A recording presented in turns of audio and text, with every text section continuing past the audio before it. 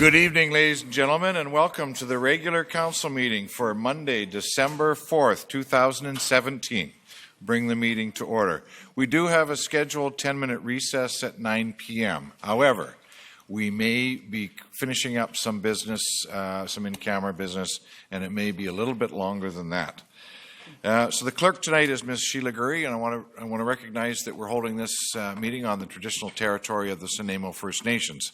And I also wish to congratulate all the members of the Nanaimo Council and their new chief, which is Councillor Mike Wise, was elected as the new chief. Returning to council, to Nanaimo Council, is Councillor Chris Good, Erilyn Thomas, Paul Wise-Seward, and returning to council after an absence is Ms. Emmy Manson, and a new election to council is Joe White Jr. Congratulations to all, and I know Mayor and Council look forward, for at least the balance of our term, working with the new Nanaimo Council, and it's in its entirety. So, our first order of business is to go into our E-Town Hall. And your master of ceremonies tonight is Mr. Reid Botwright, but I don't see, oh, there he is. Mr. Reid Botwright, if you'd care to, are you going to start from there, or are you going to come to the podium? I was just going to start from here and kick things off. I don't know if you're even on. Am I on? Can there you hear me now? All right. Thank you, everyone, and welcome to the City of Nanaimo E-Town Hall. Tonight, we are going to be covering the topic of the 2018 to 2022 budget. We will be fielding questions from social media. On our Facebook page, there's an event, and you can post in the discussion there. We will get those questions. If you're on Twitter, you can tweet to us using the hashtag NanaimoTH, and that will get to us. We also have a contact form on our website at www.nanaimo.ca/go-to/eTownHall. That page also has a bunch of information about this E-Town Hall. You'll be able to find out about the budget and a bunch of information on the topic at hand. A few ground rules. We want to get through as many questions, get as much information out as possible. So we liked to ask that any questions that are submitted through electronic means, social media, Facebook, Twitter, our website, all go through the proper channels. So make sure you go to that www.nanaimo.ca/go-to/eTownHall to see all of the rules and whatnot. We want to make sure that the questions get to us so we can get them answered. Also, please stick to the topic at hand. We're trying to address all of the issues, all your questions around the 2018 to 2022 budget, and we're going to do our best to get through as many of those questions as possible tonight. And I will be deferring to the chair for the management of those questions once you guys bring them to us down here. I'll get anyone who is in the audience who wants to ask questions to come to the front row, take a seat, and we'll queue you up, and we will try to switch back and forth between electronic means. This is an E-Town Hall, so we want questions from abroad, but we also want to get everyone who's taken the time and energy to come here to get their questions answered as well. So you'll come to the front, and we'll mix and match between the two to get your questions answered. I think last but not least, the mayor will have some more comments about ground rules, but I encourage everyone to have fun. This is a contentious topic. It can be a little dry. Sorry, Victor. But we want to make the most of it. We want to really get through it and answer as many of your questions as we possibly can. So without further ado, I will pass it back to the chair, and then we have a few presentations. We have a video and a small reading that we'll do, and then we'll get right to the questions. Great, thank you very much, Mr. Botwright. So the first thing I wanted to say was that this is about budget, And we're going to try and get a participation of as many council members as possible tonight. So I've got a little scorecard going here with respect to council. And we're going to restrict every question to 5 minutes. So you ask your question. If you're at the podium or the question is asked because it came in electronically, the timer will start and council will be given up to 5 minutes to answer. If one councillor wishes to take the entire 5 minutes, well, so be it. The stopwatch will stop and we'll move on to the next question. We're trying to get as much participation by individual councillors as possible. So if you have a hankering to answer a particular question, by all means, put your hand up and we'll just work our way around the entire council. If, however, there's something that we can't possibly answer because it's too detailed or there's too many layers of the onion been peeled back, we may have to rely on our staff to answer those questions or to help us with those questions. All right, so Mr. Botright, please go ahead. Thank you. So if anyone wants to take this opportunity to come down to the front row and occupy some chairs, I'll be taking it from the left to the right. So anyone who wants to ask a question can come down there. And might as well start from the audience if you're ready. Oh, sorry, yeah. We will watch a short video first. Thanks.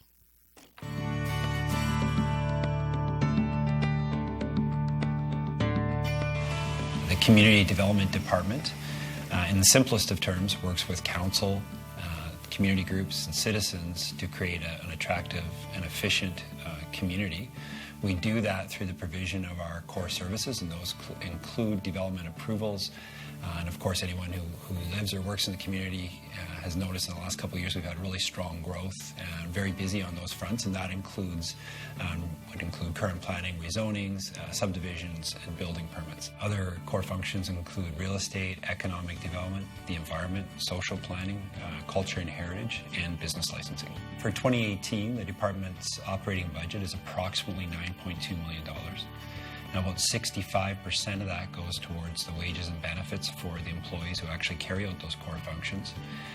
Of the remaining approximately 35%, about half of that flows through the department in the form of grants and fees for service and go to groups like the theatre, the museum, and the Nanaimo Art Gallery. The remaining part of our budget is used for operations to complete those core functions. The department also generates a significant amount of revenues. With the strong growth in the community, we've seen approximately $3 million come in each of the last 2 years. $1 million approximately through business licensing, $2 million coming in through building permit revenues. With the pace of growth, we're expecting that to continue in 2018 and see another approximately $3 million in revenue coming back into the department. So for 2018, looking forward, the department's priorities are going to continue to be around the processing of our development applications, but we're also doing a substantial amount of work on the creation of an affordable housing strategy. We're about to kick off the 10-year review of our official community plan, and we're also working to implement Council's vision for improvements along the waterfront, including an extension to the waterfront walkway.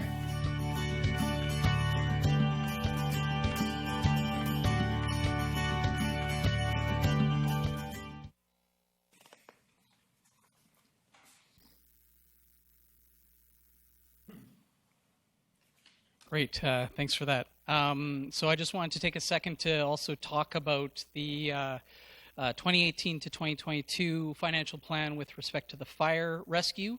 In terms of the 2018 priorities, top of the list is the fire station #1 replacement. And in addition to that, the complete 2016 to 2018 service delivery plan goals and objectives. They continue to strive towards meeting response and performance goals, very important, and complete the next 3-year service delivery plan from 2019 to 2021, and to educate, train, and support staff for occupational stress injuries. All of this information is, again, available through the eTown Hall webpage. You can go to www.nanaimo.ca/go/eTownHall. We'll have that up on the screen for all of you who want to take a look there. So from here, I guess we'll just jump right into the questions. We have a few in our front row here. Are you ready? Would you like to? All right, yeah, just step to the mic here and address it to the chair. One question at a time, please. Okay. I have two questions about some of the cost pressures that were identified leading up to that 2.6% increase. So do you want me to ask them both, or do you want to do this one question each? Or I think what we're trying to do is, as long as they are separate questions, we'll ask you to ask one, finish your question, get your answer, and then go back, wait for the next person, if you will. Okay. So the first question I'll ask is about the RCMP cost pressure that was identified, and I think it was identified as somewhere around $1 million, but it was partly the RCMP and some other things rolled into that $1 million. And I think Mr. Mema had indicated that it was probably somewhere around $700,000 was the RCMP portion of it. I just got a short comment I want to make, then it'll lead right into the question. Just a few short months ago, as part of the Event Center funding exercise, $700,000 was removed from the annual RCMP budget. It was declared as an ongoing surplus. Now we're stating there's a $700,000 shortfall in the RCMP budget, which requires a $700,000 tax increase to resolve. I think it's apparent to most people that the money should never have been removed from the RCMP in the budget in the first place. And I suspect that most taxpayers would prefer to see the original $700,000 simply returned to the RCMP budget rather than having to face another tax increase. So here's my question. When all of the work was going on to establish the Event Center funding sources, Mr. Mema advised in a report to Council in last December, that should additional funding be needed due to an increase in the RCMP staffing levels, there was a $3 million contract reserve balance available to pay for any increased staffing. So why is the draft budget not following the advice Mr. Mema gave last December to use the $3 million accumulated RCMP surplus rather than increasing taxes? Councillor Kipp would like to answer your question. Well, just part of it. The previous year, when we were looking at the funding for the Event Center, I know that's a tough one for you, when we looked at the funding and put the paperwork together, an anomaly happened. There was 2 killings at the mill, and they took a lot of money to find out. And so what happened in that spike year was a very strange event happened. And of course, the cost for the investigation, the cost in overtimes, is typically what bumps an RCMP budget right now. Those major crime cases that just kick the budget out of whack because they take so much time. So other than us putting some money aside under our strategic plan to look at budgeting for the Event Center and the walkway and all the strategic plans, this one I believe is an anomaly with a couple of shootings in the city. But I know some other people might be able to address that better. Sir, he's answered your question. You can actually sit down. Because you're just here to ask a question. Just so everybody in the gallery knows, you ask your question and just feel free to sit down. We'll answer your question. Okay. Thank you. So the next one is Councillor Armstrong. Just to add to that, when the RCMP, when you have somebody that goes off sick and they're off for more than 30 days, the budget then switches from the municipality and it goes over to the provincial government. So if you have, for sake of an argument, 10 people off for 10 months, that's going to be significant savings to the municipality because that money is their salary dollars, et cetera, are now paid for by the province. So that's what partially helps with the accumulation of the dollars that are returned. Thank you. Ms. Sammer. Thank you, Your Worship. You're on.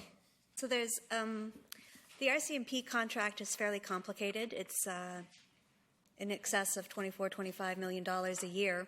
And one of the things that's challenging about it to administer is that at any given time, there's 10 to 15 vacancies in the RCMP. So they're never fully staffed to capacity, yet they ask for staffing level increases.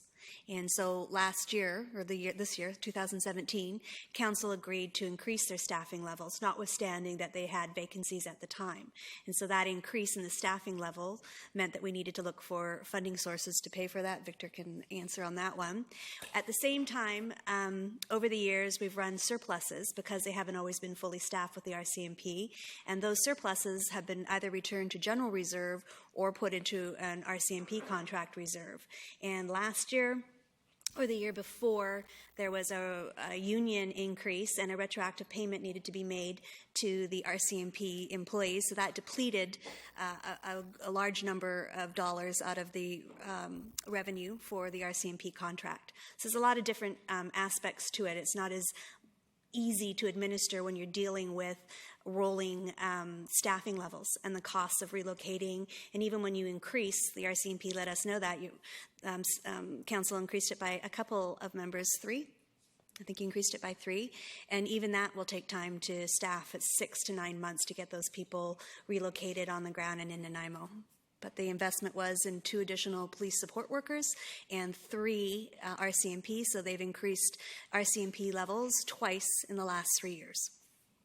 Thank you. So, next question. All right, thank you. So we'll take one here from email.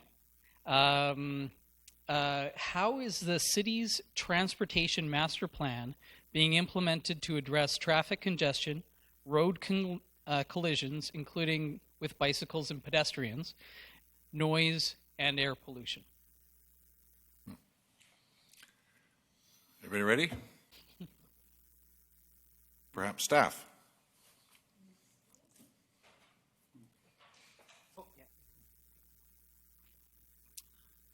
Good evening. Is the mic on? It is.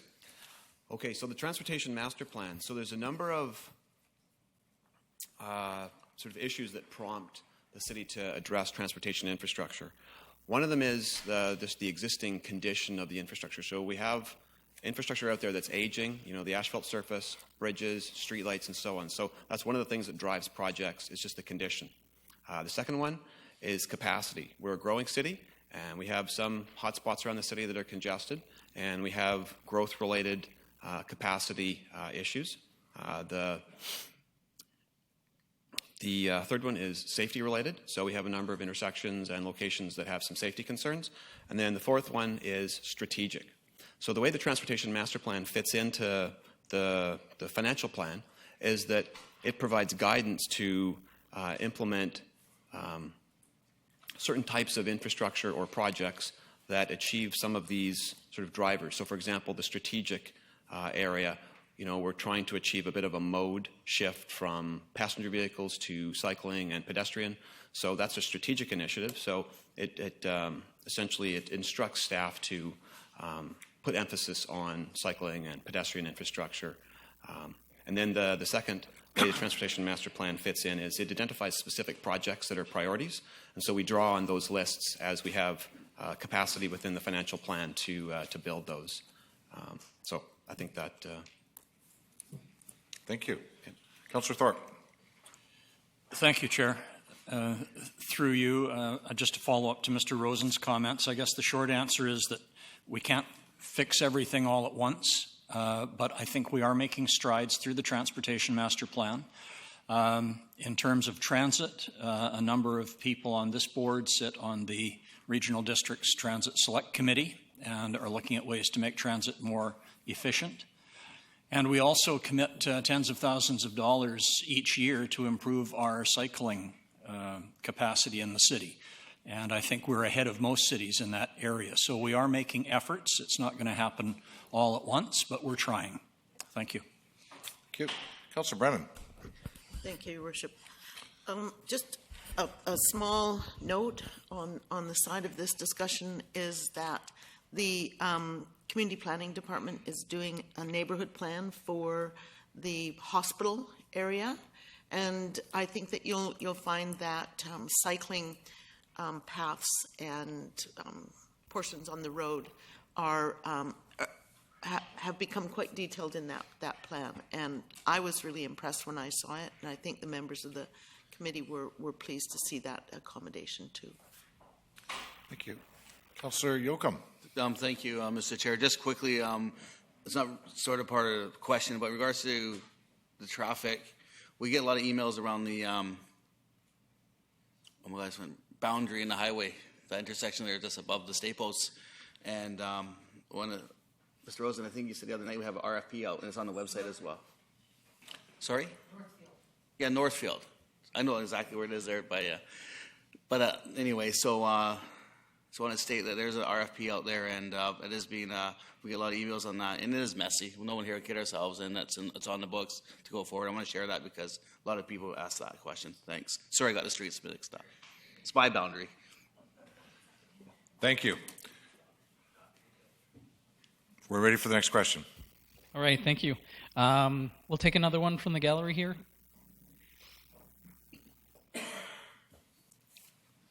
Good evening. Good evening. My questions are on the capital budget. Unfortunately, I wasn't able to find a document on the city website that shows the operations budget laid out in columns so that we can actually compare figures. So my questions tonight are on the capital budget. The first one is $255,000 is being spent on the core review in 2018. However, there's nothing being spent on the core review in 2019 when 40% of the recommendations are supposed to be starting from the last core review. In addition, there is a motion coming up to council regarding phase 2 of the core review. However, there's no information on phase 2 actually is, and what is the amount in the budget for that? Thank you. Councillor Hong. $255,000, I think, is going to be budgeted for the 2018 phase 2 of the core review, which includes the other 47%, roughly, of the city operations. Perhaps Mr. Mema can help us out here. Mr. Mema? So the part of the implementation of some of these recommendations out of core service review number 1, most of it is actually done by internal resources, and once we identify that we have to go outside for additional resources or external expertise, that will be brought forward. But what we have identified for the future as of now looks like would be actually completed by internal resources. If there is others, and I'm looking, for example, at one in HR where the funding is actually included in the normal operations of that department. Thank you. Mrs. Samra. I think we're also including for implementation in 2018 facility management assistance and an additional FTE there because that's a huge implementation. Thank you. I apologize, Councillor Fuller. You're next. With regards to the motion tonight, it is to determine the scope of phase 2, so we don't know exactly what is going to be in phase 2 yet. There's still a lot to do with the core review, and this will determine, hopefully, if it passes, the steps we will take in phase 2. Thank you. Next question. Thank you. I wanted to take an opportunity. I think I forgot to mention that we're also taking in phone calls.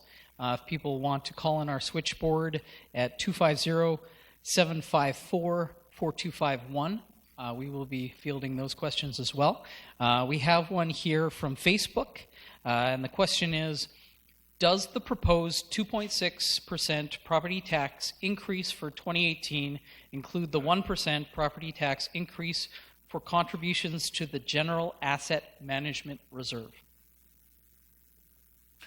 Who wishes to answer that? Councillor Hong. Yes, it does. So it's actually 1% in asset management, so your taxes theoretically are 1.6% at this point in time. Thank you. Thank you. Next question. Right, that was a good one. Yeah, we'll take another one from the gallery here. Yeah, if you will. My question is regarding the 2018-2022 projects plan, parks and recreational facilities. We see a lot of mention of Bevan, Bowen, the Kin Pool, Aquatic Center, and the Nanaimo Ice Center. Does that mean that there is no money available for anything being done at other facilities, such as the Chase River and Departure Bay activity centers? I noticed that those two locations are not covered by the asset management plan, nor are they covered by the asset renewal plan, but they are one of, Departure Bay, for example, is one of the recommendations of the Core Services Review for $2.1 million, yet we've seen nothing happen with it, and it's not in the books until at least 2026. Thank you. Mr. Harding.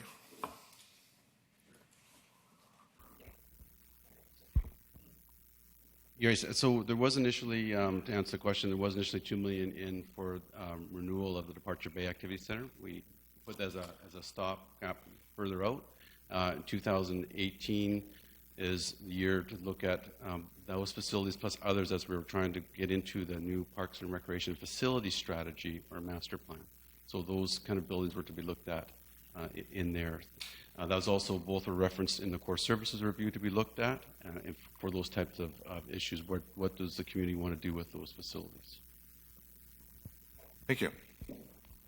Thank you.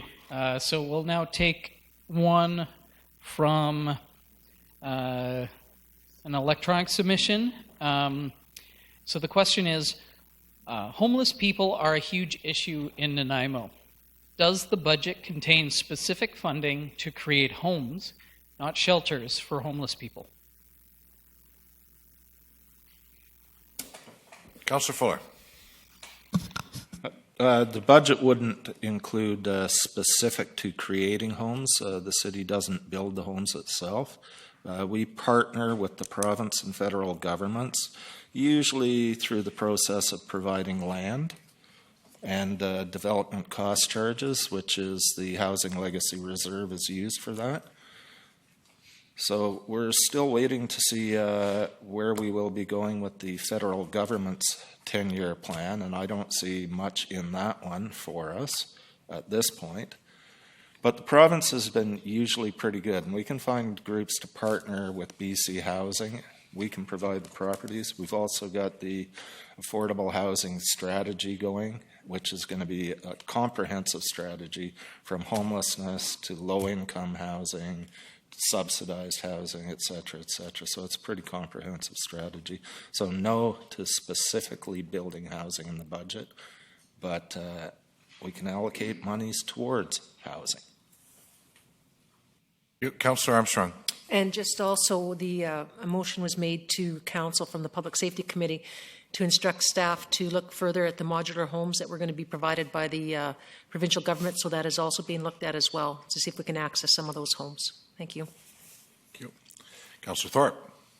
Thank you, Chair. I think Councillor Fuller and Councillor Armstrong covered the points that I was going to make, but I would again stress that we are working on, a housing strategy. And I would point to the success that we've already experienced in partnering with Habitat for Humanity in providing a partnership there to allow for low-cost housing to be built. Thank you. Thank you. So for what it's worth, I just wanted to say that on this one, it's such a broad spectrum. It goes everything from the hard to house to the seniors to young families, and it's not just to people coming here for looking for education, looking for work. I will say that we have, with respect to some of our social housing, we're ahead of the curve with many other communities.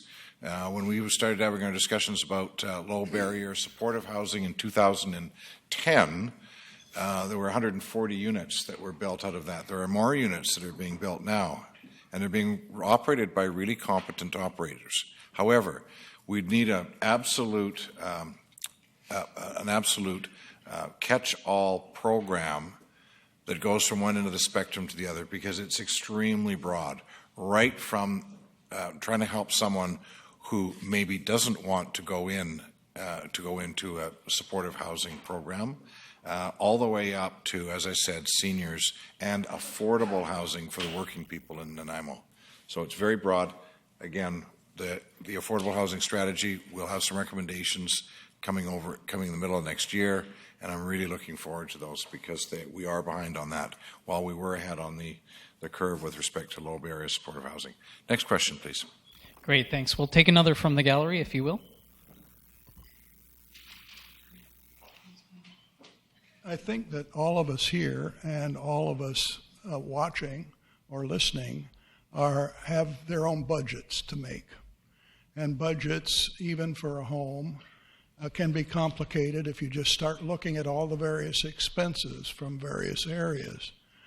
So I'm wondering if it isn't possible for the city to do what people at home have to do on their personal budgets, and that is to look at a reduced set of areas in their budgeting process. That is, first of all, what do we have to pay to not lose our house?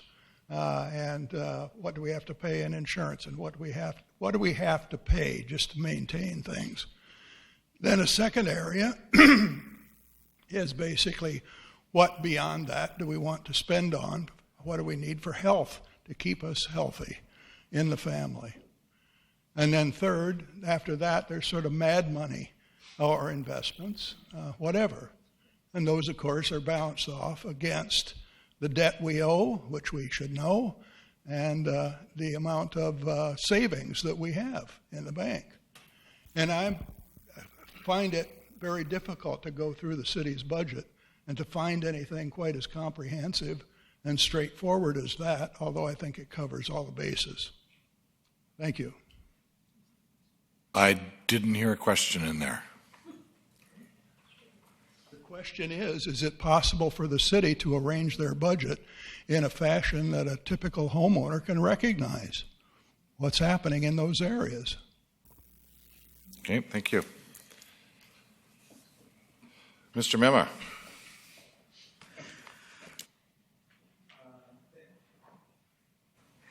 Thank you, Your Worship. I think the Speaker makes a very, important observation.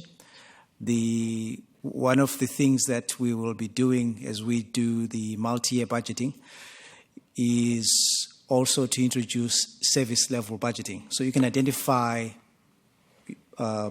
budgets by services. So it's easy for people to actually relate. It's easy for people to relate to outcomes.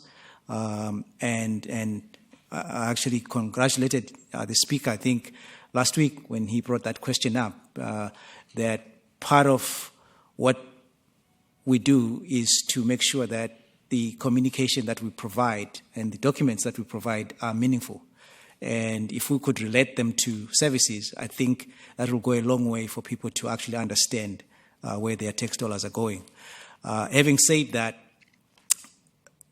as a municipality, our services that are mandatory, I think Councillor Keep will speak to that more eloquently than me, they are limited. And so a larger aspect of the budget that we have are really, I don't want to call them non-essential, but I would call them discretionary. And so that's another way of looking at things where you basically say, what are the essential things? What are the things that we are really mandated to provide?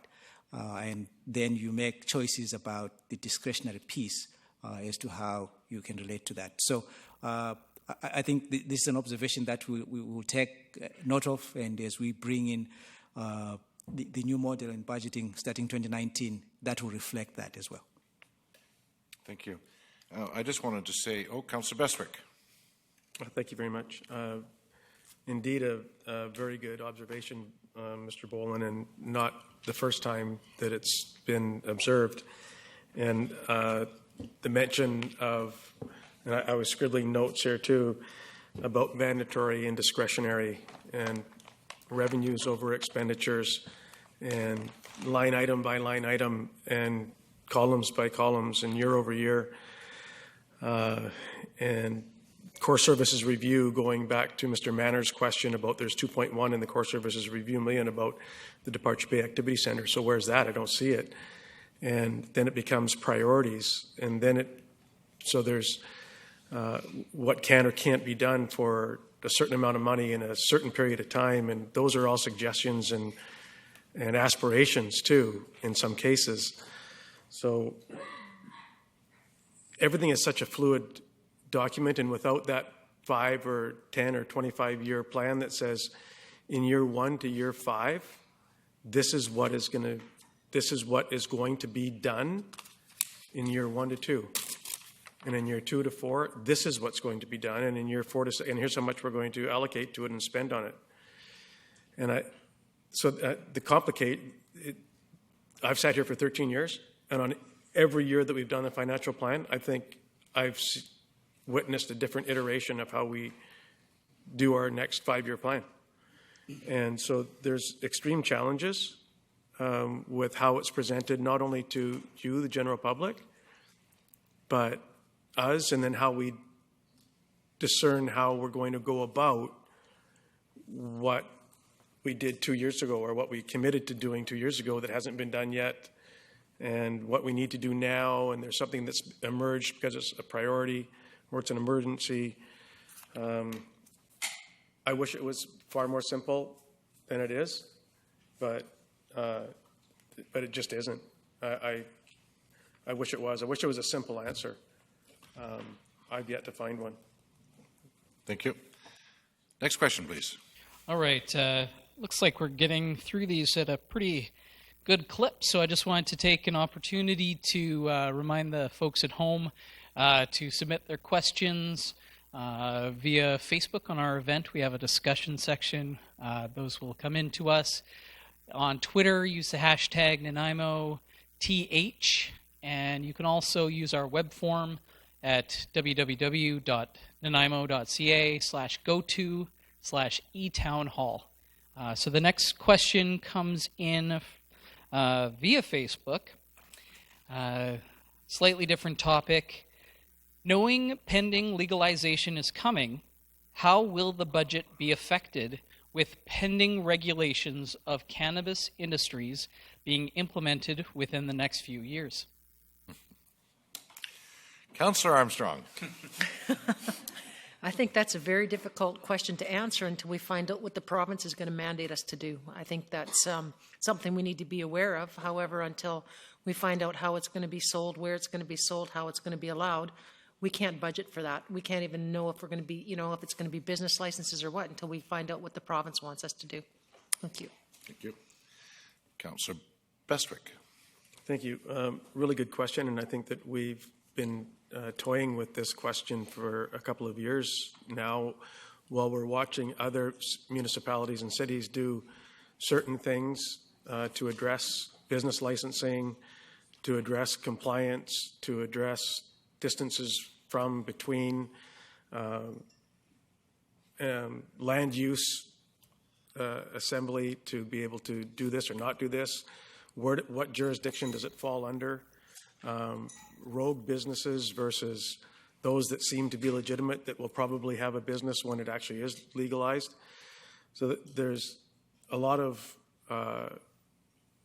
issues as it relates, and until such time as there is some legislation, I would certainly hope, in terms of how it's going to affect the budget, I hope that our business licensing will be an offset on compliance with where, how, what they sell, when they sell it, who they sell it to, that there's compliance, and that there's a significant cost for the business license to do the business.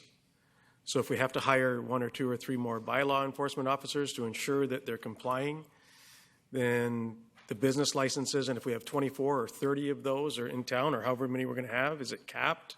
Is it wide open? Is it, again, it's the land assembly scenario. Then I hope that there will be offsets.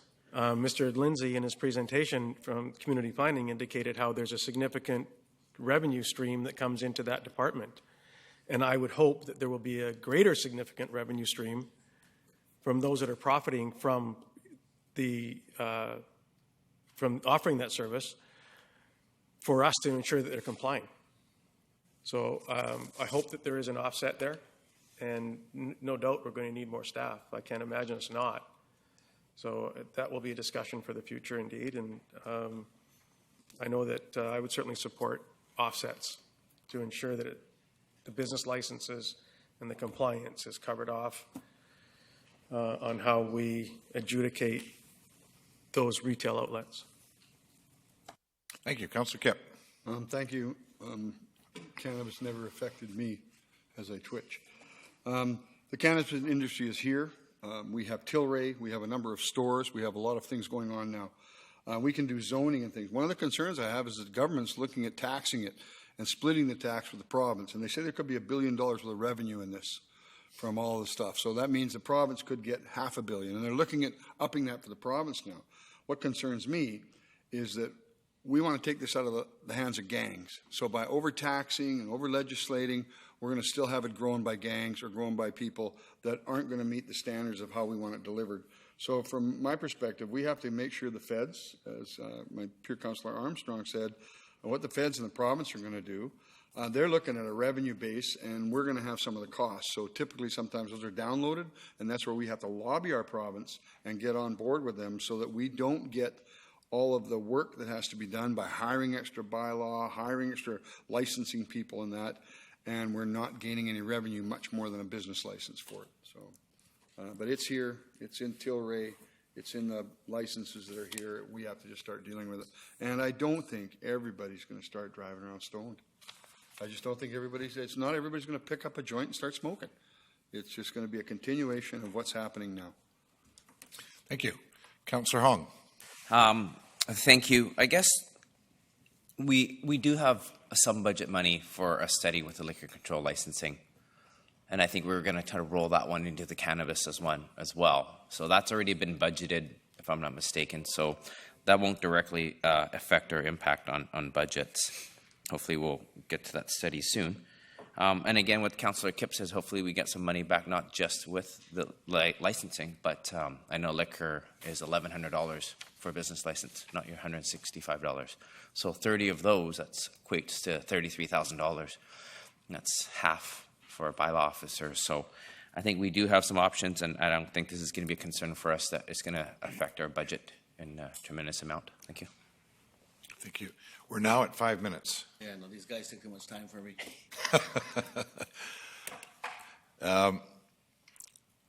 Councillor Brennan, I'll give you the last word. Thank you. This is something that I have been wondering about for a couple of years now, and wanting to get at it and start developing some policies and some regulations around it that the city has control of. I've wanted to look at our licensing, business licensing costs, and I know that what Victoria has done is it's very expensive to get a business license in Victoria for selling cannabis, and it is in order to offset the bylaw enforcement that would naturally arise out of that kind of stuff. So there are several things that we could do and several areas of the budget that are likely to be affected that we can have some proactive pressure on now.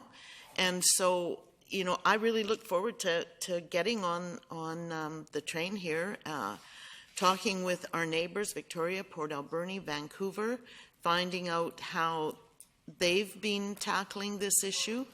And I'd like to see us start down that road much sooner than later. Thank you. Thank you. Next question, Mr. Boatwright. Thank you, Your Worship. We'll take another one from the gallery, if you will.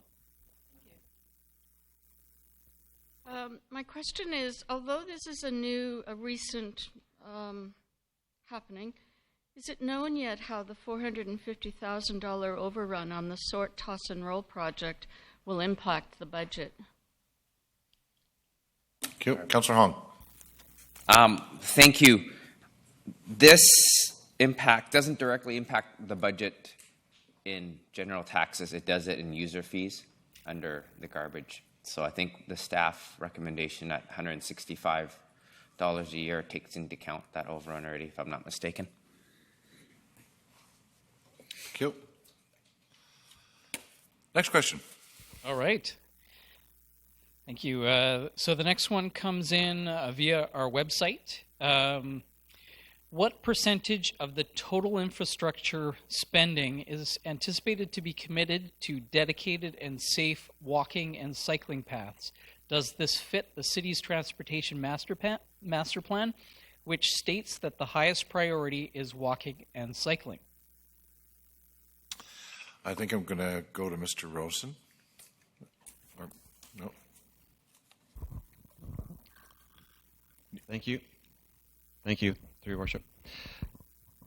So the percentage of infrastructure dollars that's dedicated towards pedestrian and cycling facilities. So from a transportation perspective, there's about $45 million in the next 5 years in the financial plan. Of that $45 million, there's projects that are related to capacity, so DCC-related projects. There's projects related to condition, safety, and strategic. So the Transportation Master Plan identifies the strategic projects as well as some other ones for safety and capacity and condition and so on.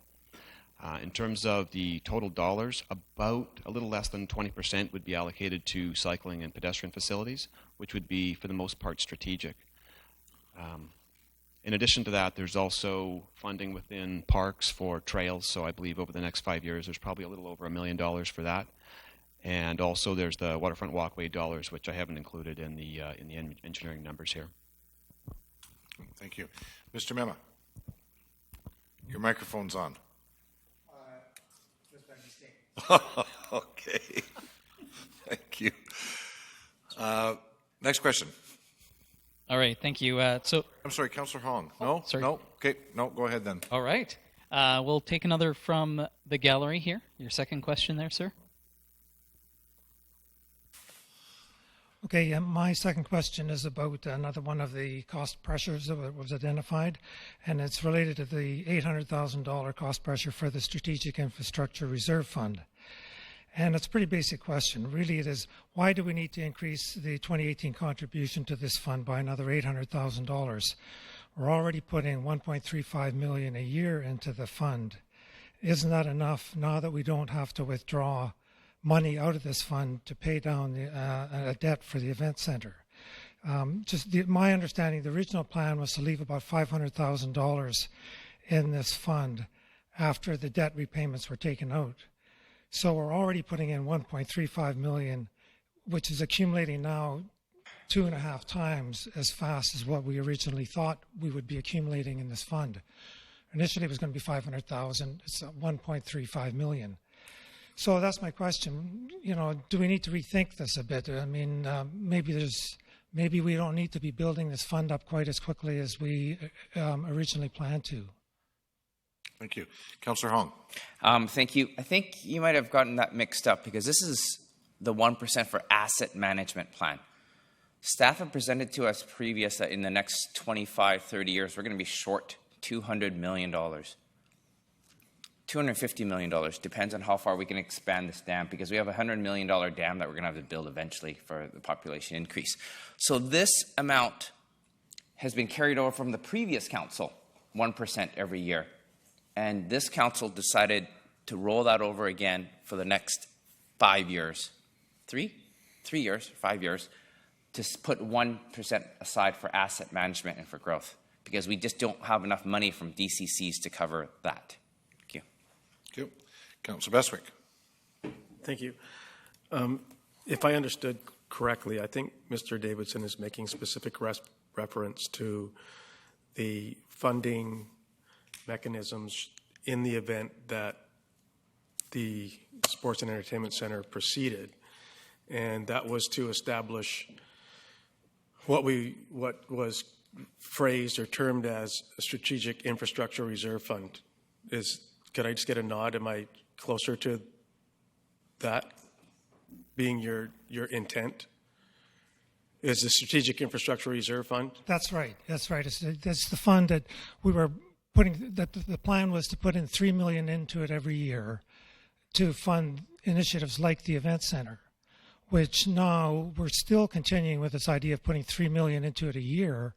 Although we really need that anymore, because the idea was it was going to fund the mortgage on the event center. Now we don't have that to be concerned about. Right. So that was an aspirational idea as it relates to how should the event center referendum proceeded, was one of the mechanisms that would be created in order to offset the loan, to offset how it would be paid over how many years.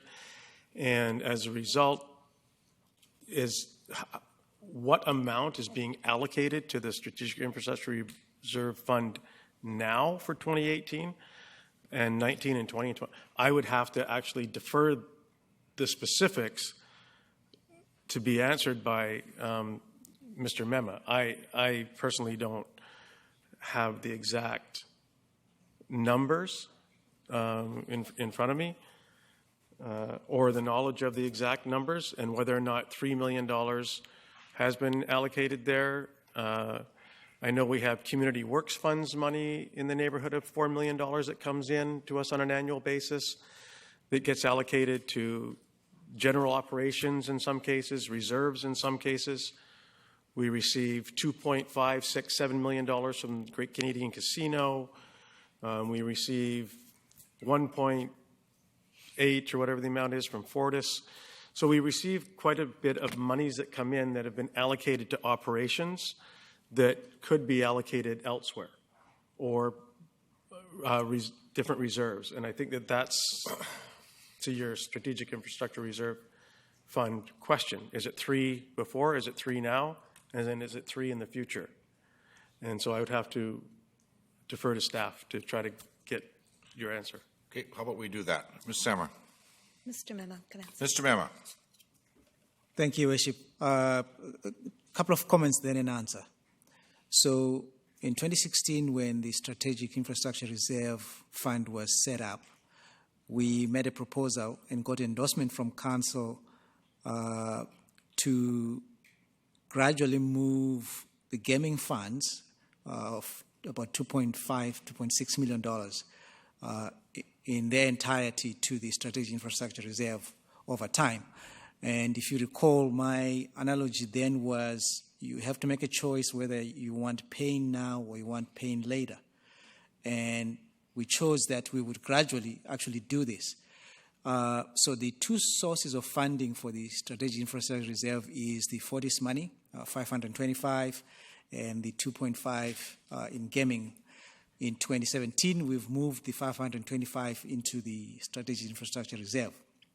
And we also moved 800 of the gaming revenue. Now, the plan was to do this over a period of 4 or 5 years so that we can lessen the impact on our property taxes moving those funds from general revenue into that fund. So the plan as it sits now is endorsed by Council. We are proceeding with it to move the next tranche of $800,000 from gaming revenue to that fund. The event center was one project eligible to be funded from that, but the intent of that fund was for what I call legacy projects, either for this council or the next council. We do have funding mechanisms for asset management in place. You didn't have funding mechanisms for your legacy strategic infrastructure, and this is the fund that we set up to do that. So we've moved $1.3 million in 2017. We are moving an additional 800 in 2018, and that process will continue until we move the entire $2.5 million of gaming revenue. The whole intent was to lessen the impact on property taxes. Thank you. Next question. Great. Thank you for that. All right. Here's another question from our website. How can citizens provide input into the capital projects undertaken? For example, adding sidewalks in old neighborhoods like the hospital area where there are no sidewalks now and none are planned.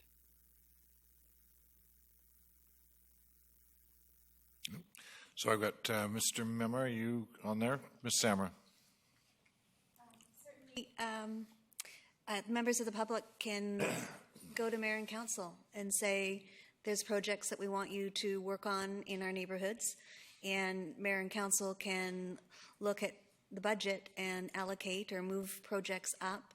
For example, the sidewalk near the hospital, it's not until later years, so there's a possibility for council to move that forward to be done sooner. In any of those decision-making, council has to weigh that against the capital projects that are coming forward from Public Works and Engineering, which are the ones that we're required to do to maintain our assets and our infrastructure within the city. So there's room to move things around, but when you do that, other things get pushed out, so it's a matter of risk-based analysis. But again, at the end of the day, it's council that's deciding what's going to be built in the next fiscal year. Thank you very much. Councillor Beswick. Thank you. Question, is it related to how you get involved in and improvements in your neighborhood or beyond, and sidewalks, and for sure there's places in the city where I would prioritize where sidewalks go if it was just up to me, which it's not. And so there's the community, when you come and say, we would like to see, based on the growth in the hospital area, a sidewalk from Dufferin to Bowen Road. And because it's not safe to traverse, et cetera, as it is today. I couldn't agree with them more. When I hear people come and say the Green Rock subdivision on Bowen that goes past the dance studio, that's in an industrial area, that is now a shortcut to Northfield Road to the highway, past a place where there's lots of people that leave it to walk that are being rehabilitated, and there's no sidewalk. Really concerning to me too. So then what do I do when people come to me and say, hey, what are you doing? I don't see that in the budget, or that stretch of sidewalk or otherwise. So then the normal process that we go to staff and say, hey, that place there, it needs it more than where it's identified right now. I want to see more money spent there, or I want to see that moved up in the process. And sometimes it is, and sometimes it isn't. So the frustration that people may sense or feel as a result of not getting stuff where they think it should be, when they think it should be there, is probably shared by the majority of the people here, because we all have our things where I'd love to see on Lost Lake Road a sidewalk. It's so busy, and people speeding up and down there. Love to see one. I'd love to see the Green Rock subdivision with a sidewalk. I'd love to see the Dufferin to Bowen Road have a sidewalk, because it's a very significant pedestrian-generated stretch. Will that happen? I hope so, but I don't know that we'll have a consensus of council to change staff's mind where it's been recommended we prioritize those monies in 18 and 19 and 20. So. Thank you very much. Next question, please. All right, thanks for that. So we'll take another one from the gallery, if you will, sir. As others have mentioned, it's a bit of a struggle to make sense of the operating financial plan. Mr. Memme in his video has referred to a combined $200 million budget for operating and capital. So I look back in 2016, the combined expenditure was $154 million. And so this looks like a significant jump. If I break it apart, so the $143 million just for operating, well, last year in Budget and Brief, City said that the planned operating expenditure was $133 million. So that looks like a $10 million increase in expenditure, just operating expenditure from last year to this year. So my question is, purely on operating, what is the planned increase in expenditure from 2017 to 2018? Mr. Memme. So I think there's two questions, and I'll answer them this way. There's a change in presentation. So in the past, we have operating projects that we report as part of the capital project.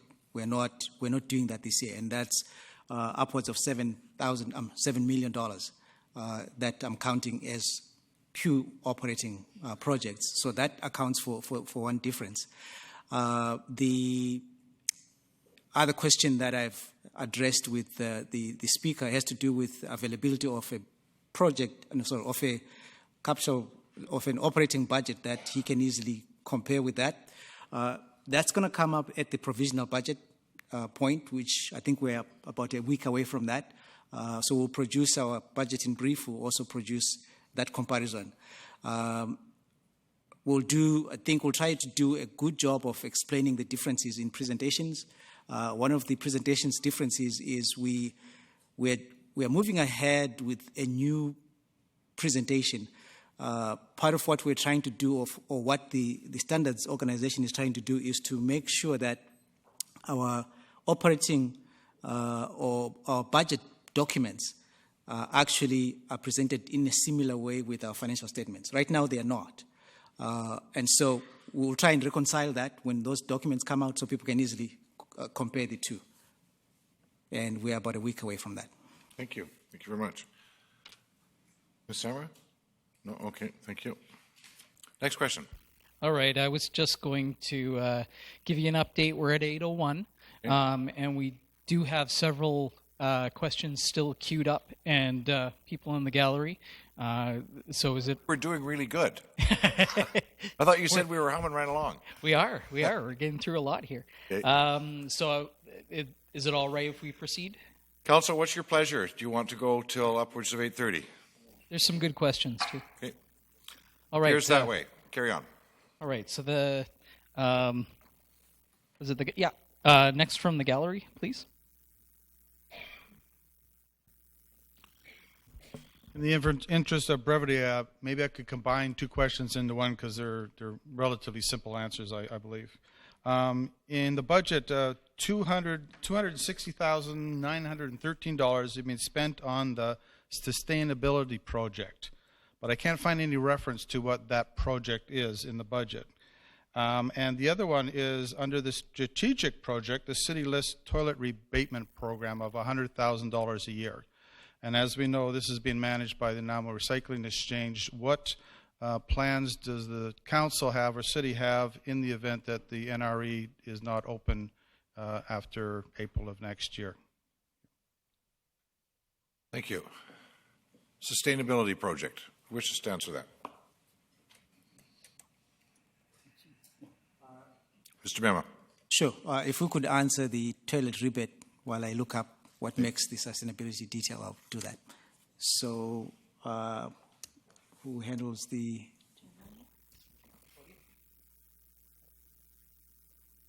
Your Worship, in terms of the rebate, the speaker's correct in that the city essentially runs the program. We provide the rebates. One of the pieces of evidence we collect that somebody's obtained a toilet and they've replaced it is that they take a receipt to a place like the NRE and that they've obtained and are recycling the toilet. So if in the future NRE did not exist, we would have to find another group to work with to fulfill that part of the program. But at this point, the money's still proposed to be in the budget.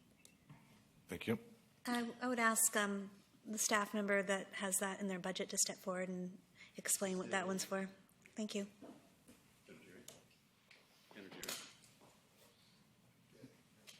So the $500,000 sustainability is used for primarily for energy reduction projects.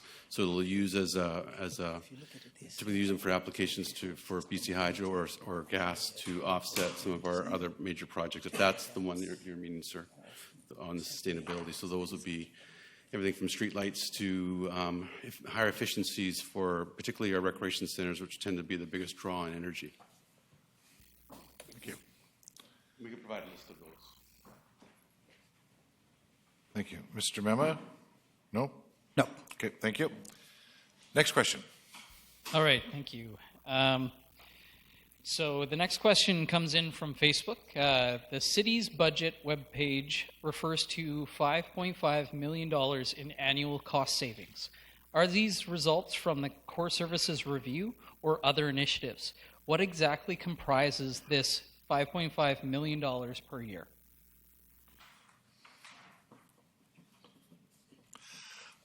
I didn't actually catch the $5.5 million in what did you say? Annual cost savings. With respect to the CSR? Okay. Well, yes, it says, are these results from the core services review or other initiatives? Okay. I don't see anybody from council putting their hand up. Mr. Memar. Thank you, Worship. It's slide 16 of the budget presentation from last Monday. What that slide did was comparing the financial plan from 2014 to 2018, which you found in place when you took office, comparing those projected property tax increases with the actual property tax increases and the projected one for 2018. So the differences from each year over that period up to 2018, if the budget proceeds in the way we have recommended, would show an accumulative annual saving of 5.5%, and an equivalent of that is $5.5 million. So the differences obviously are many from year to year. There were things that were planned to be done from year to year. You decided to do things differently. There were changes in the way we operate, and so the contributing factors to those changes are various. But this is a simple calculation of, this is the financial plan that you found as you came into office. Compare that to the actual tax rates that you voted on. Thank you very much. Councillor Yoakum. So, thank you. So, Mr. Mema, what you're stating, which is it's a question coming up as well about the taxes. So, when this council started this term, I believe the projected tax rates for the 4 years is 10.5+%, and the 4 years we've actually have around 5.5 or 5.1% is accurate. Would it not be? So that's how we got the 5.5 million number derived from. That's correct. That's just a comparison between the two. Okay, thank you. Thank you. Ms. Sammer, you're queued up. Sure. So the Core Services Review final report on page 30 notes in the benchmarking of Nanaimo against similar-sized communities that our residential tax rates are somewhat higher proportion of its taxes from residential taxpayers than do other benchmarking municipalities. So they made that note, but in reality, what you've done is changed that projection. So you're setting lower tax rates by 2, 3, 4% per year over the term of office. It adds up to 4, 10, 12, almost 13% was projected, and you delivered 3.5, 5 something. Thank you. Councillor Brennan. Thank you. I just want to comment that those the financial plan, as it's initially presented to us, the 5-year financial plan, has projected expenditures for the years hence. And it's certainly been my experience since 2002 that whatever is projected in the 5-year plan is usually, when we get to developing the budget for that particular year, it's ratcheted back considerably. I've never seen a tax increase of 5%. So I just want to caution people from drawing the conclusion that those were actual dollars saved. They were a projection, and we sat down, and as people say, we sharpened our pencils, and we made some adjustments, and we moved back considerably. So it wouldn't be correct, I think, to say these are definite savings that we accrued. It would be more correct to say we were extrapolating that we might want to do this in 2018, and we've changed our mind. We've changed the budget around. We've pushed things back a bit and whatever. So let's, I think, look at that with a critical eye. Thank you. Next question. Great. We're going to get another one from the gallery here.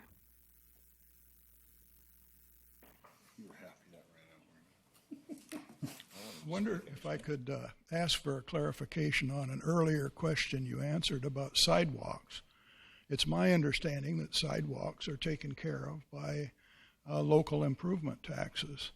That if the neighbors, as we have no sidewalks in our neighborhood, and if we want one, we need to get together, and if a majority of the people on that street want that sidewalk, we commit over the next 20 years to pay back half of it, and the city donates half. That used to be the program. Is that gone?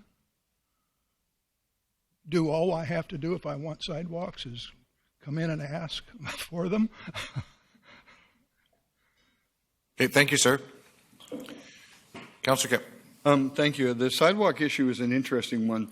There used to be local improvement projects, but I don't think we have those now or haven't instituted one for a number of years. I think the last one was in the Departure Bay area, but it was, I bet you, 10, 12 years ago. The problem is the sidewalks in new areas, when you split a lot, that's, I think, the worst thing that people see in the city, is when you develop a split lot or a subdivision and you have to put that little strip of sidewalk in front of your place with a curb and gutter, and people find, like, Jingle Pot Road's a classic. You walk along the road, you go over 10 feet, walk along the sidewalk, go over 10 feet. And it was a hope that those sidewalks would eventually join in the city through redevelopment. But it just doesn't seem to be happening in quickness because the community would be separated out. Typically, it's through the lobby, like Councillor Bestwick said, people lobbying in their neighborhood, safety reports showing the area is starting to become more dangerous. And typically, I think the roads are decent in our topography, but the drivers are really, really bad, arrogant, speeding, texting. So it's a safety issue too, and how the traffic is speeding. But what I would like to see, and I think it would be, I don't know whether we can, it'll have to come as a motion where if a development is coming through and there's no sidewalks in that area, that money is taken from the developer and put near a school and outward from a school, and their name stamped in it, given by Ron Boland Construction Company, or whatever it is, and that goes from the schools out. So this question about the schools in Harewood and getting sidewalks, where we actually steer that money to the areas where kids are.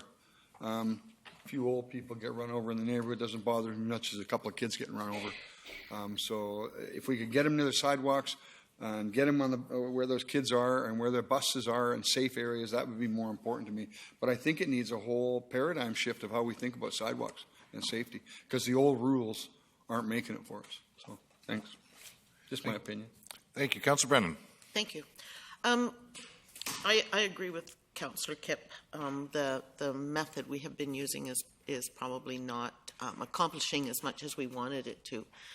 But what I want to make the point, I think, that when we're talking about things like sidewalks, neighborhood improvements, and that sort of thing, we really do need to rely on our staff for the way that they view things and the factors they take into about why you would need a sidewalk here, and this is more important than at this point in time because down the road there's something else happening there. We know we're going to get a sidewalk.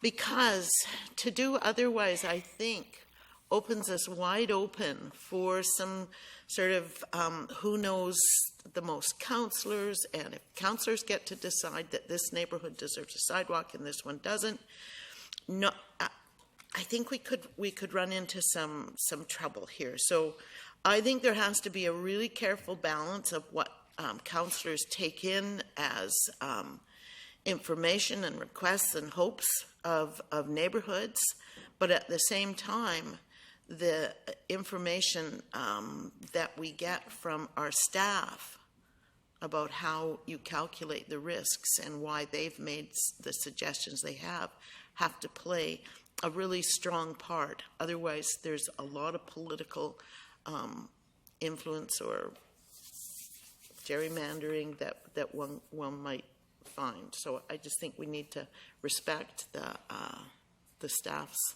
reasoning behind things and only change them if there's clear scientific evidence that we should do that. Thank you. Councillor Thorpe, last word. Thank you, Chair. So I think one of the answers given earlier to this question was quite rightly that individuals or communities can lobby council, and that's fair enough. I'd also point out that they can use their community association to pinpoint issues, including sidewalks, in their particular areas. But I do agree also with Councillor Brennan's comment that we have to rely on our staff for a bigger picture overview of city priorities and safety issues.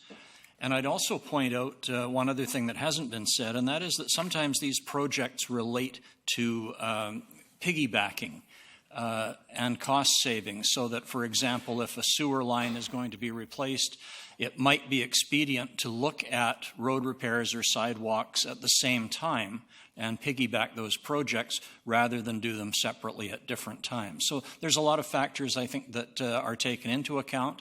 And again, we rely on our staff and their expertise to guide us in those decisions. Thank you. Thank you. Next question, please. Great, thank you. So this one comes in from Facebook, and the question is, given that the city is proposing a tax hike, what steps will council take to ensure that discretionary spending is managed prudently? Well, I can tell you for myself that is something that you're reviewing every single day, prudent spending, and that's what we're asked to do. The core services review is one of the tools that we will use, and this council seems adamant to go into phase 2 of core services review. So you don't get much more critical than those looks under the microscope to see what you can do better. Councillor Kipp. Yeah, thank you. It's a key word is discretionary there. So we've tried to determine what is our foundation, with the work we have to do foundationally, what is mandated by the provincial government to us, and what is discretionary. I've always talked about that in the core service review. So foundational work, is that firefighting, is that water, is that garbage services? Is it walkways? Is it trails? Is it sidewalks? So what is the mandated is, but what the government makes us do, we have to do economic development, but it doesn't say how much we have to do of economic development, but we have to have an economic development department. But I like to get more into what is the foundational work the community wants, what is mandatory, and what is discretionary. Because, and I might not like the discretionary list, that might be swimming pools, it might be arenas, it might be ball fields, and those are discretionary things that we have to determine. Foundational ones are hugely important. Water, those supplies, good land use, good business, and things like that that we can support. So for me, discretionary spending is the one area we do have the ability to move things and look at. And I think sometimes we take on things that are discretionary for the municipal government. For example, if we get tagged into the fentanyl epidemic of having to manage and run all the systems for it, and the provincial government's not involving or not paying, or the federal government's not paying, or we lose money on the marijuana stuff. So what is discretionary? We have a lot of line items, $200 million worth of line items now, and a lot of it is discretionary compared to what the local government access. And when you want to compare apples to oranges, what do you get for your tax dollars in Nanaimo compared to Kelowna? If you're an athlete, Kelowna and Kamloops, you're going to love it because there's so many sports facilities, things for young kids to do. In Coombs, it's not the same. But so for me, discretionary is also what we've tagged onto our budget over time and built up these accounts and things that get built without a real business case, without a real community want. And that's discretionary. Thank you. Next question, please. All right, we'll take another one from the gallery. This might be the case of person submitting it via Facebook following up with a question in person. Oh, no, it's quite right. It was actually, this is a suggestion more than anything else.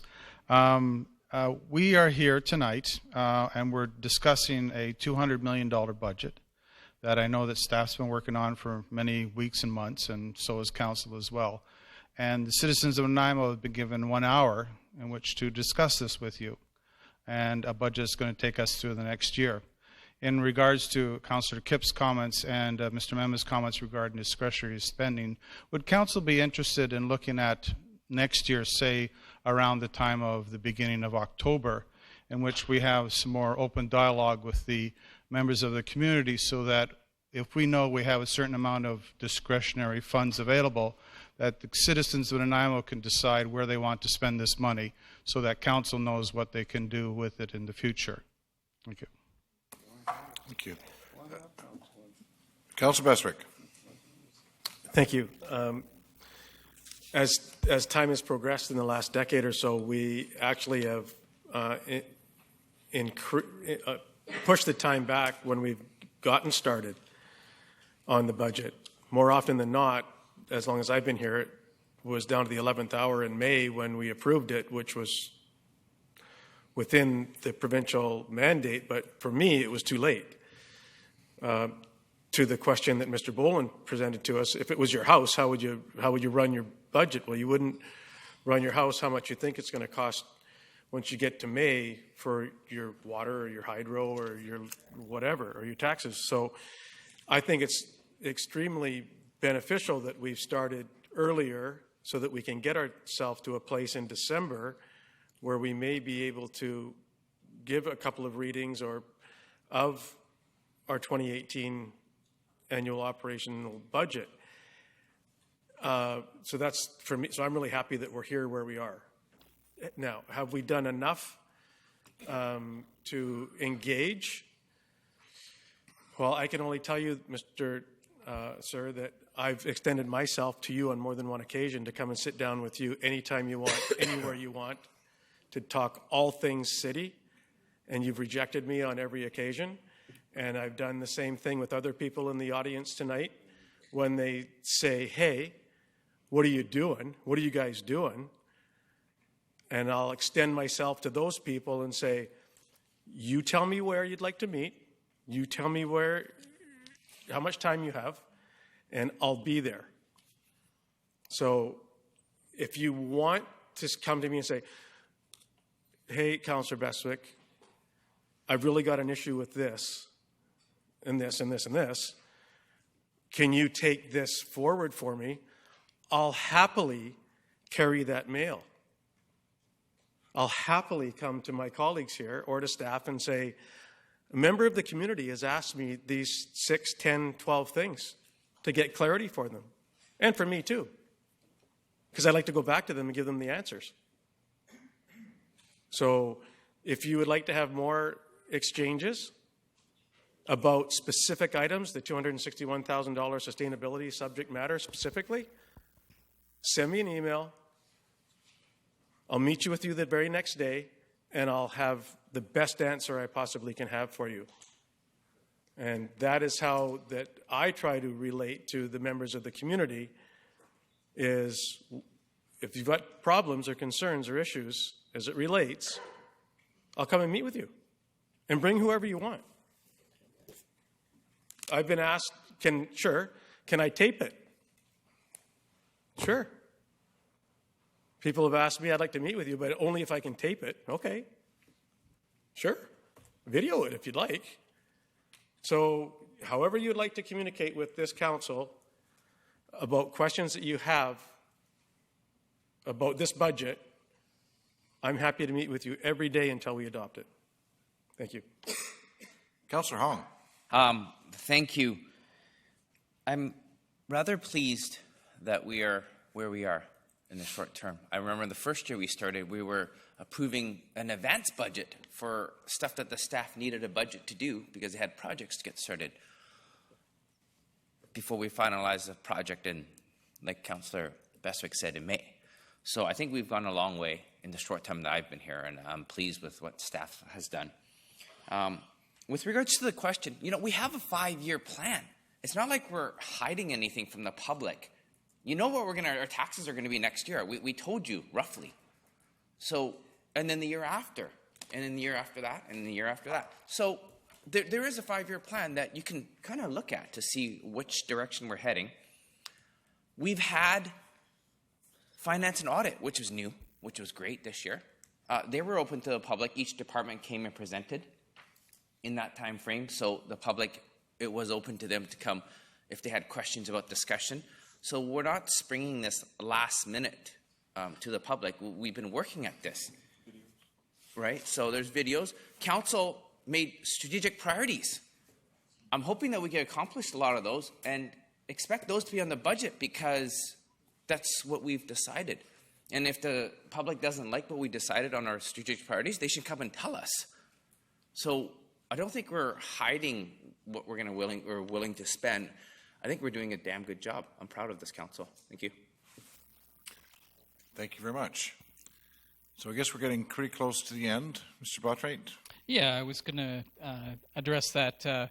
We have a few more in the gallery who we might get to one or two, and I wanted to say anyone else who has questions, either here or at home, we have a bunch of questions queued up. We will be taking those, compiling them, and doing our best to put out a report afterwards addressing all of these questions. So feel free, if you're online, to continue to submit questions. We'll try to get as many answered here as we can. And the next is from the gallery.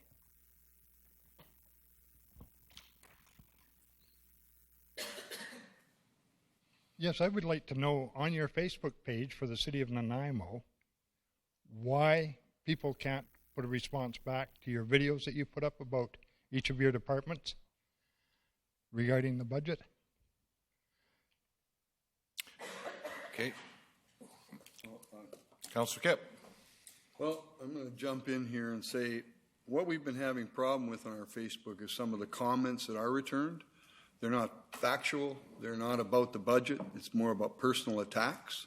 We're finding that our Facebook page really should become a bulletin board where we send information out, because quite honestly, some of the comments that come through are offending staff, offending people, and people have their right to an opinion, but we don't have to spend money on staff time reading all those comments on Facebook, and we're trying to send the information out to people and making available other ways to make contact with council, because quite honestly, I think we've lost control of the civility on our web information. I call them keyboard commandos out there just hammering away, not usually adding much interest, just asking questions about it and being very forthright about their opinion, even though it's not factually based. So that's my opinion, is that sometimes the answers, I don't know if there's validity to the responses on Facebook for me, whether how we correlate them, how we gather the good information and separate it. And it's an expensive proposition if you're getting, and just like council, when someone out there of the 90,000 people, and we're getting lots of emails every day, I don't get every one of them, but they expect each individual councillor to operate and answer them back with an answer. But that answer is only the opinion of the one councillor. The opinion that matters is what gets voted on here. And this is where the infight, for me, I prefer to see you people here than Facebook questions. I like to see it, hear it, feel it. And so for me, the Facebook's become a bit of it's not a bulletin board like it should be. The Facebook has no analytics to it. Facebook is just a Facebook page. It's like sometimes it's cartoonish, sometimes it's real, but it has no analytics base to it. It's just people's opinions coming back. And we're trying to give you what we're doing and sending out information so you can analyze the information and then come to the microphone or send into an individual council your point. So I don't see a lot of validity and governance through Facebook. Thank you. Next one is Councillor Armstrong.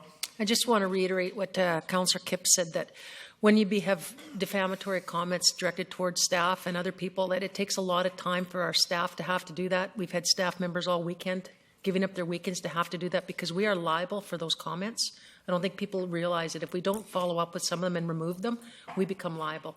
So there's a lot of issues around that. So what we do ask, if you're respectful, nobody takes issue with that. Or if you want to criticize respectfully. None of us, I think, take issue with when it's a criticism that's done politely. I don't think we have. I certainly don't have an issue with it. But when it becomes very mean and very mean-spirited, it becomes an issue. So that's one of the reasons that happened.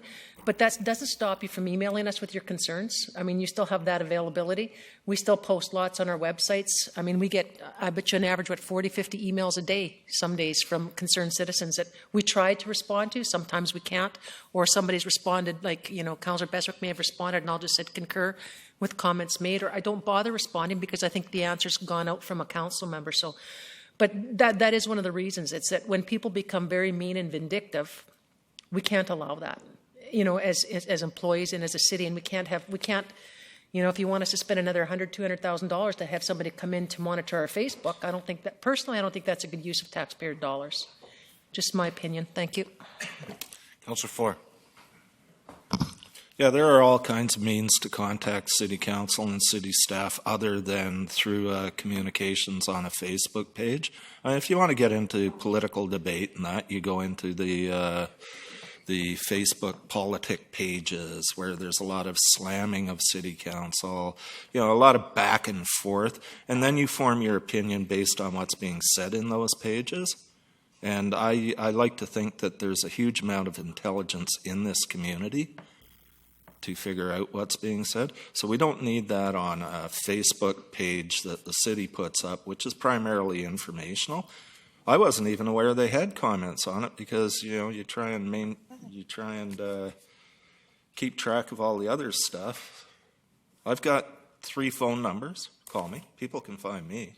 I'm more than willing to go for coffee like Councillor Bestwick is.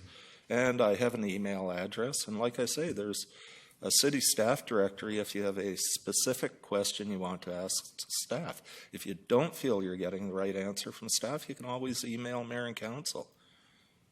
So there's lots of ways to communicate with mayor and council and staff other than through a Facebook discussion group, because that's what it was becoming. It wasn't becoming informational anymore. Thanks. Thank you. So that's the end of it, unless Ms. Sammer wants to add something. I think we've covered that off quite well. I just wanted to ask if, since it's timely, if you wanted to rise and report through the city clerk on the Facebook page at this point. That's probably a good idea.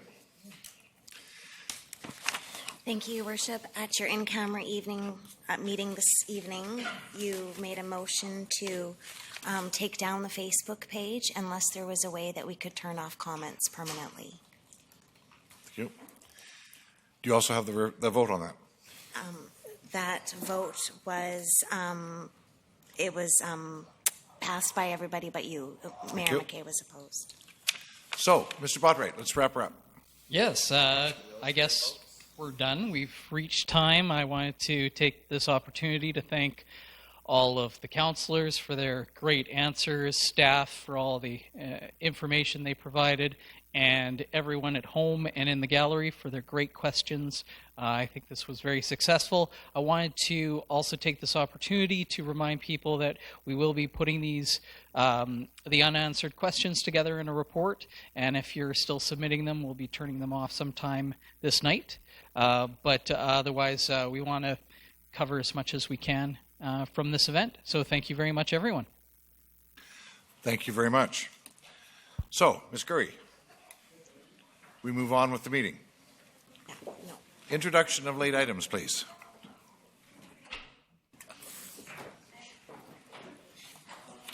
Thank you, Your Worship. For late items this evening, we're going to continue with the meeting. Folks, if you could keep it down in the gallery, please. Go ahead. Thanks. For item 3B, Tourism Vancouver Island, we're replacing Karen Bannister, Consumer Marketing Specialist, with Denise Legal, Consumer Marketing Specialist. We are adding to agenda item 10B, Development Permit Application DP 1049 for 525 3rd Street. Delegations from Gunter Yost and Dariusz Frosley. Sorry. Agenda item 10B, Development Permit Application DP 1049 525 3rd Street. We're replacing just the page 101. We corrected the wording, and so you have the new page for those of you who are using paper agendas. And we're also removing Dan Brady, who was under presentations 5C. He is not going to be able to attend this evening. Thank you very much. Does council have any others? Seeing none, can I have a motion for the adoption of the agenda as amended? So moved. Thank you. Moved by Councillor Kipp and seconded by Councillor Thorpe. Discussion. Seeing none, all those in favor? Opposed? Motion carries. Move the adoption of the minutes. Okay, we can take all of them together. Well, there's just 2 sets. November 6th and November 20th. November 6th and November 20th. Moved by Councillor Kipp and seconded by Councillor Hong. Any errors or omissions? Seeing none, call the question. All those in favor? Opposed? Motion carries. So we've already done under presentations the E-Town Hall. The next one will be Tourism, Vancouver Island update. So, Mr. Callum Matthews, Community and Industry Specialist, and Denise Legal, Consumer Marketing Specialist of Tourism Vancouver Island, to provide a presentation regarding tourism in Nanaimo.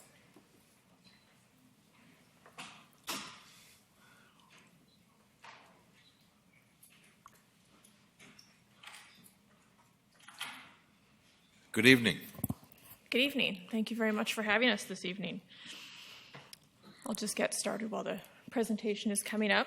As you know, in February, the City of Nanaimo contracted Tourism Vancouver Island to take over the management of Tourism Nanaimo on its behalf, and it's our pleasure to give you an update on the achievements that we've had so far to date. And so what I'll be focusing on between myself and Callum this evening will be destination marketing, destination development, the Tourism Development Fund, and industry engagement. Does this clicker work? Excellent. So to begin with, when we started the contract to manage Tourism Nanaimo, we knew it was important that we immediately start to build relationships with stakeholders in the community. And so we started with stakeholder consultations at the marketing planning phase in February of this year, shortly after we initiated the contract. And so between two consultation sessions, we had 32 tourism stakeholders attend those sessions. And we felt it was important that we really develop them as an input session. So rather than Tourism Vancouver Island and the Tourism Nanaimo team that we hired do a stand and deliver, we had a brief presentation and really sought the input of the tourism stakeholders on the direction they felt that it was important for us to go. Later on in the season, once we had a creative concept ready, we had a season launch event in August, I believe it was, and that we had 85 tourism stakeholders that attended that launch. And we had Hot House Marketing, which is the creative agency that we've been working with, attend that so that stakeholders had an opportunity to meet and hear from them. And we also presented them with a high-level concept of the marketing strategy. We've also established monthly meetings with the tourism partners that we've been working very closely with, including the Nanaimo Hospitality Association, the Visitor Center, the Conference Center, the Nanaimo Airport, and Tsunemu First Nation. One of the relationships that we knew was really important for us to build a relationship with was the Nanaimo Hospitality Association. And our team is very pleased to announce that so far the NHA has entrusted Tourism Nanaimo with over $145,000 of the MRDT dollars, which is the Municipal and Regional District Tax. Those dollars have gone directly into the marketing efforts that Tourism Nanaimo has delivered. And the NHA has also contracted Tourism Nanaimo to manage marketing programs over and above that at the NHA's behalf, totaling just over $100,000. And thus far, the relationship with the NHA has gone exceptionally well, and we've had very positive feedback from them, including the quote that you see here that says, "We're lucky that you and your colleagues work so well with us, and Nanaimo will benefit because of it." We've also been working very hard at engaging with residents of Nanaimo, in part by developing promotions that build civic pride. And so this summer, in partnership with the Nanaimo Bulletin, we held a What's Your Nanaimo 360 contest and on our social media channels that invited residents to share their ideal 48 hours in the city. And so 93 itineraries were submitted, all of which were very inspiring and showed an obvious love of community. And so the winner that was selected, her prize was that Tourism Nanaimo arranged all of the activities for her ideal 48 hours with the caveat that her guest was an out-of-town visitor who flew over on HeliJet from Vancouver. So that was quite an experience for them. From a marketing perspective, we sought investment from Destination British Columbia and private stakeholders to leverage the city's investment into the tourism marketing. So we made application to Destination British Columbia through their Cooperative Marketing Partnerships Open Pool program. And Tourism Nanaimo has received money from that fund previously. And in this year, we received $168,000, which was 80% of the funding request that was made. And it's $22,000 more than what Tourism Nanaimo had received in the previous fiscal year. We're also exceptionally fortunate that we exceeded our stakeholder investment goal by 100.97%, which made it possible for us to put an additional $49,000 into the marketplace. And we also produced this year a 32-page vacation planner, and we exceeded our sales target on that by $23,000. When we started to work on the creative concept, our core objective was to develop and execute a creative concept that really identified Nanaimo's unique identity. And the input that we received from stakeholders during those consultation sessions in February really fed into that, and it provided our team and the creative agency that we're working with a starting point moving forward. And so we wanted to focus of the campaign to focus on the geography of Nanaimo, and so often Nanaimo is seen as the gateway to Vancouver Island, as a place to arrive and go off into other destinations. And we know that it's not only highly accessible, but it's an exceptionally affordable home base for people to travel to Nanaimo, stay here, participate in activities here, and do some day trips out in the area. And so we know that adventure is all around us, and no matter which way you look, which is why we got to the Nanaimo 360 concept.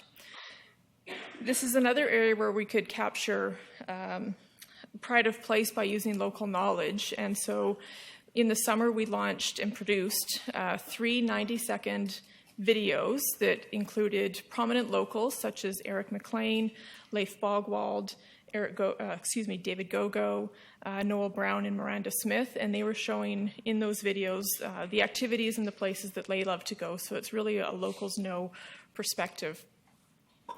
Some of the tactics that we launched as part of the marketing campaign, we relaunched one singular website, tourismnanaimo.com, which has become the sole call to action for everything that we're doing this year. We've also been doing some organic and paid advertising on social media. We're running digital advertising. We've got television spots running on Global TV in British Columbia and Alberta. We have the vacation planner distributed on the major routes with BC Ferries, and we're doing some email marketing. And we've also got some other marketing partnerships through the Destination BC Open Pool program with other programs such as the BC Ale Trail, Share Vancouver Island, which includes Blackball Ferry, and a relatively new partnership with the Coastal Circle Route program. So these are just briefly a couple examples of some of the creative that we've launched. And so this is the homepage of tourismnanaimo.com. So as soon as people land on the page, they can immediately go to the areas that they're interested in, whether it's needing to know how to get here, what they want to do, or where they want to stay. We also have on every single page of the website, we have a booking widget through an app called Check-in Canada. So once people have decided that they would like to visit Nanaimo, it's exceptionally easy for them to book their overnight stay. This is just a couple samples of some of the online ads that we're running on a number of different websites. And it gives you an example of how flexible the 360 concept is that we're using: Adventure 360, Culture 360, Taste 360. We've also been very active on social media, and these numbers, just since February when we took over the contract, this is the growth that we've seen since then. So since February, Facebook, our following has grown by about 14%, Twitter by 6%, and Instagram has had the largest growth of about 21%.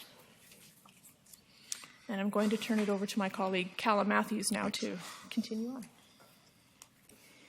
Thanks, Denise.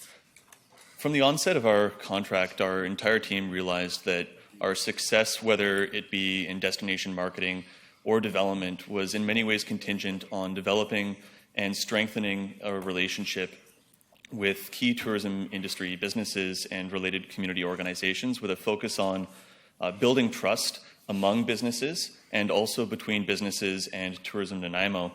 And along that line, also ensuring that we have really clear and positive open lines of communication with our stakeholders and also with city staff and council. With this in mind, we developed an industry engagement program which was ultimately focused on having meetings and discovery sessions in small groups, one-on-one, and also a few larger sessions, a couple of which Denise has touched on already. The focus on these sessions was ultimately to gain a better understanding of the needs of our stakeholders, to build trust, to increase collaboration, and to also forge high-value relationships, some of which have already been discussed such as that with the NHA. Beyond these meetings and discovery sessions, we also felt it really important to develop a best practice database for tourism products and businesses in the city. When we started, there was a Excel spreadsheet with around 490 businesses or contacts on it. And since that time, we've integrated that existing database into Maximizer, a client management system. And we now have a best practice approach to managing our relationships with stakeholders. And allows us to be much more flexible and to better understand the needs of our stakeholders and track them in a formal way. Beyond this, we've also brought the database up to Canadian anti-spam legislation compliance, which is really important. And we've expanded that list from around 490 to over 1,000 Nanaimo-related tourism contacts. We also, through our discovery sessions, realized that there was a huge need in the city for a central place for all tourism-related resources that could benefit operators. With this in mind, we integrated a stakeholder portal into tourismnanaimo.com. And it's essentially a one-stop shop for all resources that a Nanaimo-based tourism business owner might need. And it might focus on some of the grants that are available locally, regionally, or provincially. It provides opportunity to access all of the research relating to tourism in Nanaimo. And we're really proud of the fact that average engagement on some of the pages exceeds 5 minutes. So it's clear that it's a really valuable resource and supporting the development of tourism businesses in the city. Beyond this, along the lines of open communication, we also felt it important to establish a more formal monthly stakeholder update process in addition to our monthly updates to Council. These stakeholder updates of late have received, so in November, the stakeholder update was sent to 325 subscribers, and we had an above industry average open rate of 36%. Moving forward over the course of the next few months, we have a new plan to engage more tourism operators and stakeholders to increase that number of subscribers.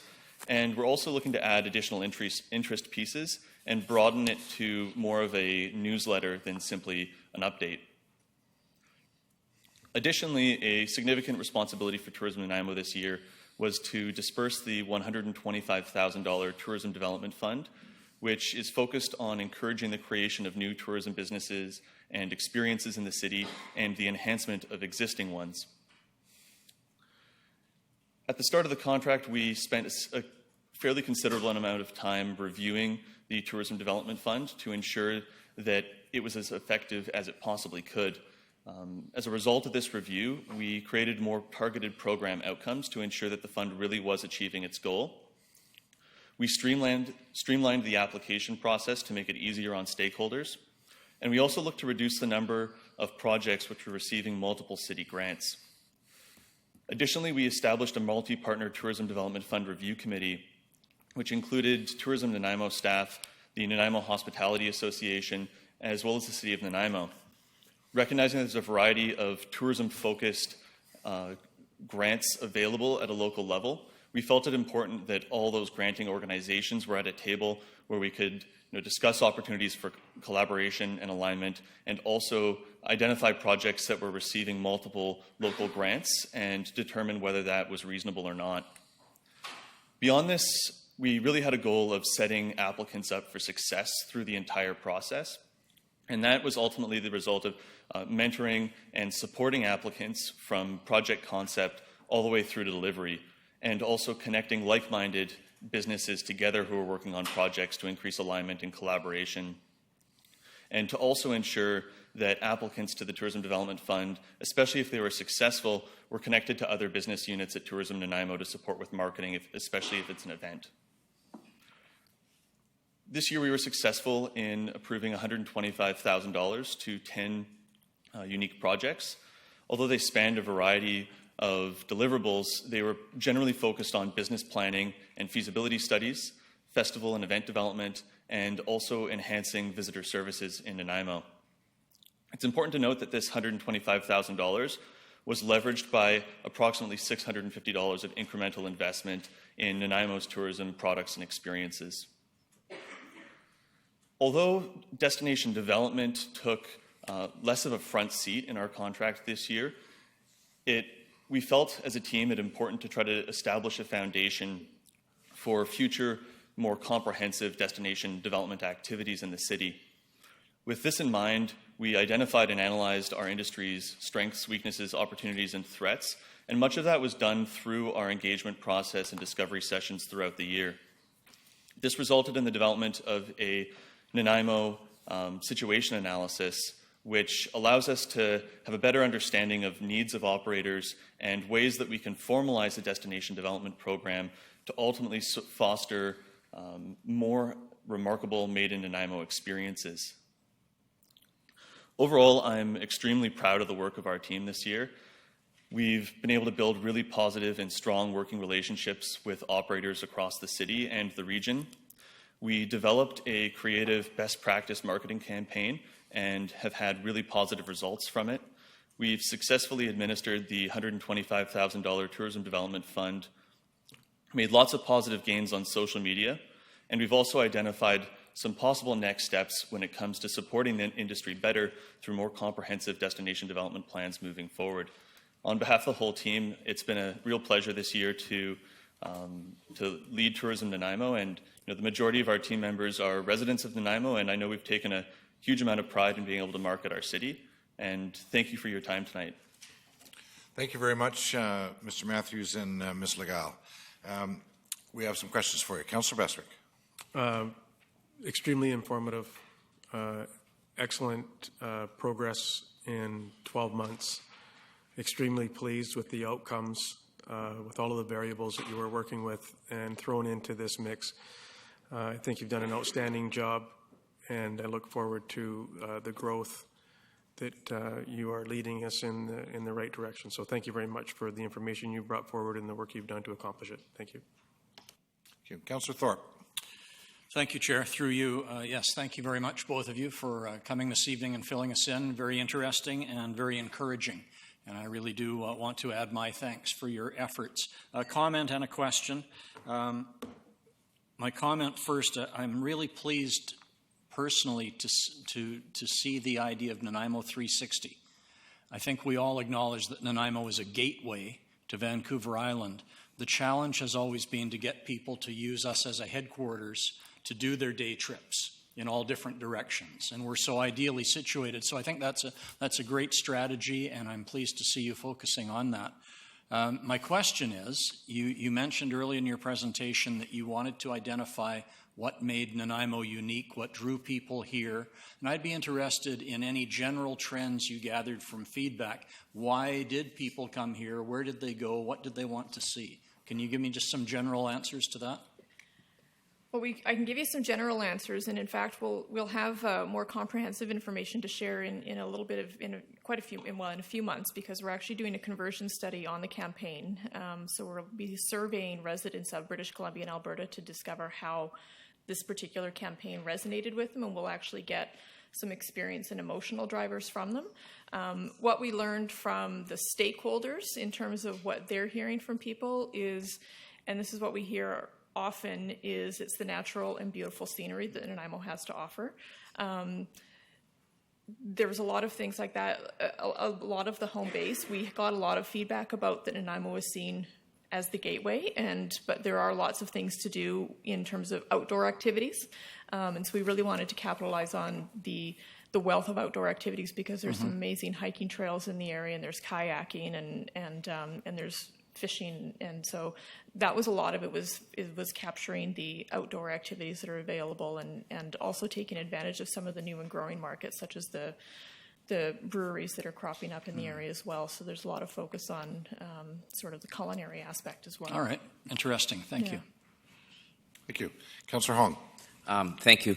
Thank you for your presentation. It was really informative. It's good to see that we're moving in the right direction. I have a question. Don't take it personal, because I asked this to the NEDC when they ran tourism in Nanaimo. How come you guys are never in parades? I just never understood why we do not promote ourselves within Nanaimo. The residents of Nanaimo are your best promoters if we know what to promote, because we all travel And to have information that we can pass on to visitors, like, oh, where you're from? Oh, I'm from Nanaimo. Well, what's in Nanaimo? I don't really know. I don't. So this logo is great. Like, it surprised me when it did change. We had no knowledge that it was changing. I still thought it was Tourism Nanaimo with the old logo. We got this new one, so I thought it was great. It's like, yeah. So when are you going to let the people know? So that was just a question that I had. Like, and I said, don't take it personal. Like, the other tourism people were never in parades either. I just couldn't figure out why they were never in parades. I thought that would be great exposure for the people of Nanaimo to see some of the programs that you actually offered. So I was happy to see a bus this year. It was great. So thank you. I would say that we can certainly look at participation in parades. It's difficult between us and visitor services, who we've been working very closely with, where there's limited human and financial resources. We can't necessarily do everything that we want to do. What we have done this year, which is very exciting for us, is as part of our contract with Tourism Nanaimo, we hired a social media specialist, and she's been working part-time on Tourism Nanaimo and part-time on Tourism Vancouver Island, and she's been doing a lot of really great Facebook Lives. We have an Adventure 360 team that has been out in the community and attending a number of the festivals on our behalf, and so our team has also been there with the Adventure 360 team doing some Facebook Lives. For example, they were at Long Woodstock and they were at the bathtub races. So we've been out in the community, maybe not necessarily in the parades where you'd like to see them, but we have tried to be out in the community. Thank you. Thank you very much. We're done. Thank you very much. We really appreciate your presentation. Thank you. Thank you. The next item before we go to recess is the Mayor's report. And I just wanted to say that we've now had our second anniversary of the Nanaimo Water Treatment Plant. And it's noteworthy because in 2016, the Nanaimo Water Treatment Plant averted 70 days, that's 70 days, of what would otherwise have required a boil water advisory. In 2017, it was 48 days. So since it's been in operation for the 24 months, it has averted 118 days of potential boil water advisories. The next is a noteworthy item for the folks out there in the community that don't know, but the Nanaimo Clippers have undergone new ownership. Mr. Wes Musio and his wife Penny have taken it over. They're from Vancouver. He's a partner in the law firm of Musio and Goodman, and they will be opening an office in Nanaimo. They have a son on the Coquitlam Express who does not want to play for the team his mom and dad owns. And what was really interesting was when a very clever reporter asked Mr. Musio, when the Coquitlam Express came to town, who would you cheer for? He said, I'd have to cheer for the Coquitlam Express because family comes first. And yet his wife, right out of her mouth when I asked her, she said, of course the Nanaimo Clippers. So it's going to be an interesting family discussion that night when the Express show up in town. Not to negate the other teams that we have in town, we of course have a new team plays in a new league, which is the VIU Mariners. They play every week almost. The next one, of course, is the Nanaimo Buccaneers, our Junior B team.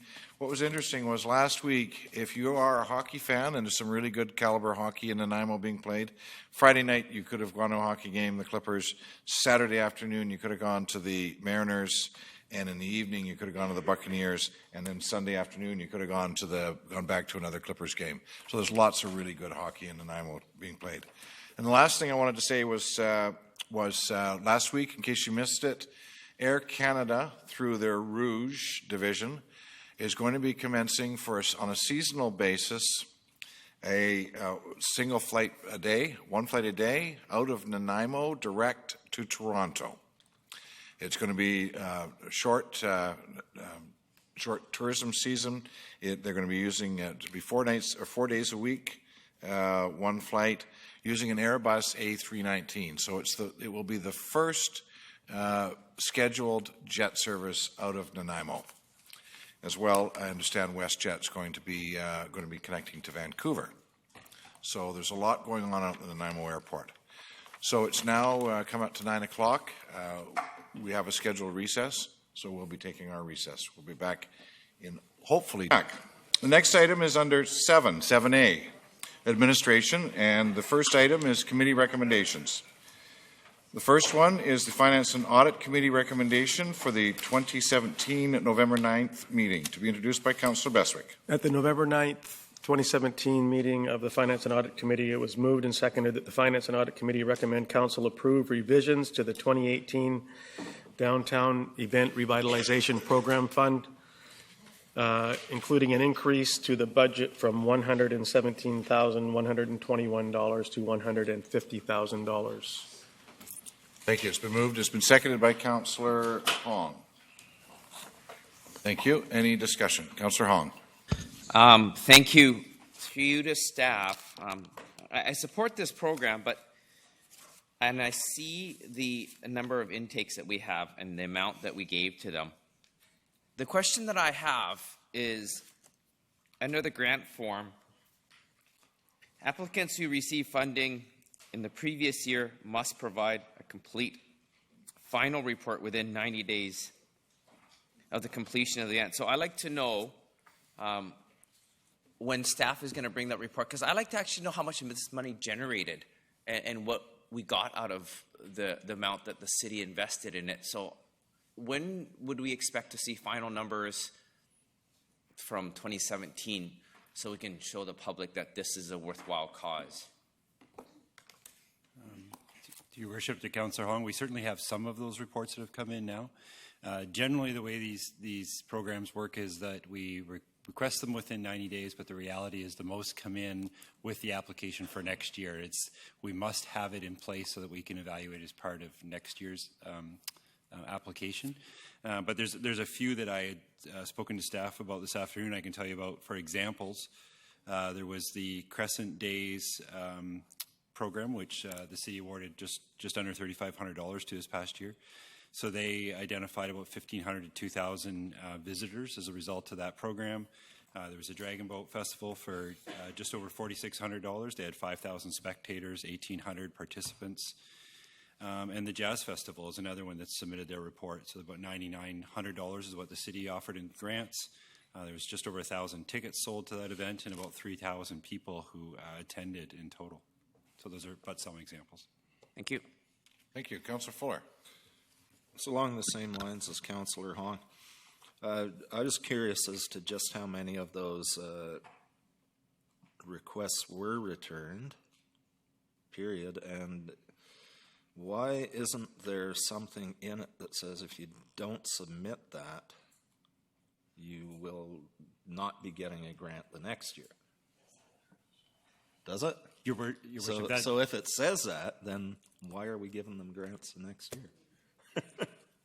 Well, and that's a question we'll be asking of all applicants as they come forward, likely in January, to make their applications. We'll make sure that they've submitted their reports at that time in order to make them eligible for consideration, yes. Cool. Thank you. Councillor Beswick. My questions ended up both being asked. Thank you. Councillor Brennan. Thank you. I'm wondering how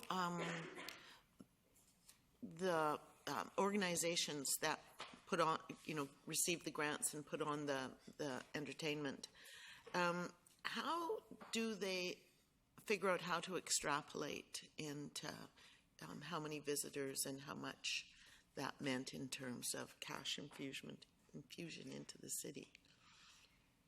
Is there a special, do we give them a sheet on how to calculate this?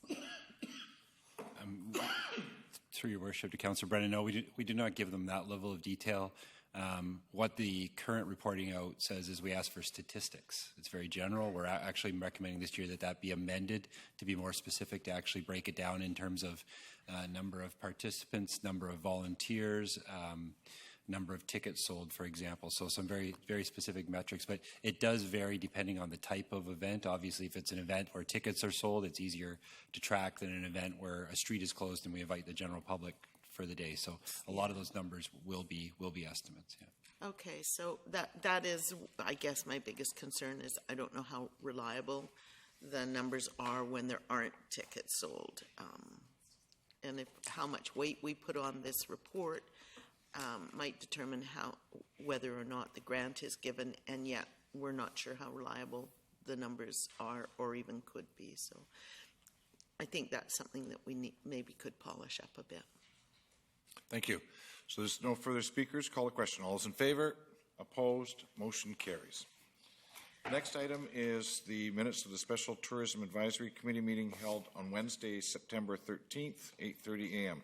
to be introduced by Ms. Semmer. I can do it, Your Worship. She probably doesn't have it ready in front of her. And it's just because there was no council chair that was on the TURAC committee. So it's the minutes for the Special Tourism Advisory Committee meeting held on Wednesday, September 13th, 2017 at 8:30 a.m. If somebody on council could move that. Okay, moved by Councillor Hong, seconded by Councillor Brennan. Discussion. Councillor Brennan. During the break, I was asked from among the councillors if anyone is the chair or has the portfolio for tourism. And I said I didn't think so, but I wasn't really sure.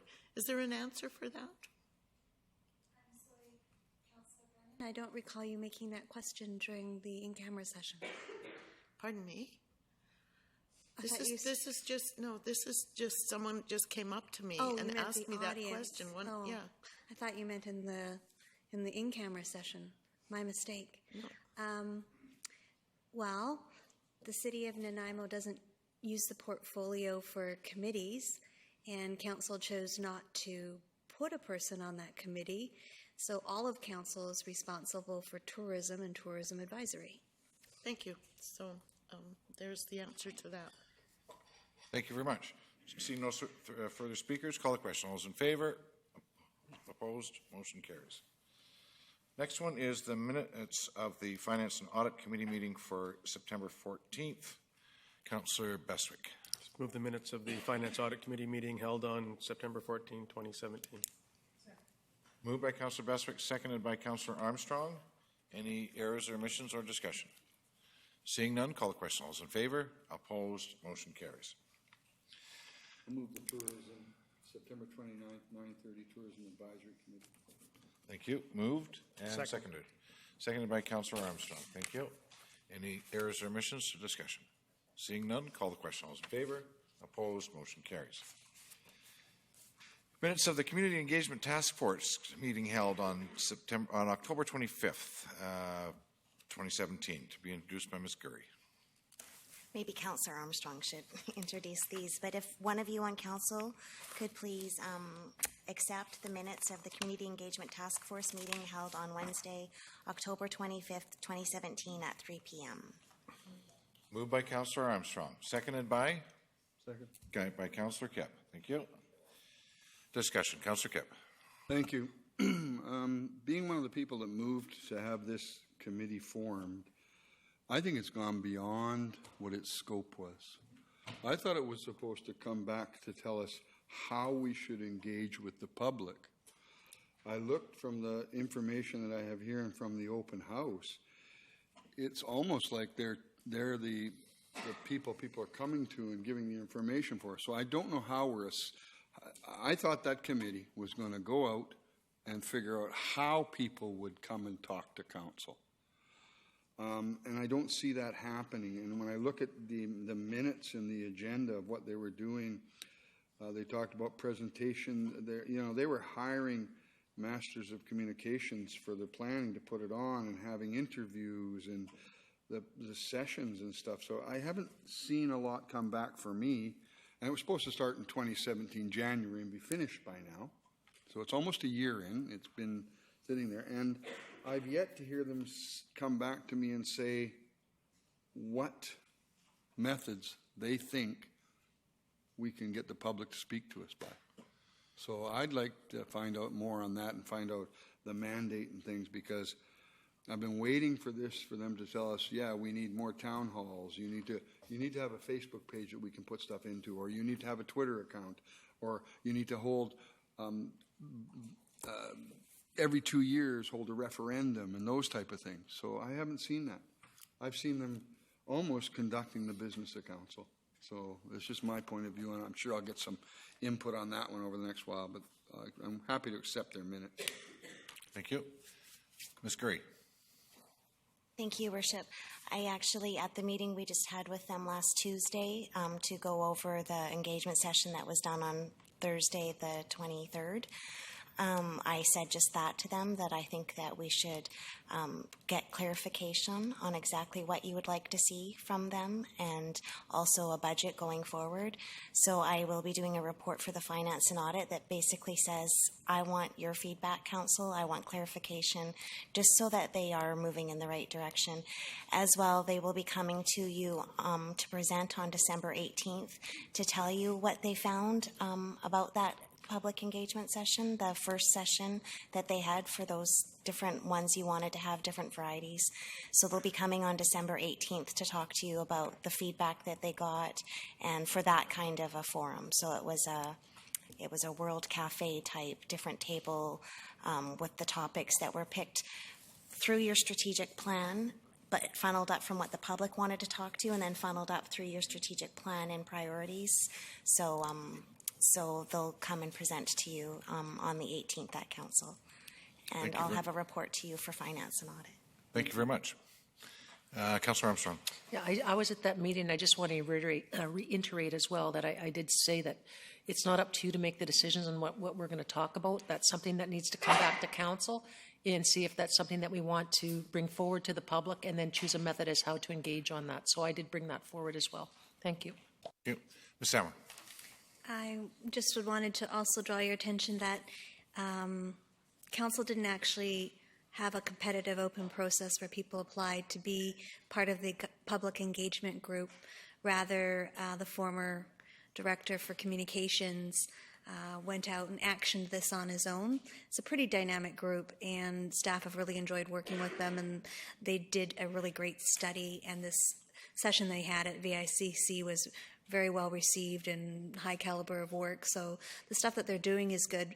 But I sent you an email that I just draw your attention to remind you of some challenges in its composition and makeup that I think that you should consider, maybe having discussions offline amongst yourselves, so that when Ms. Gurry brings forward the report, we can get some direction from you.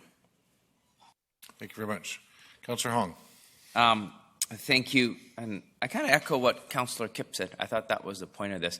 And actually, when we approved them coming to the conference center to do that engagement, I didn't think that they were actually going to pick items. I thought they were going to have like one table for e-town hall, another one for like coffee with a cop kind of.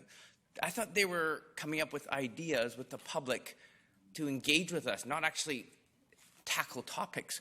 So that was kind of surprising to me, because I thought that they were going to come up with ideas, and this open house was to come up with ideas on how to engage with the public. That's why I suggested, why aren't we at Bevan Park? Like, we're going to move it around. I'm like, well, that doesn't seem to make any sense. How many more do we need? Because I thought this was the one that we were going to do this. So to the public, had I known that this was going to be about specific items and topics, I would have attended these meetings more. But like the tourism, I didn't want to be on that committee because I don't want to alter what these people, not council, decision-making was going to be, because I thought it was a public one, and same with the tourism. They're the industry experts, so why should I go in there and mess everything up? So that was what I thought was going to happen. So if this changes, then we should know, because we should know what we're going to be doing next. Because I would have liked to have attended it had I known that that was what it was going to be about. Thank you. Thank you. Call a question. All those in favor? Opposed? Motion carries. The next one is amendments to Municipal Solid Waste Collection Bylaw 2011, number 7128, and it's related to the implementation of automated garbage collection, to be introduced by Mr. Memmer, Chief Financial Officer. Mr. Memmer. Thank you, Worship. The purpose is to introduce the Solid Waste Collection Amendment Bylaw 2017 number 7128.09 and recommend for first, second, and third readings. The report speaks about the increases to the user fees. They are moving from $133 to $165, which is about $32 or 24% in 2018. Thank you. Thank you. Councillor Brennan. To read the motions. That Municipal Solid Waste Collection Amendment Bylaw 2017 number 7128.09 to update the bylaw for the implementation of automated garbage collection and set the rates for 2018 pass first reading. Thank you. Is there a seconder? Second. Seconded by Councillor Thorpe. Thank you. Discussion. Councillor Armstrong. I just have a question for staff through you, Chair. Is there, if somebody's of limited means, is there a possibility for them to get a reduction? That I think that was a question that was sent to us. I think Councillor Kipp had replied back as well that, you know, when you have somebody, you know, for some people, yes, you can afford a $32, but others on limited wages can't. So is there a process that they can make application based on their salary dollars or income to have a reduction? Thank you. Mr. Mema. Thank you, Worship. With reference with that, I know I've been talking to one resident on this, and they've been on this subject, I think, for a while. What I've suggested to them is, as we're going through our user fee review process, this is part of the consideration and conversations that we'll have with Council from a policy perspective. However, when you come to user fees, which is user pays for whatever they're receiving back, the challenges you have once you run discounts and other kinds of programs like that is you introduce an administrative overhead to monitor that. So you have some eligibility programs and stuff like that. I'm not offering this as an excuse not to do it, but for Council to consider that. And also, some of these programs already have some equivalent programs coming out of either through income tax or social programs from a provincial or federal program. And so we would, when you look at it, try and balance to say the circumstances that we're trying to address, are they already being addressed by other levels of government before we can introduce something at the city level? Thank you. Thank you. Thank you. Councillor Bestwick. Thank you. Question to staff. On page 55 under operational updates and on page 56 under summary points, the fourth point, bullet point, operational updates, it indicates further to the changes to the fee schedule, there are a number of changes to be made to the solid waste bylaw in order to, and this is where my question emerges, to cover off on the changes in waste sorting, preparation, and curbside presentation requirements related to automatic collection services. Now, if this is just housekeeping, fine. If this is so operationally, does going to automated have financial implications beyond the increase in user fees to 100 from to 169 or 165? Because it reads to me that it does operational. But if that's just a housekeeping thing, then that's fine. Or then I understand it. Mr. Elliott. Thank you. Through you, the worship. This is mainly a housekeeping item. It is the change in service has completely changed the way we're picking up the service.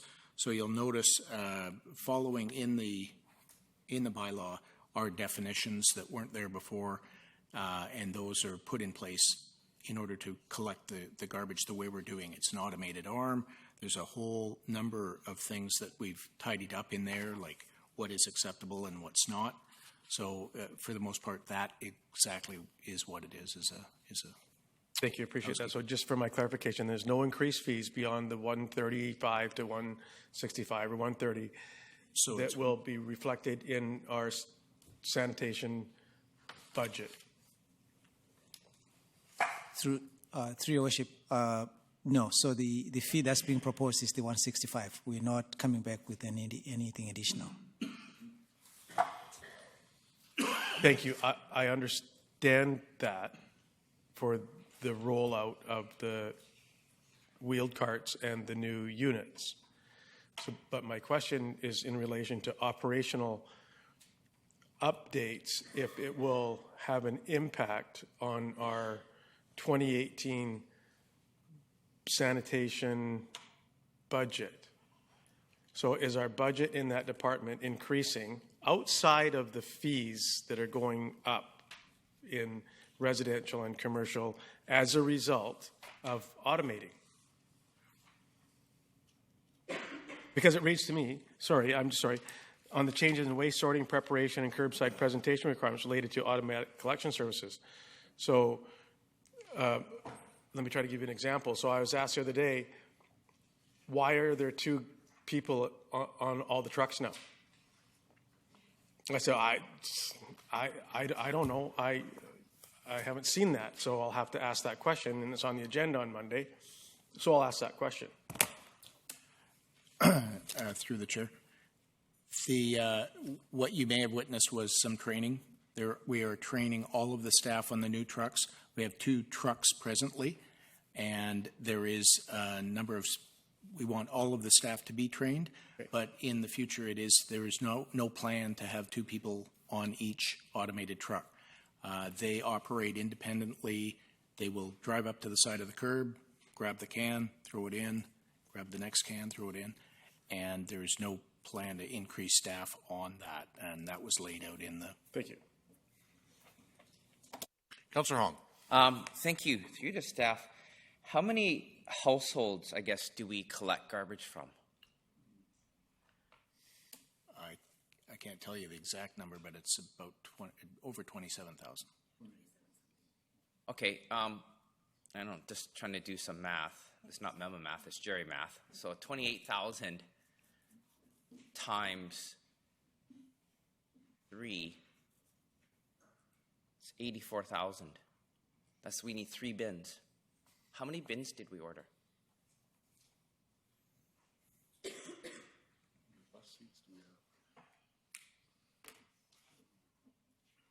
I will assist. We can give you precise answers, but we had anticipated buying 72,000, but the ended purchase was more than that. I think at this sort of juncture, due to emerging circumstances, staff will be coming back with a report on implementation. So an implementation plan for the automation. What Council has seen over the last year are a series of reports that deal with the business case for going from manual to automation. It made sense. Then a business case for the number of trucks to purchase and the types of trucks and the number of bins, and a 2-phase rollout. You've also had reports where you've looked at authorizing the borrowing, you've looked at authorizing changes to the user fees. So you've had a series of reports that have come forward with a different purpose, but with information changing. So we're going to go back and take a look at that and look at an implementation plan for 2018 and look at the overall impacts, because staff, I think in April 10th, 2017, indicated that there's a number of things that we need to learn from for going from manual to automation, and that was contemplated and why we're doing the phased approach. So as we learn lessons for each of these phases, we'll better understand what it means to be doing the yard waste commingled with kitchen waste and what it means to be doing recycling. It's completely new. And it may be that there are capital investments to Public Works Yard that are required, or other things that were not foreseeable or were not included in the original business cases. So due diligence, best practices, has us coming back with an implementation plan and report to Council. Okay, thank you. So like I said, based on that information and the uncertainty of this, I can't vote for these bylaws because I just don't know if they're accurate. I understand that there's going to be 165 this year, which I can't see it changing, but the following year is what we've promised the public. I don't think we're going to be able to deliver it properly. Until I get a report that's accurate with the business plan, I won't vote in favor of this. Thank you.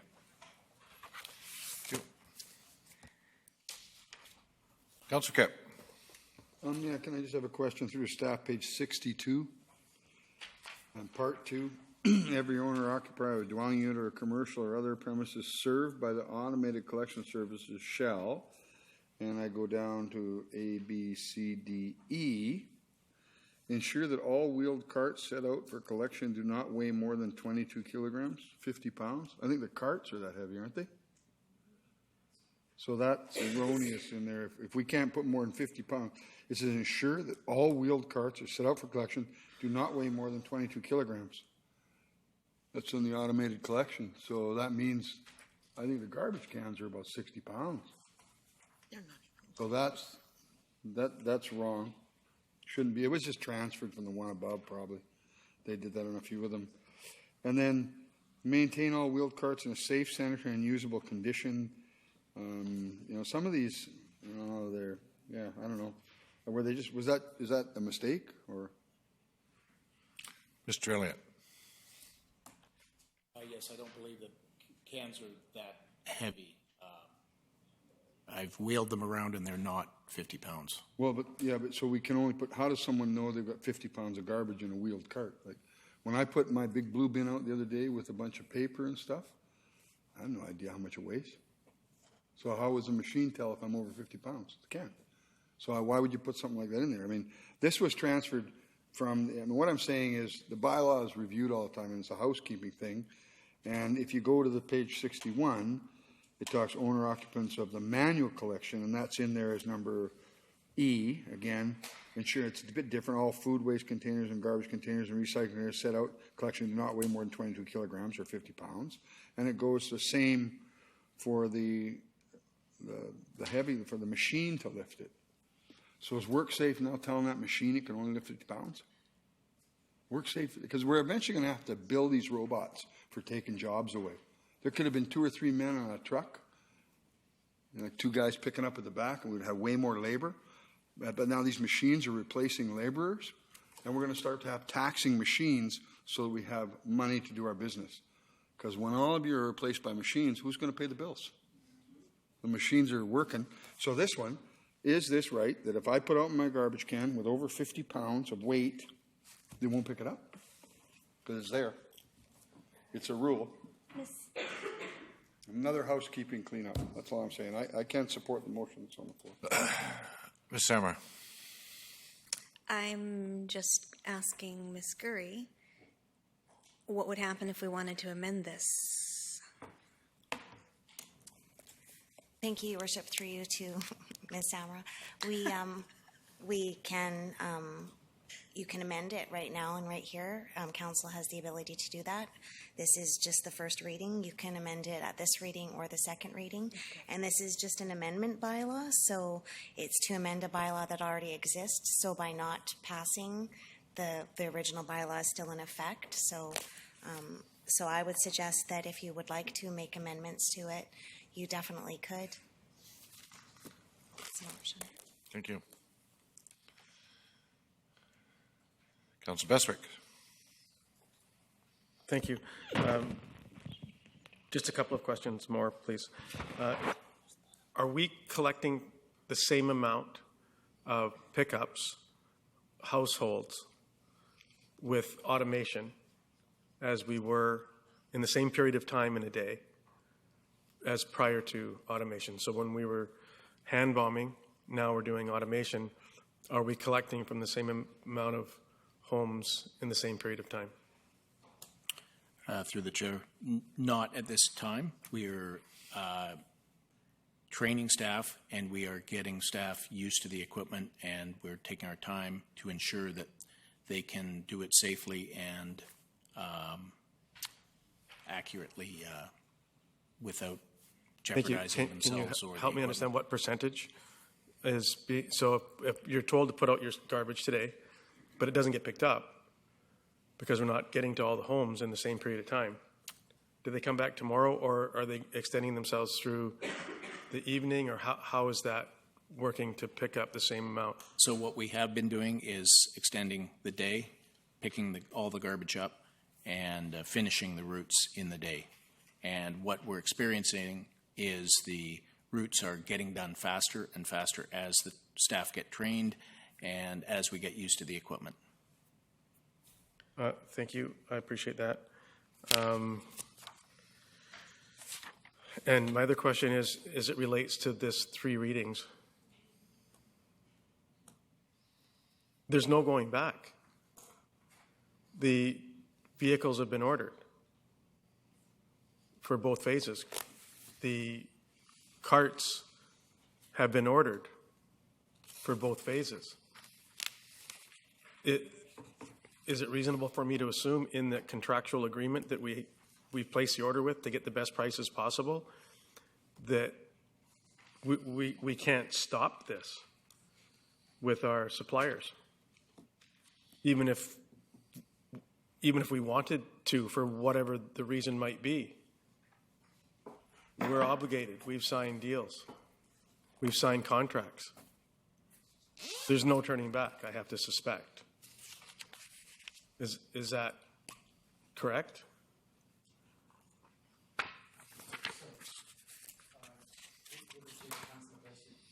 Yes, that's correct. So if we follow Ms. Samra's comment about an implementation plan, there's things in the implementation plan that we can actually change, which are operational. Where we've made commitments, which is the purchases that you're talking about, those may not be walked away from without penalty, but we usually do a cost-benefit analysis anyways. When you look at it, what's the cost of sticking with this or walking away from it?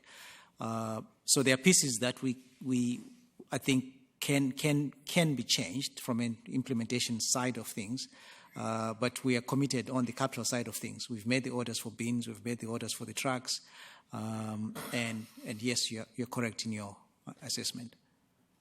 Thank you. Councillor Fuller. I can't get my head wrapped around the 50 pounds for the green bin, because that's all I can have in my small one, and that's all I can have in my big one. So what do I need a big one for? Seems like a waste of a lot of plastic to me. And it says in 2.992, it talks about additional waste for users, and then it gets to that one, and it said there is no permitted upsize for the commingled organic waste cart, yet there is for everything else. So I can only put out the same amount of food waste as I did before, because I've had stickers put on the green things. I don't always remember to get them out every week. And so that, yeah, I can't get my head wrapped around that one.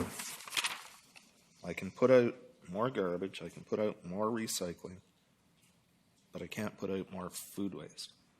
And when we do the yard waste, does that go into the same one as the food waste? So that means I can only put in 50 pounds of leaves and not food waste during that week or 2 weeks. I'm just can't. Yeah. Through the chair, yes, it is commingled. So the kitchen waste and the yard waste is in one container. So there's really no benefit to me having yard waste added into the whole recycling thing if it gets included into the weight of the food waste as well. And we can only do 50 pounds of that. So, yeah. I think we need to look at some of these things a bit more before we support this. I won't support it. Councillor Kipp. Yeah, just now on to page 63, containers, part 4. The owner and occupier of the dwelling unit shall be responsible for removing and or repairing and or replacing and or maintaining any food waste container, garbage collection container, or recycled container, referred to in the section, recognizes to ensure the continued operation. So people are responsible for the maintenance of their own garbage cans? I thought if it broke, the city was responsible. So this is page 63, bottom number 4, container inspection and investigation. It says the unit shall be responsible. The owner-occupier is responsible for all the maintenance and repair. I heard at the mic that if something got broken, you phone Public Works and they come and get it and replace it. Is that not true? Okay, Mr. Mema?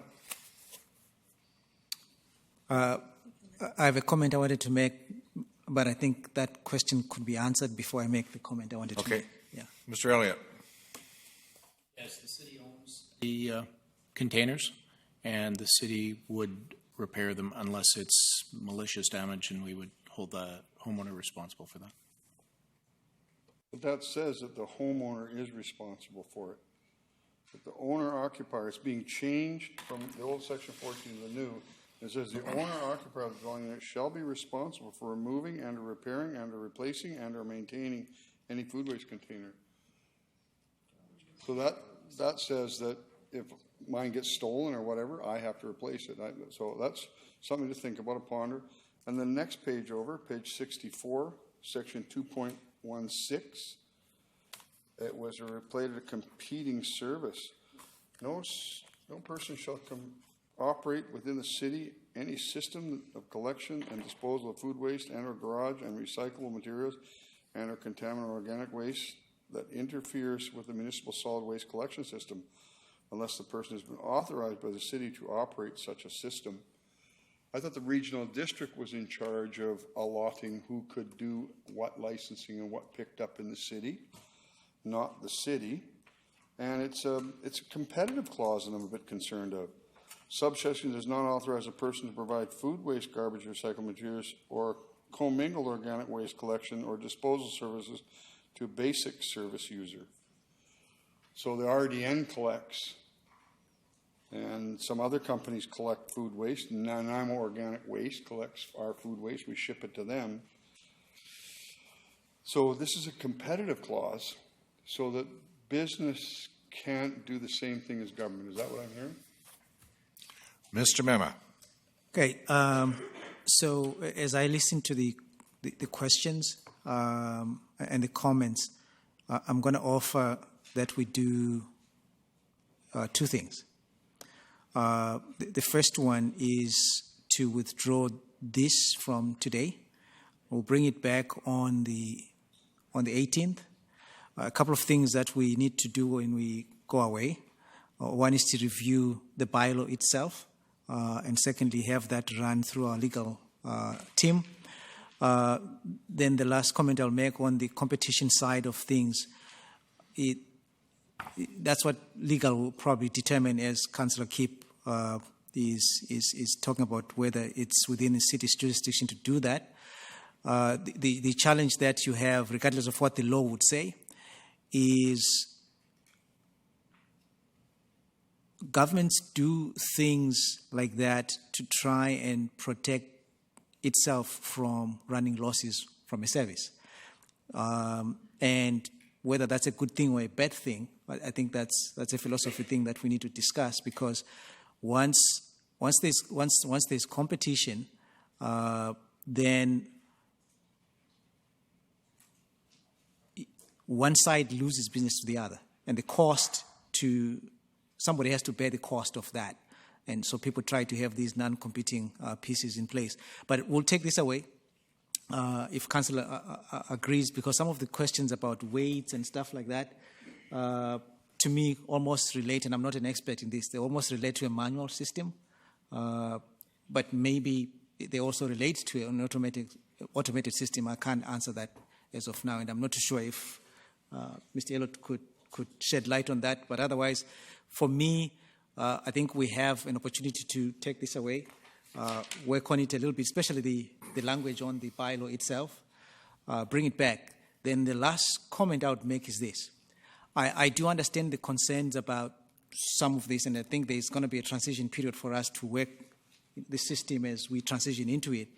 But if I don't have a bylaw come January 1st, I'm not one who tries to scare councils, but the reality of the matter is I will have a shortfall because I'm committed on certain costs. and I'll have to find money to make up for that at some point. So I'm hoping we have a small window to take this away, work on the language, and answer some other operational things that Ms. Summer alluded to, and bring it back on the 18th for 3 readings, and then we can get adoption on the first meeting in January. But I would like to have a bylaw at least in January so we can move on with the business of that automation process. Thank you. Thank you. Ms. Gurry, with respect to process, we have a motion on the floor. Yes, you have a motion for the first reading. So what you could do is you could defeat it or you could withdraw. So the first and seconder could withdraw. That would be easiest, and then you could make a new motion to defer it to staff. So those who moved and seconded this, if you, based on what Mr. Mema just said, would you like to withdraw? It was Councillors Brennan and Thorpe. Okay, thank you. So the motion's been withdrawn. So we'll take it. So it needs to be tabled? Tabled, yes. On the tabling motion, all those in favor? Opposed? Motion carries. Thank you. That tabling motion. Thank you. Next item, and if you do have any other questions with Yes. okay. Mr. Mema? Oh, thank you. I think I was just going to say what you were almost saying, that members of council could email us additional questions they might have as we go through the exercise. Thank you. Yes. Thank you. If you have any other questions, please contact staff. Okay, next item is the amendment to the bulk water rates for Southwest Extension. Mr. Mema. Thank you, Worship. The purpose is to introduce Southwest Bulk Water Rate Amendment Bylaw 2017 number 7099.06 and recommend first, second, and third readings. And Mr. Bill Sims would answer any questions you might have operationally. Thank you very much. Councillor Brennan. I move that Southwest Bulk Water Rate Amendment Bylaw 2017 number 7099.06 to set the 2018 bulk water rates for Southwest Extension pass first reading. Thank you. Is there a seconder? Is there a seconder? Seconded by Councillor Bestwick. Thank you. Discussion. Councillor Kipp. Yeah, on page 67, it says, is this the bylaw for the 2017 rates or the 2018 rates? Because it...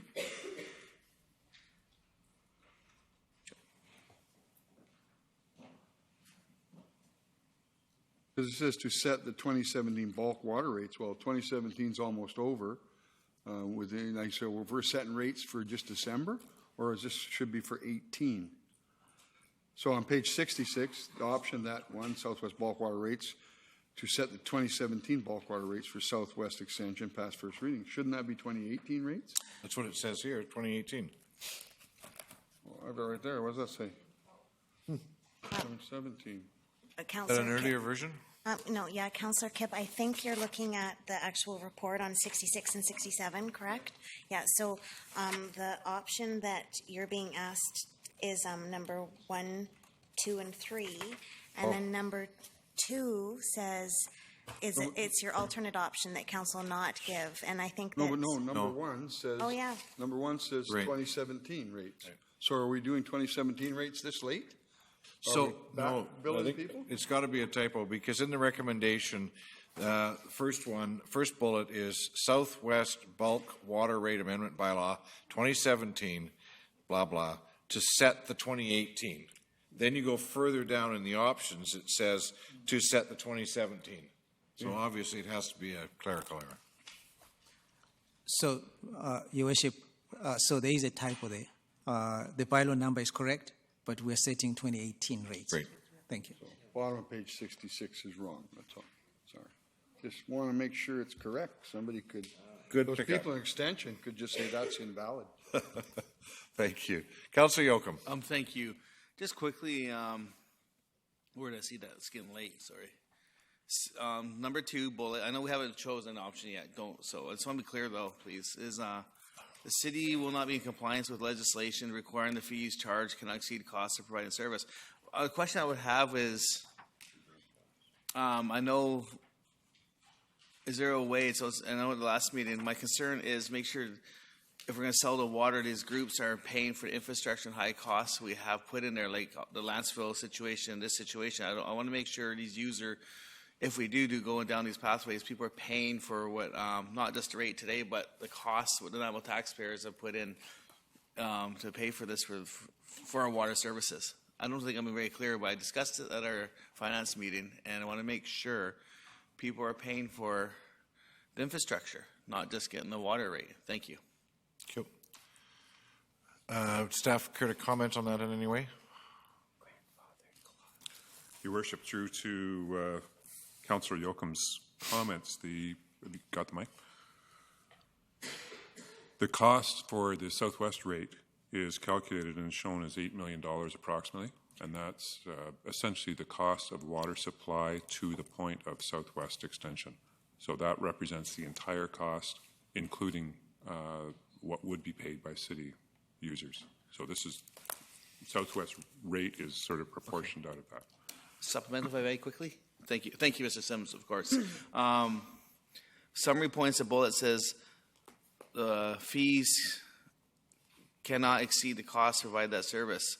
Why can't fees exceed the cost? Like, we own the water. Why can't we decide what we want to charge? Just Mr. Mema. The simple answer to the question is that's the law. like provincial law? No, federal law.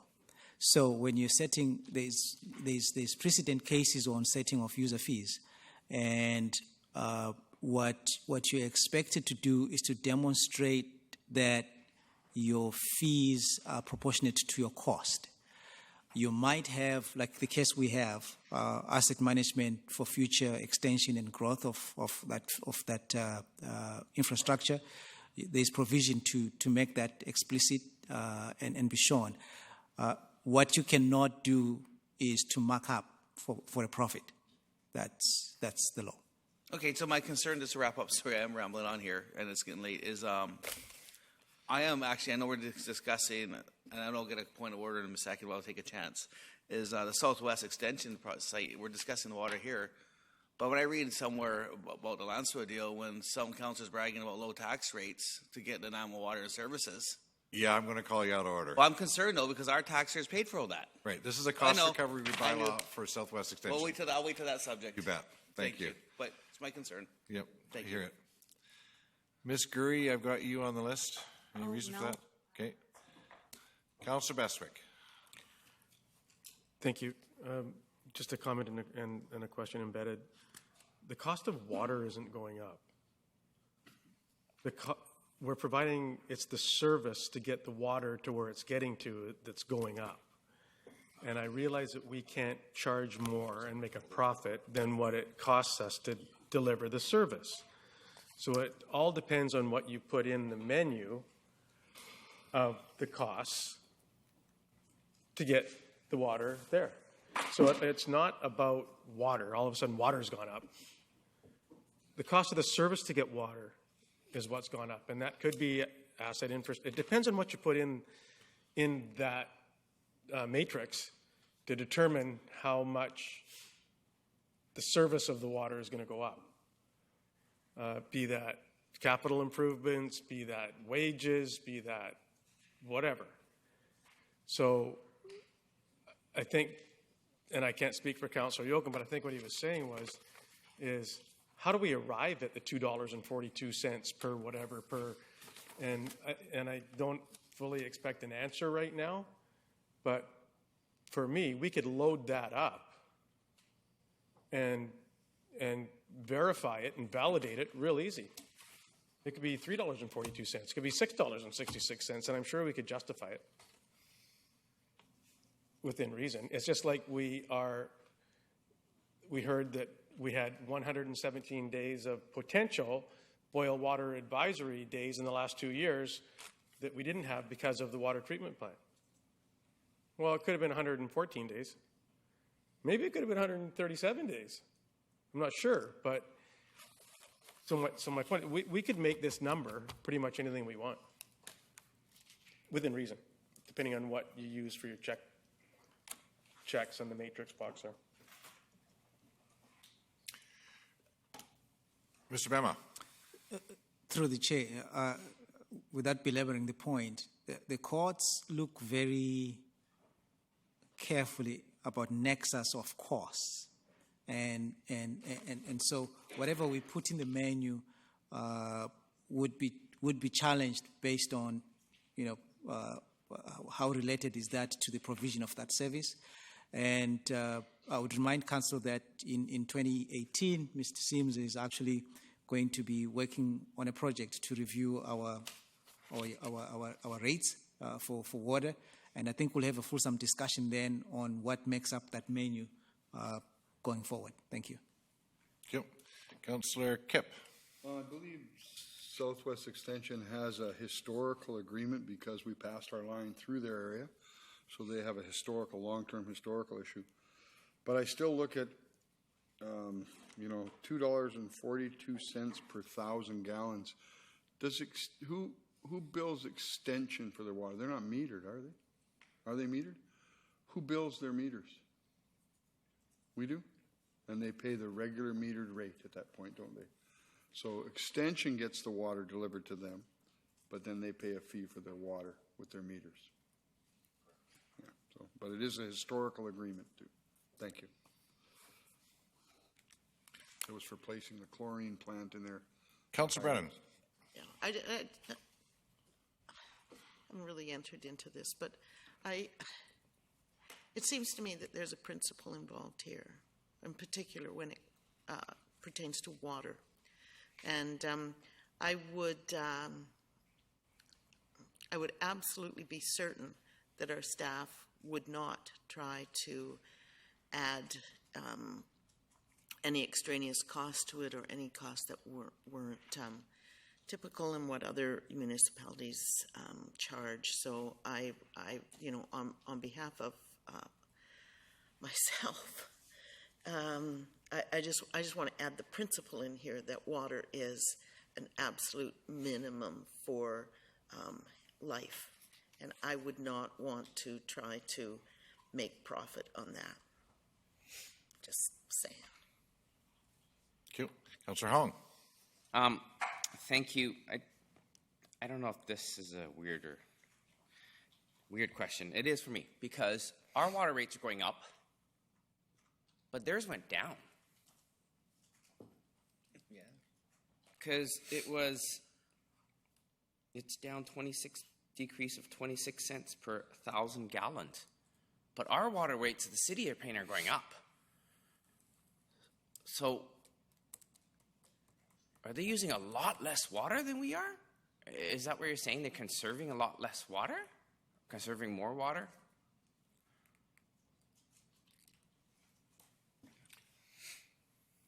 Not being intimately familiar with how the calculation was arrived at, Your Worship. However, it's not to do with the consumption. It's purely to do with, we average it over the last 5 years, is my understanding. But the reason their rates went down, I understand it, is that there's a shift in how we charged between the two sort of funds that we have, water supply versus water distribution. So the water supply allocated funds went down and the water distribution funds went up. So Southwest Extension only pays on the water supply side of things because there's no distribution between the source and their meter. Does that help? Yeah, it does. Thank you. Thank you. Seeing no further questions, it's been moved and seconded. Call the question. All those in favor? Opposed? Motion carries. Councillor Brennan. Somebody opposed that? I'm sorry. They got me. Okay. We're on second reading now, I think. Correct. That Southwest Bulk Water Rate Amendment Bylaw 2017 number 7099.06 passed second reading. Thank you. Is there a seconder? Seconded by Councillor Armstrong. Discussion, Councillor Yocum. Thank you. Not get into my second subject, but would could this conversation right now legally set as precedent for any other conversations on water with neighbors, as this is a neighborly relationship? Mr. Mema. Not necessarily precedent, because every conversation that you're going to have from a user fee perspective is going to be driven by your costs, whatever the cost would be. It does set practice. If that's an equivalent of precedent, maybe yes. But from a legal precedent perspective, every conversation on user fees would be driven by what the cost of the service of the day would be, if that makes any sense. No, it makes sense. So I'm just, what Councillor Hong was stating then, it's just like, it just makes no sense as all our rates are going up, water, garbage, etc., and rates are going elsewhere on the services that all our taxpayers paid for. So I'm just doing a little madness in my brain, but I'm starting to think something doesn't feel right here. So the comment that Mr. Sims actually provided speaks to the principle around it, being that for this service, based on our cost allocation for that service, pertaining to that service, you have that reduction. So it's not a blanket cost for the entire city, because we have a contract. So we have buckets where we are accounting for this, and so there was an underlying change in the cost for that service, and so the principle would apply to the general water rates across the city, but it will be driven by the underlying costs of providing that service. Mr. Mayor, my final question, and I'll quit yapping on this. So where Mr. Sims works in his awesome facility that makes us have no water boil alerts anymore, will these agreements somehow, and these costs, is there some monies in here that can help eventually for these people to pay for your awesome facility, Mr. Sims' awesome facility? Is there some money? Any of these fees include that, I believe, near $100 million facility? So the good news is that part of our principle in our cost, in our setting fees, is a cost recovery model. So we do incorporate those costs. And these neighborly agreements? Now, I can't speak to this one in particular, but from a principal perspective, we actually have a cost recovery for provision of infrastructure in the future. So that will be reflected in the price. Okay, cost recovery by all, not just the taxpayers, and now I hope. Yes. So neighborly agreements are part of this cost recovery program in our neighborly agreements. Of course. So when we come up with asset management reserves, that's a good example of where we are saying we're putting money away so we can actually extend the life of this asset for us. And so that's impacted on our rates as well. Thank you. Thank you. No further questions. Call a question. All those in favor? Opposed? Show Councillor Kipp and Yocum opposed. Motion carries. Councillor Brennan. That Southwest Bulk Water Rate Amendment Bylaw 2017 number 7099.06 passed third reading. Is there a seconder? Seconded by Councillor Armstrong. Discussion. Seeing none, call the question. All those in favor? Opposed? Show Councillor Yocum and Kipp opposed. Motion carries. Thank you. Next item. Amendment to rates and charges for sanitary sewer, to be introduced by Mr. Mema. Thank you, Worship. The purpose is to introduce the Sewer Regulation and Charge Amendment Bylaw 2017 number 2496.30 and recommend for first, second, and third reading. Thank you. Thank you. Councillor Brennan.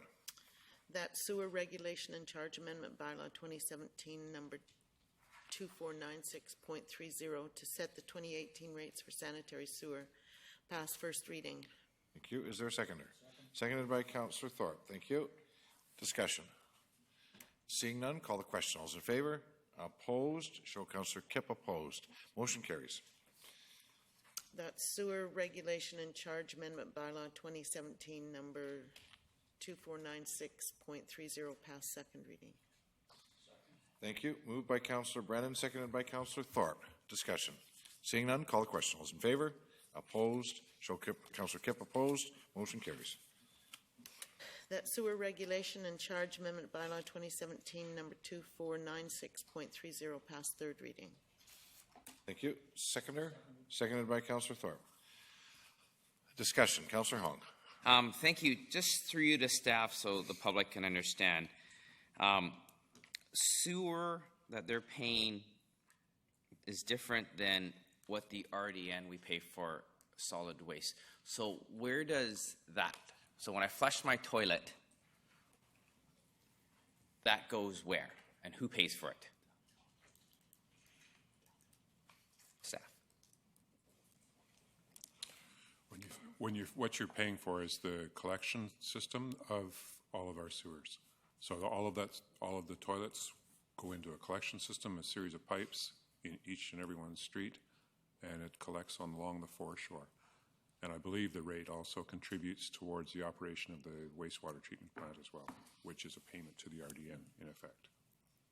Great. So, and then the RDN runs the actual pump stations, the pipes from the pump station to the treatment plant, right? Correct. Okay, so I just wanted to know that we run everything to that pump station and then the RDN takes over. Correct. Thank you.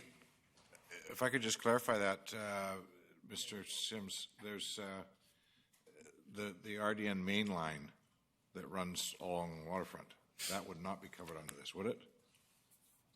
Indirectly, Your Worship. Pardon me? So indirectly, Your Worship, it would be covered. Okay. So that would be part of the fees that we would pay to the RDN. Thank you. Councillor Kipp. Thank you. I guess, again, we got to look at blackwater, gray water separation sometime.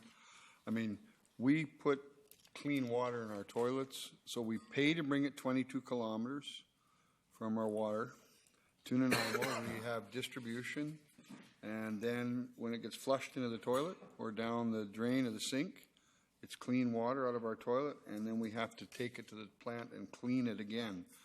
So there's, have we had a recent look into gray water and black water separation for residential units? Have we had anything like that recently?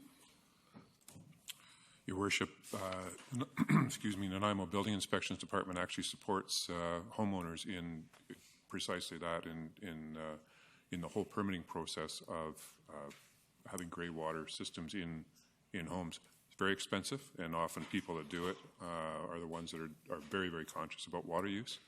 It can end up saving about 30% in a home. But the province introduced the purple pipes idea, and that was to allow for gray water. Thank you. Thank you. Call the question. All those in favor? Opposed? Show Councillor Kipp opposed. Motion carries. Thank you. Next one, amendment to rates and charges for water, to be introduced by Mr. Mema. Thank you, Your Worship. The purpose is to introduce Waterworks Rates and Regulation Amendment Bylaw 2017 number 7004.13 and recommend first, second, and third reading. Thank you very much. Councillor Brennan. That Waterworks Rate and Regulation Amendment Bylaw 2017 number 7004.13 to set the 2018 water rates pass first reading. Thank you. Seconder.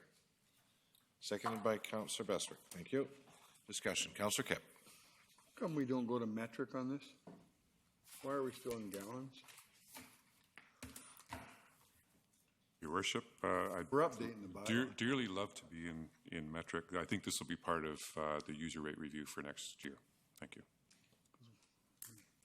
Yeah, this is, if we're updating, let's update. Thanks. Thank you.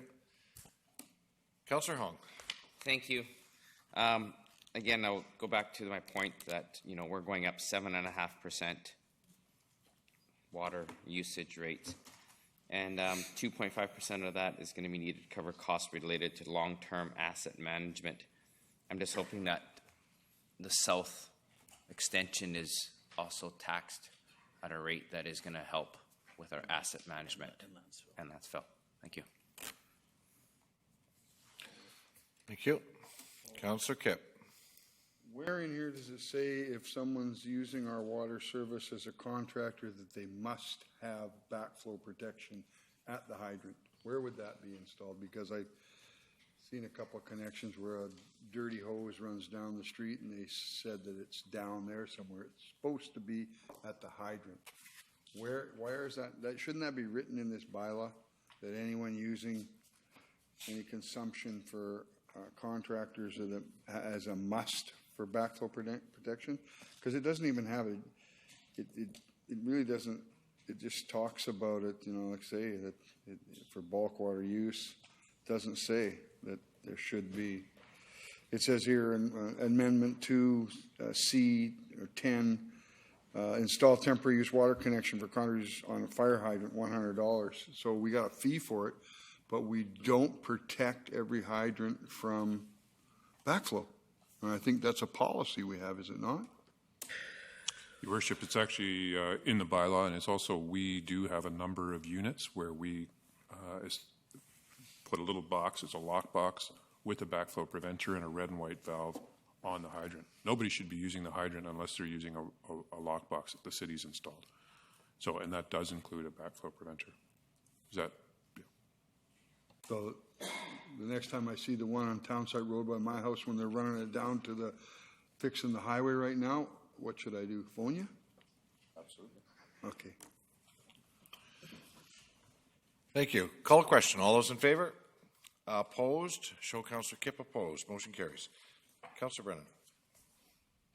I'm hoping we're on second reading. Yep. Okay. That Waterworks Rate and Regulation Amendment Bylaw 2017, number 7004.13, pass second reading. Moved and seconded by Councillor Bestwick. Thank you. Discussion? Seeing none, call a question. All those in favor? Opposed? Motion carries. That Waterworks Rate and Regulation Amendment Bylaw 2017, number 7004.13, pass third reading. Thank you. Seconder? Seconded by Councillor Bestwick. Thank you. Call the question. All those in favor? Opposed? Show Councillor Kipp opposed. All those, motion carries. Thank you, Councillor Brennan. Next one is under Public Services. Downtown Event Revitalization Funding 2018 Program Revisions, to be introduced by Mr. Dale Lindsay, Director of Community Development. Thank you, Your Worship. This is directly related to an item you dealt with earlier this evening on your agenda, a recommendation coming out of Finance and Audit. At that point, you made a recommendation about the funding amount. In addition to that, where I've also, this report outlines some very general changes to the program. So it's basically revisions to our existing program, which of course just started last year. So this will be revisions for the second year of the program. Thank you. Is someone prepared to move the recommendation? Moved by Councillor Thorpe, seconded by Councillor Brennan. Discussion. Councillor Hong. Thank you.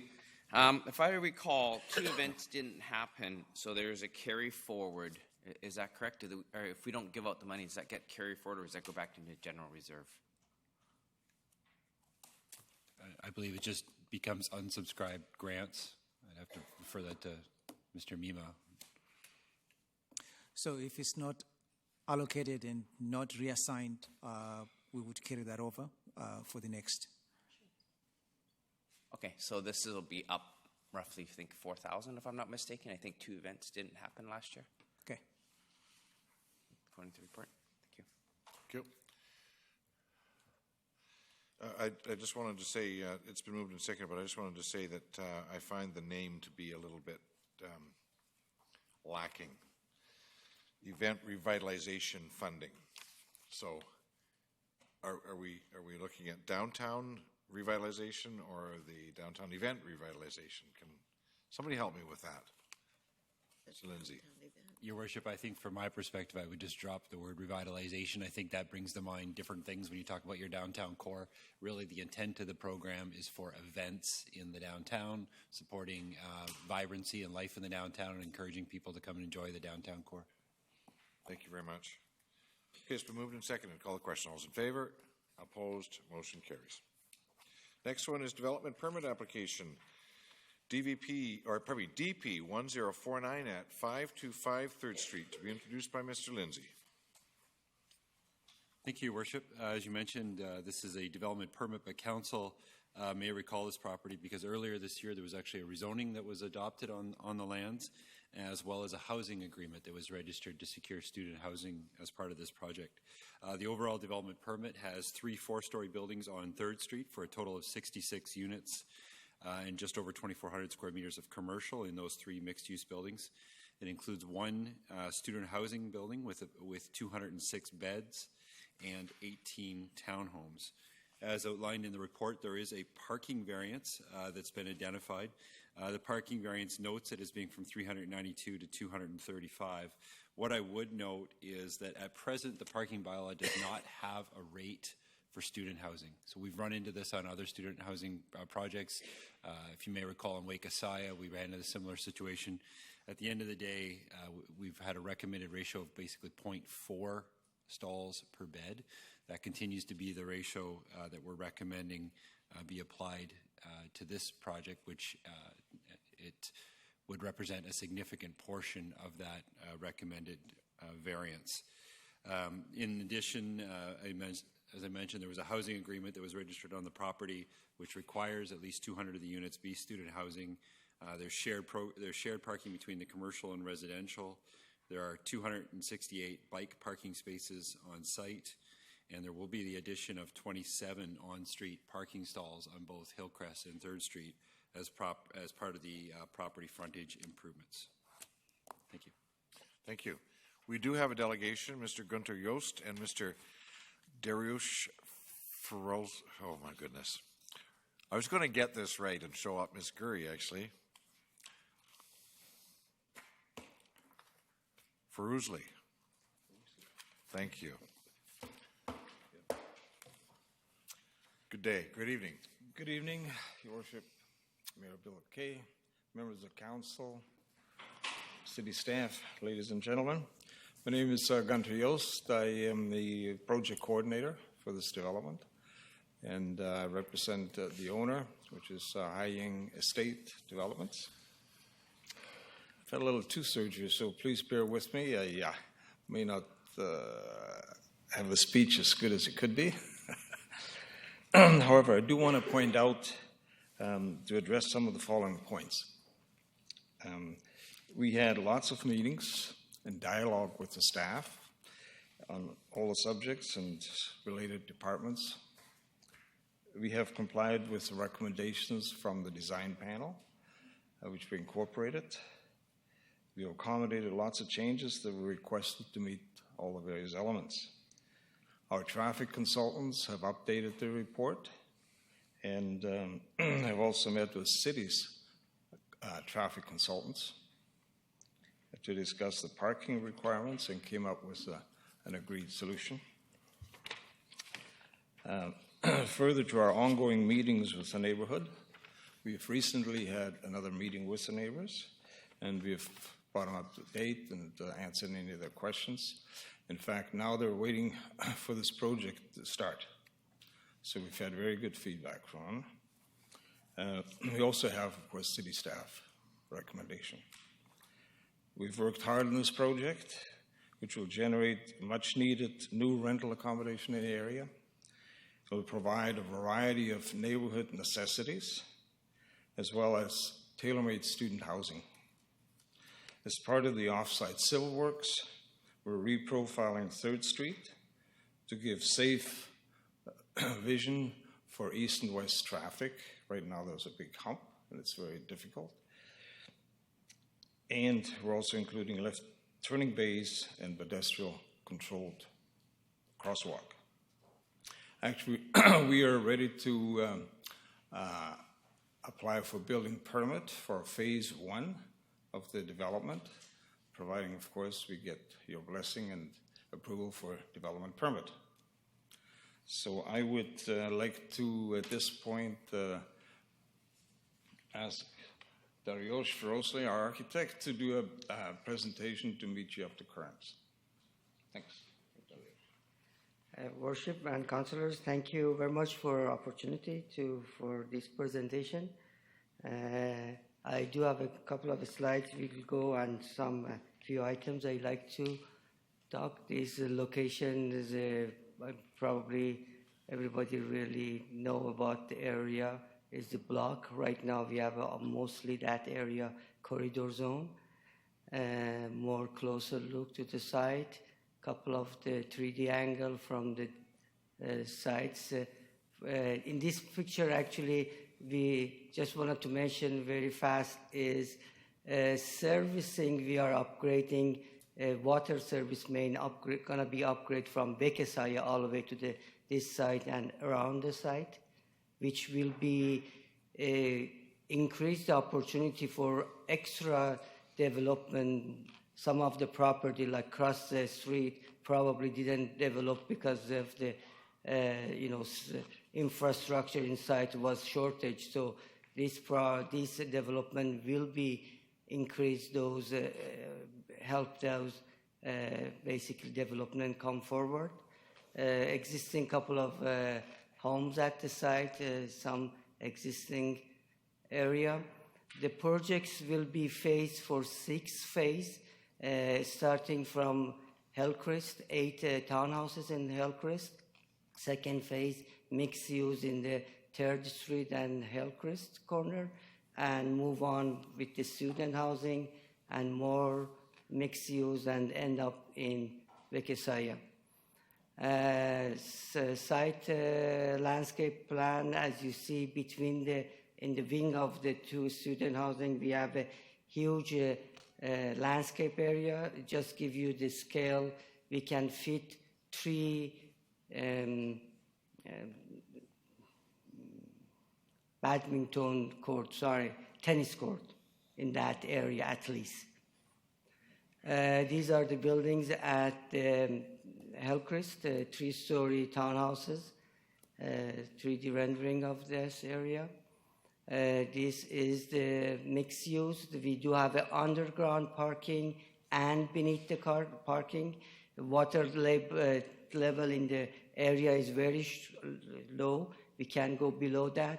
We try to squeeze some lofts in these projects, but the neighbor is very smart and very connecting with us, so they didn't like that idea. We go back and actually delete those lofts.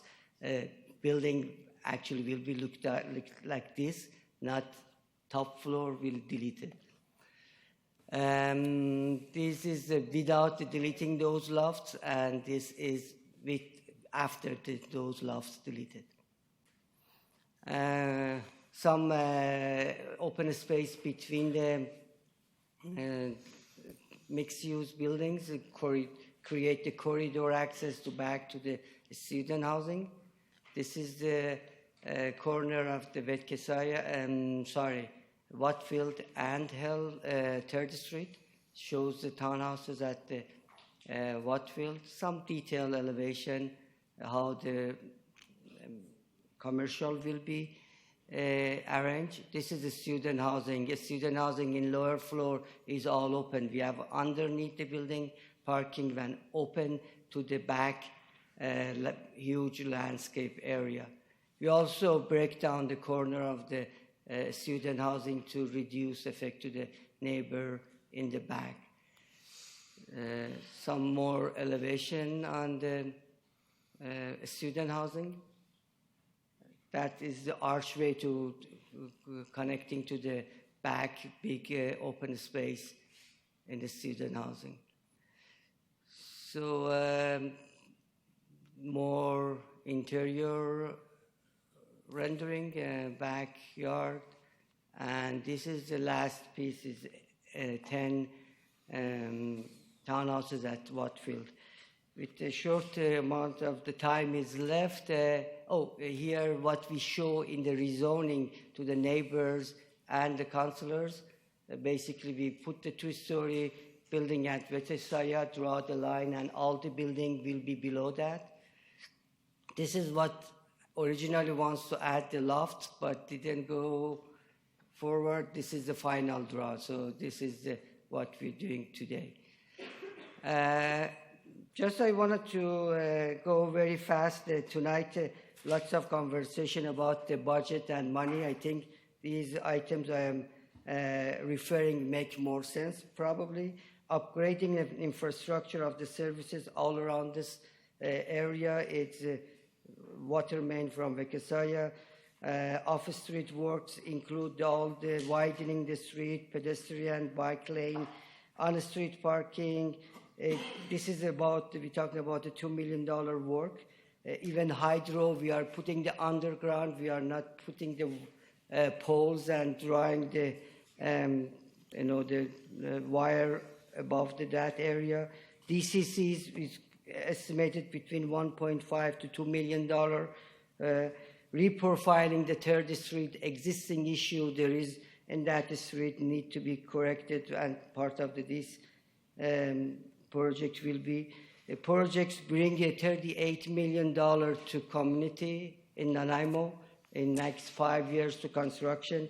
Usually, office street work is last part of the H projects. We are doing in the first phase with those Hillcrest 8 townhouses. We're doing the entire office street work. Student accommodation as much as needed in the area, which will reduce the travel and the parking requirement at the university area. I think this is actually project helping the traffic and things. Public art, part of the rezoning requirement, we allocated some money for doing the public art in this area. And a couple of things, we did not maximize our projects. Our projects could go with 1.25 density. We are just doing 0.97, which is 25% less than maximum. We could build up to 220 beds as rezoned area. We are doing 206. And all the rationale for the parking variance, I think, is very well written in the staff report. And if there is any question for me, I think I have 8, 9, 10 seconds left. I did not bad. Thank you. Councillor Armstrong. I have 2 questions for you, sir. Yes. You said that you've put a proposed bus stop there. Has that gone to the RDN for forwarding to BC Transit for consideration? It's existing bus stop at that intersection, Hillcrest, and basically we are a little bit moving around, but we are building the buses. So you're making an improvement to it? That's structure? correct. Thank you very much. And then just my last question, you're going to be making on-street parking, which in my opinion will end up being VIU students. Is there going to be parking limits there for 2 hours or anything like that? That might be a question for staff, with residents being exempt. Your Worship, the on-street parking would be under the city's control. So ultimately, if there was a concern, the city could implement parking restrictions, yes. Thank you very much. Thank you. Councillor Yoakum. Thank you. Just quickly, I like it. I've seen one of your slides there. Are you bringing FUBU to Nanaimo? On your retails, I've seen FUBU, and that'd be so awesome. No, it's our 3D rendering. They're Spanish. having fun on that. Yeah, Okay, they are thanks. fun of that. I did ask them to use the image. Thanks. No problem. Thank you very much. Councillor Hong. Thank you. Just a question. I think, I don't know if I recall, but when you presented this to us originally, I didn't think this was going to be done in 5 phases. I was hoping it's going to be done a lot sooner, because now you're calling for a 5-year plan. Is that the full build-out? Sorry, is 6 phase is at the projects. 6, right. We estimating in 5 years takes time to build is basically a couple of things need to be considered. First of all, right now, everybody's swamped with the work they are doing is even not possible to do all working drawings, all things prepared. Usually takes, I don't want to blame the city, but usually takes 2 to 3 months to get approval for building permit. It takes 5 to 6 months now. It's basically, its realistic number is 5 years, but it's going to be continuous. It's not going to be stopped. It's phase 1 under construction, phase 2 under building permit. As soon as they basically done, they're moving to the phase 2. So it's going to be continuous, but the realistic number is 5 years. I would have liked to seen phase 3 first, and we do need more student housing. So that makes way more sense to me for the demand that we need right now. We need inventory. Yeah. And that phase 3 had the most impact. It was 290, beds. Yeah, absolutely. I understand what you're saying. And what we're doing is on actually our phase 1, which is phase 1 construction. It really includes phase 1, 2, and 3. So in other words, it includes the Hillcrest townhomes first, then one of the first most westerly mixed-use building, and also student residence. That's our first phase of construction. And then we hope to go in a second phase to build the rest, or maybe in 2 stages. Okay, thank you. Okay. Thank you. Councillor Brennan. I really like this. Thank you. It's changed a lot since when it was first presented, and I liked it then anyway. So thanks for persevering through our processes, and our waits are 3 to 4 months or 5 to 6 months. Thank you for hanging in there, and this is good, and I think it'd be really good for that street and that little square there. It's great. Thank you. Thanks. Thank you for support. Thank you. We have no further questions for you. Councillor Hong, did you have a question? No, for staff. Okay, thank you. Thank you. Through you to staff, the community contribution is $221,000, and that's going to apply towards road. Councillor, can I get you to hold off until we get a motion on the floor? Moved by Councillor Brennan, seconded by Councillor Yoakum. Thank you. Pardon me, sorry. Okay, through you to staff, that community contribution of $221 to be applied towards the road reprofiling. I get it for $50,000. Green designed features for 81 and site amenities such as public space for 90. I don't understand how we can have really public space in a private property. I would really like to see this money, well, not the road part, but the actual 81 and the 90 go to a park. Like, why are we putting the money back in when developers kind of do their own landscaping? Is this something new, or do we always do that? I'm just confused. Mr. Lindsay. Thank you, Worship. I wouldn't say it's something we always do. I would think in unique situations where there's the opportunity and there's going to be that situation where you're inviting the public into the development, such as this. You have a mixed-use development with commercial. I hear what you're saying. It's not truly public space, but there is, I think, the opportunity to improve those areas beyond just our minimum landscaping standards. So that's what we've seen here in this application. So that would include things like hard and soft landscaping, and include things, as you heard mentioned from the delegation this evening, things like public art that will go into those areas to try to improve those quasi public spaces, I guess. I have a problem with that. It's just because of the fact that this is their development. Yes, we have minimum guidelines, but if they want to sell and rent, they're going to do the best they can to landscape to attract the best potential clients or customers or tenants, whatever you want to call them, to their space.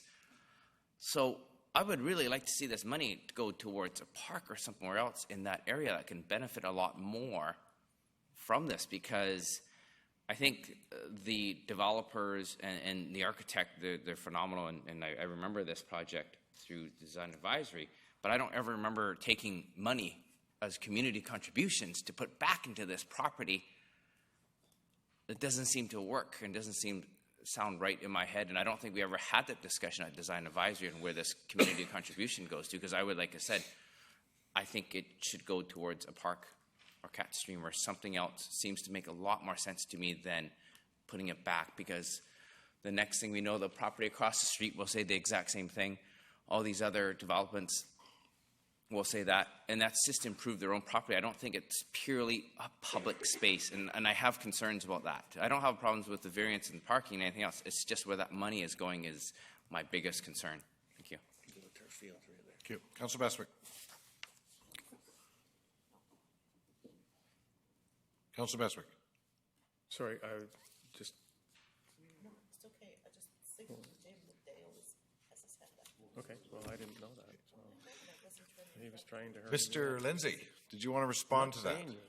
Sorry, Your Worship, I wasn't trying to interrupt the debate. I just wanted to add on to what Councillor Hong was saying, and just point out that the community contributions secured through the rezoning phase. So we would bring forward that those monies and the targeted investments at the rezoning stage. We've included it here in the report for information, but I want to be clear, it's not part of the development permit approvals that are before you this evening. Those decisions have previously been made. Thank you. Councillor Beswick. Thank you very much.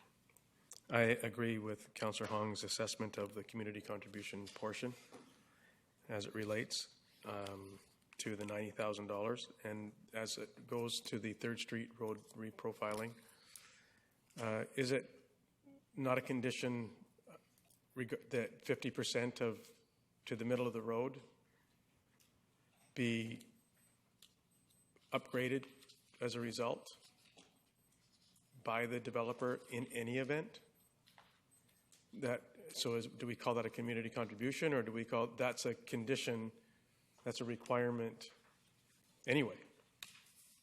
Your Worship, that's a very good point. So under frontage works and services, the development would normally be responsible to all the improvements to the center line of the road. So that'd be curb, gutter, sidewalk, street lights, the full works. In a case where you're doing something like reprofiling a road, of course you can't reprofile just to the center of a road. There has to be works that go beyond the center line. So part of that community contribution would be to those works beyond what they're required to do by bylaw. In addition, the actual portion of the road which is being reprofiled is closer to the Watfield end and will actually extend and project out closer, I guess would be to the east, beyond Watfield, so far beyond what we'd be getting in the property frontage works and services. So yes, they'll be doing those frontage works and services, but yes, there are works beyond what would normally be required. Thank you. Another question, please. So is it reasonable for me to assume that the 3rd Street reprofiling will significantly widen that portion of road? The reprofiling will lower the current hump that's in the road there. Separate from that, there'll be road works, which will ultimately result in the widening of the road right-of-way and improvements in that road. But what's important is a lot of that widening is actually going to be used for things like you've heard mentioned, parking, bike lanes, and improved pedestrian facilities along there, not really widening for the purposes of adding additional traffic lanes. Thank you. As well, just on page 104, and I'm sorry, I know it's late, but at the top paragraph of it, so we're talking about 157 parking space variance based on 0.4, so for 4 beds. Then at the top of page 104, it reads the second sentence, however, a more relevant rate based on observed parking demand for other approved student housing projects, which is the one on Waikasa Avenue alluded to, which in this case would amount to 82 spaces instead of 159 spaces for a difference of 77. So, but we're being asked for a difference of 159 or 157 or whatever the number is. It says 157 on page 103 and it says 159 on page 104. But my point remains the same. So somehow we've arrived at 0.4 spaces per bed. We're in a residential multi-use neighborhood that's going to be expanded for multi-use, commercial, other housing types beyond student. Mm-hmm.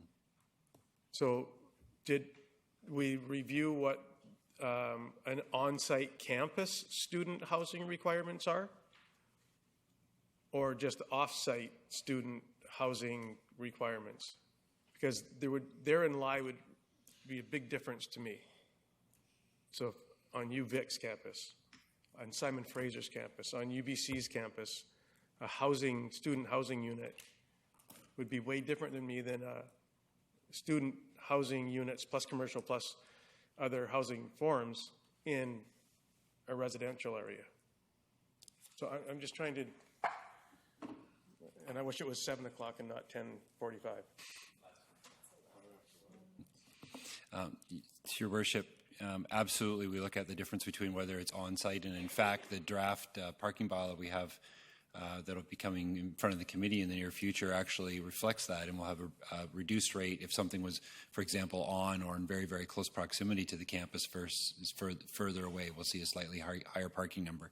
The 0.4 number and the associated variance is something that was reviewed by a third-party parking consultant. They've done a comprehensive report based on the development in its entirety, of which student housing is a component.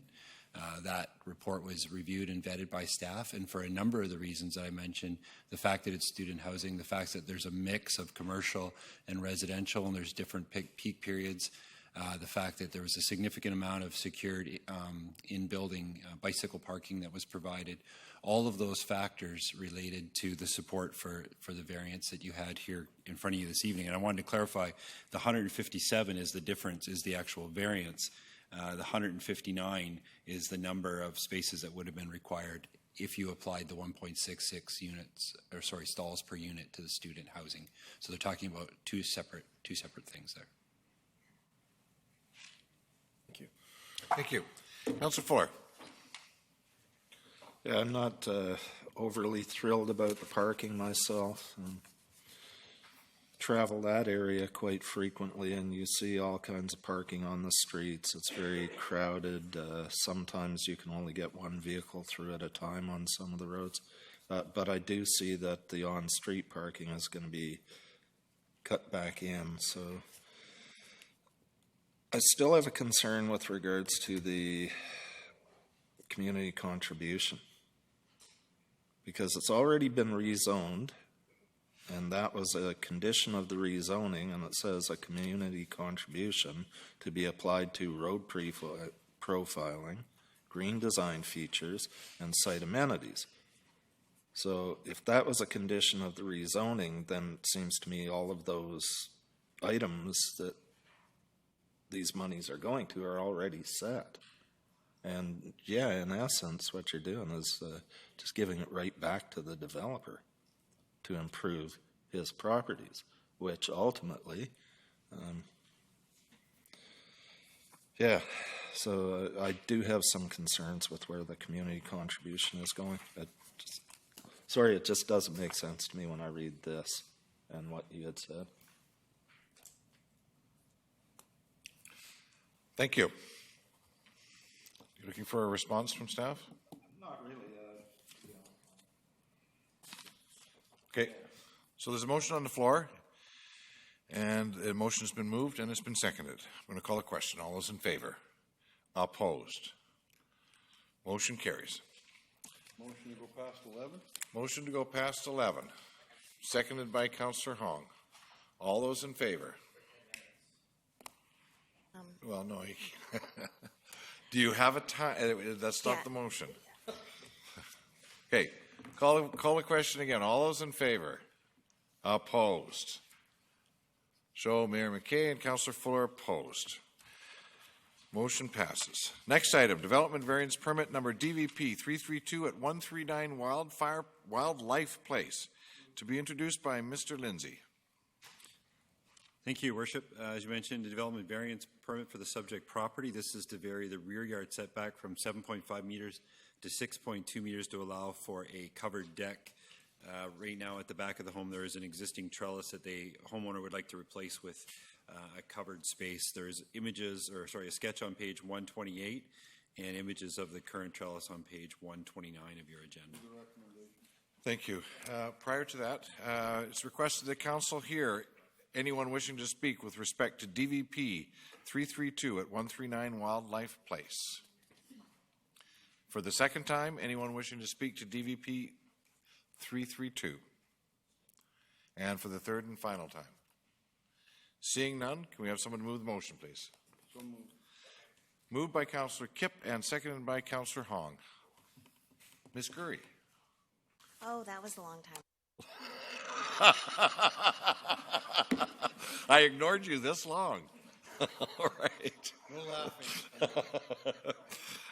So it's been moved and seconded. Call the question. All those in favor? Opposed? Motion carries.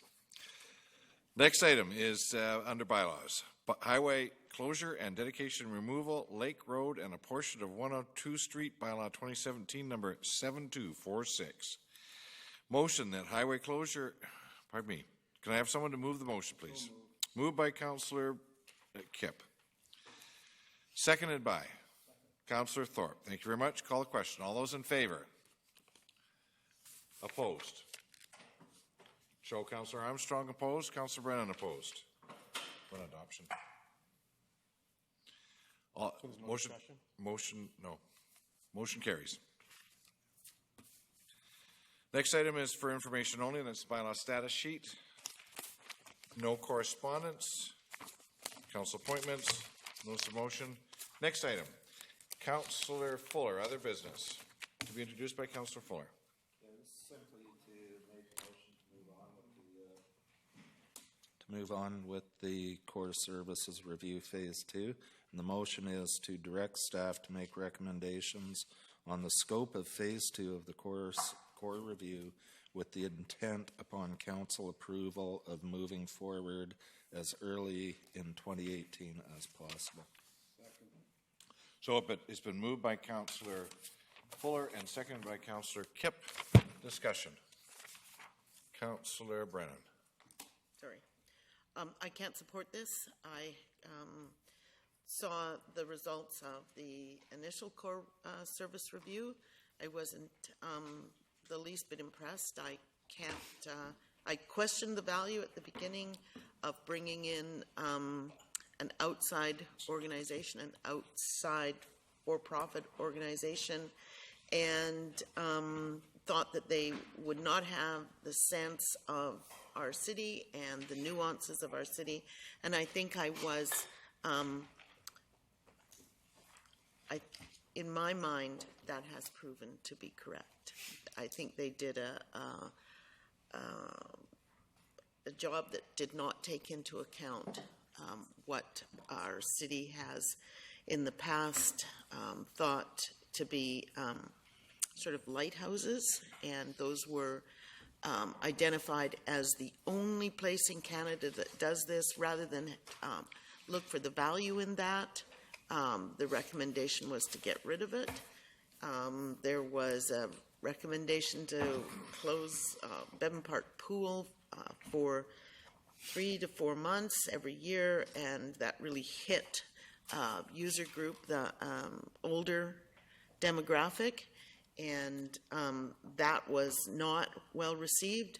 There was a recommendation to tear down the Departure Bay Community Center. We haven't moved forward on that either, and I don't think we're going to.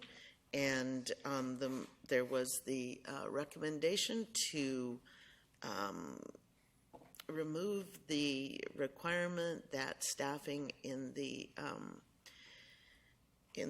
local jail, to remove the requirement for gender-specific guarding. So I think there was several real misses in terms of understanding this community and making recommendations for it. Beyond that, the idea that there was going to be millions of tax dollars saved has simply not borne out, and we can see that because we have another tax increase that we hadn't expected that we would get something like that. So I just can't. To me, $250,000 spent, nowhere near that amount of money reaped. In fact, on the jail guarding, we've been unable to establish that there was any saving. And that, for me, is the one thing that we went ahead on, and we can't establish we saved any money. So I think these things are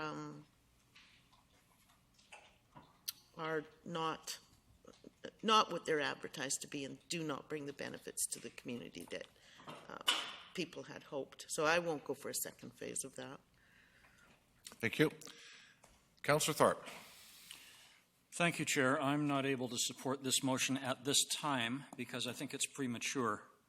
And I say that because we were informed last month that, In undertaking phase 1 of the core review, there was over 70 recommendations, and we were told that some 11 of them only had been completed to this date, and that another 31 were underway. So we've still got an awful lot of work to do to finish what was recommended, or examining what was recommended in phase 1. Before I give any support to looking at a phase 2, I'm going to want to see phase 1 completed, and then step back and have a close look at what benefits I think the city received from it in terms of savings, and what costs it came at. So I want to be able to examine the results of phase 1 before I say, yes, let's go ahead to phase 2. Thank you. Thank you. Councillor Armstrong. I'm supportive of doing a phase 2, but I too agree. I would like to see phase 1 fully implemented, make an assessment of the savings or not, whatever. But I do think it's a good idea to go to phase 2. I just would like to see it done after we're finished with phase 1, and we've got those recommendations completed as best as we possibly can. Thank you. Thank you. Councillor Fuller. Yeah, so part of the doing this is because the majority of the recommendations have or will be worked on and are being worked on. And as for the savings, a lot of the decisions we made, like changing the purchasing policy and others, some of the stuff through the Deloitte report, are going to take a couple of years before we realize how much money we're saving. They gave us some numbers like 6 million here, 5 million there. Well, you know what? If we only save 2 million, that's 2 million. Whether we save the whole 6 million or not, that's 2 million, which is more than the cost of the report for the core review. So I think it's wise to move forward with it, because I'm not going to wait, like Councillor Thorpe said, until after everything is done before moving forward with the next, because I may not be elected next time. So I can't even say that I will be here to move forward with it. I want to see this done, and I want to see more and more of the recommendations implemented in it. And we're doing that. And so I think this has been one of the best things that this council has done since it came into being in 2014. Yep. Councillor Kipp. Thank you. Well, we did see in the core review that in 10 years our wages have gone up 54% across an average. We have seen purchasing changes that have implemented phenomenal changes in our contracting. We've had staffing issues that have been changed. As far as the guards went, we heard very clearly that the rest of Canada stopped doing this, that it wasn't a benefit, it didn't make a difference, and for some reason we're hanging on to we're the best ever because we're the only ones doing it, and I can't see that. Since the core review, we've had supply management reviews. We've had the Deloitte report that's on the table now that talks about some of the inefficiencies that we're having in our city. And this started in 2008. I've just been going over it. It's been called a con job. It's been called, that it's not doing anything. It's obvious to me when you read the reports and study them, getting past the nature of your own sort of physical philosophy is how the world should tick. This has done a lot. It gives us a benchmark that we never had before. And what I find funny is both management and the union over the years have fought this.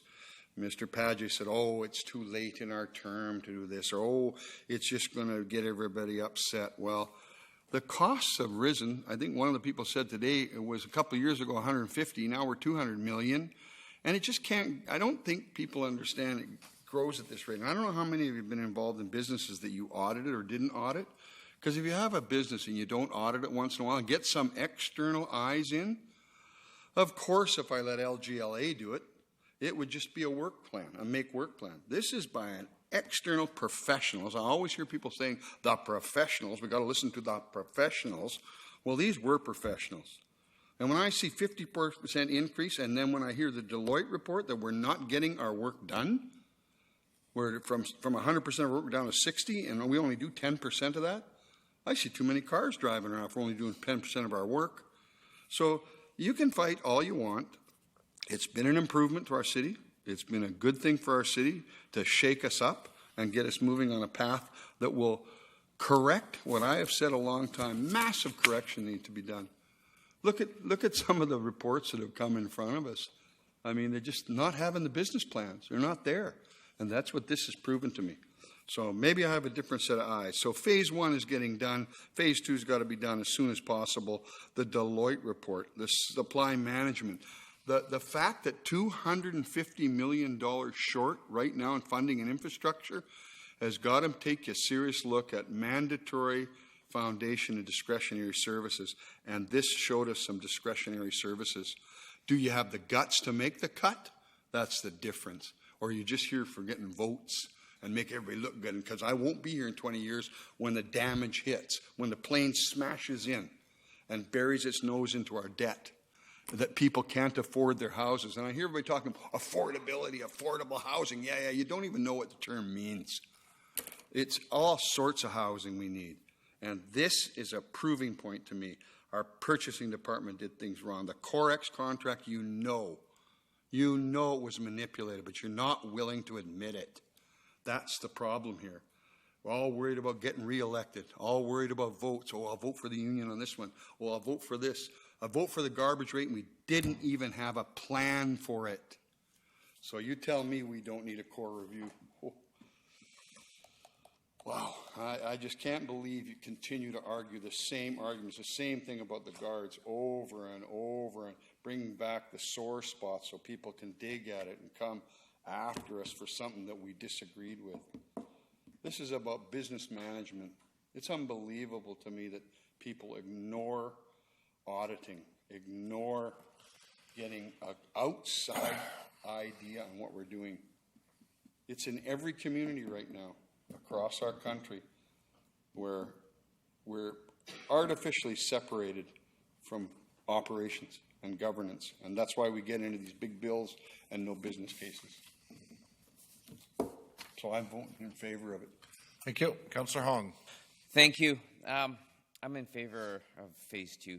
It's just because that phase 1 was a great benchmark. You know, it doesn't even really bother me if we don't follow through with all the implementations. I don't think we have the guts to deal with the seniors pool right now. I really don't. So you know what? I'm not going to deal with it. I'm just going to leave it.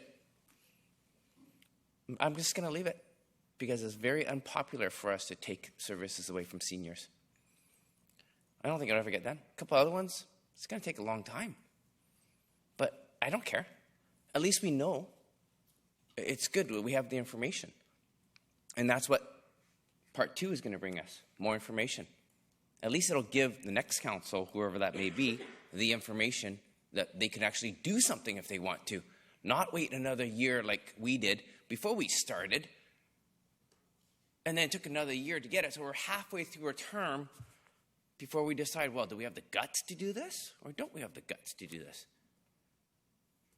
I support it just to get the information there.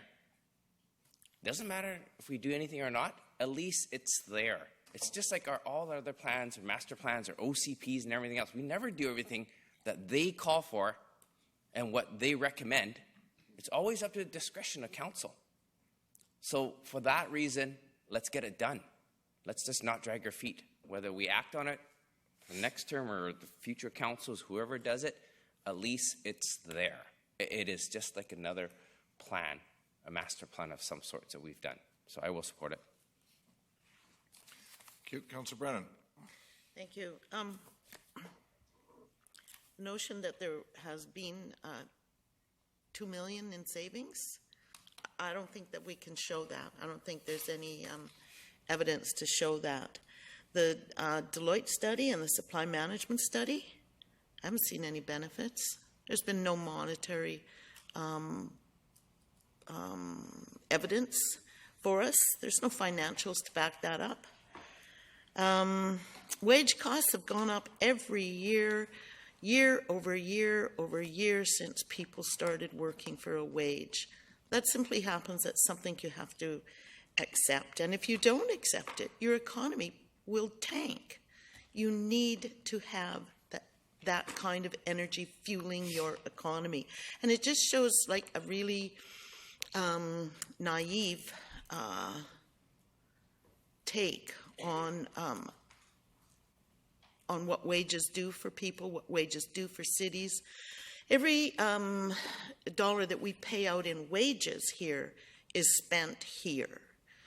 So we are recovering lots of that money in taxes, and businesses are thriving because we have a workforce that's adequately paid, fairly paid. And to suggest that somebody doesn't have the guts to deal with the seniors pool, I'm offended. I'm truly offended that that we would say that about our seniors. They have this little oasis out there at Bevan that works really well for them. I'd turn that on its head and say that we don't have the compassion to actually look at that as this haven for people who are elderly or people who have disabilities and require the temperature out there is what it is. So, you know, let's be realistic here. This is about, this whole exercise from beginning to end has been about trying to cut costs. We haven't been able to show any costs. And if you thought going into this that the core review was going to lead the way to cutting wages of our staff, you were seriously misguided. That's all I have to say. Thank you. Councillor Yoakum. Thank you. A couple comments would be my support of core review phase 1, as it will be for phase 2, is an audit from a simple fact is, I don't like always comparing things to my day job, but I'm audited by federal and provincial government annually. We do a practice audit as well, and it's a good benchmark when myself and my staff need to pull our socks up or we're doing well. To me, it's not all financial related, and it's for best practices. So it's been very beneficial in my little world, my day job, and keeps myself and my staff positively, knowing that where we can improve and where there's gaps. So that's my support for phase 2. But for just to think, oh well, I'll support phase 2 after phase 1's done, is basically just a stall tactic, because we all know everything in phase 1 isn't going to happen. It's not going to happen right away, and it's going to take years in some of these areas, etc. So, but nonetheless, that's each individual. In regards to taxes, I hear a lot of tax comments tonight, when many at this table, actually, it's been a battle to actually try to keep taxes down. Many in this room have opposed to even vote in favor of taxes because they weren't that pleased with it in the last 3 years. So I'm sure the minutes could be pulled out on that. So nevertheless, so it hasn't been easy to keep the taxes down. If it was up to some, the taxes would be at those numbers, 10.5+% at this point. So it is what it is, and it's that's my reasoning for support in phase 2. There's some key major funding and practice concerns that are important to phase 2. There's the fire, there's the policing. And there's also, which I don't know what would categorize it, but it's, we're all getting emails around the social issue stuff, like the homeless is a key one, but also the fentanyl crisis and a lot of other social issues. So I don't know if it's on our radar or not, but I think it should be discussed, and that would be an area where there's gaps. And I think we'd find gaps in phase 2. So to me, it's not strictly about, some people think it's strictly about money. For me, it's part of it. Yes, I'm not naive, but also it's also about best practices and keeping ourselves in check, as I do in my own personal day job, and this, I think, is beneficial here as well. Thank you for your listening, you guys. Thank you. Yeah. I'm going to move on to first-time speakers. Councillor Bestwick. Thank you. One thing for sure, I think it's really challenging for this table to have this type of conversation and debate at 11:30 at night. I really do, and I'm not complaining about it. I'm here, and so we're here. But I think it's pretty hard for most businesses to function and operate at 11:30 at night after being here since 4 o'clock today, to try to have this conversation. I think that when we talk about audits and reviews and internal and external and third party, I think it's important that organizations and agencies of our size and scope do have an external eye on us. And I don't know what the right number to pay for that is.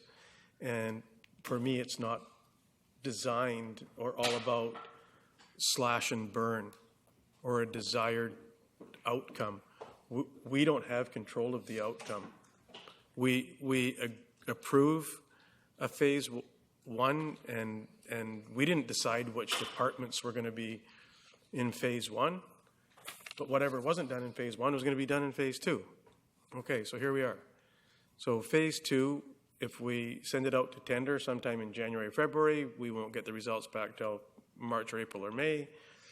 And then the work will start in October, November, or December. And then we'll see the results sometime in 2019.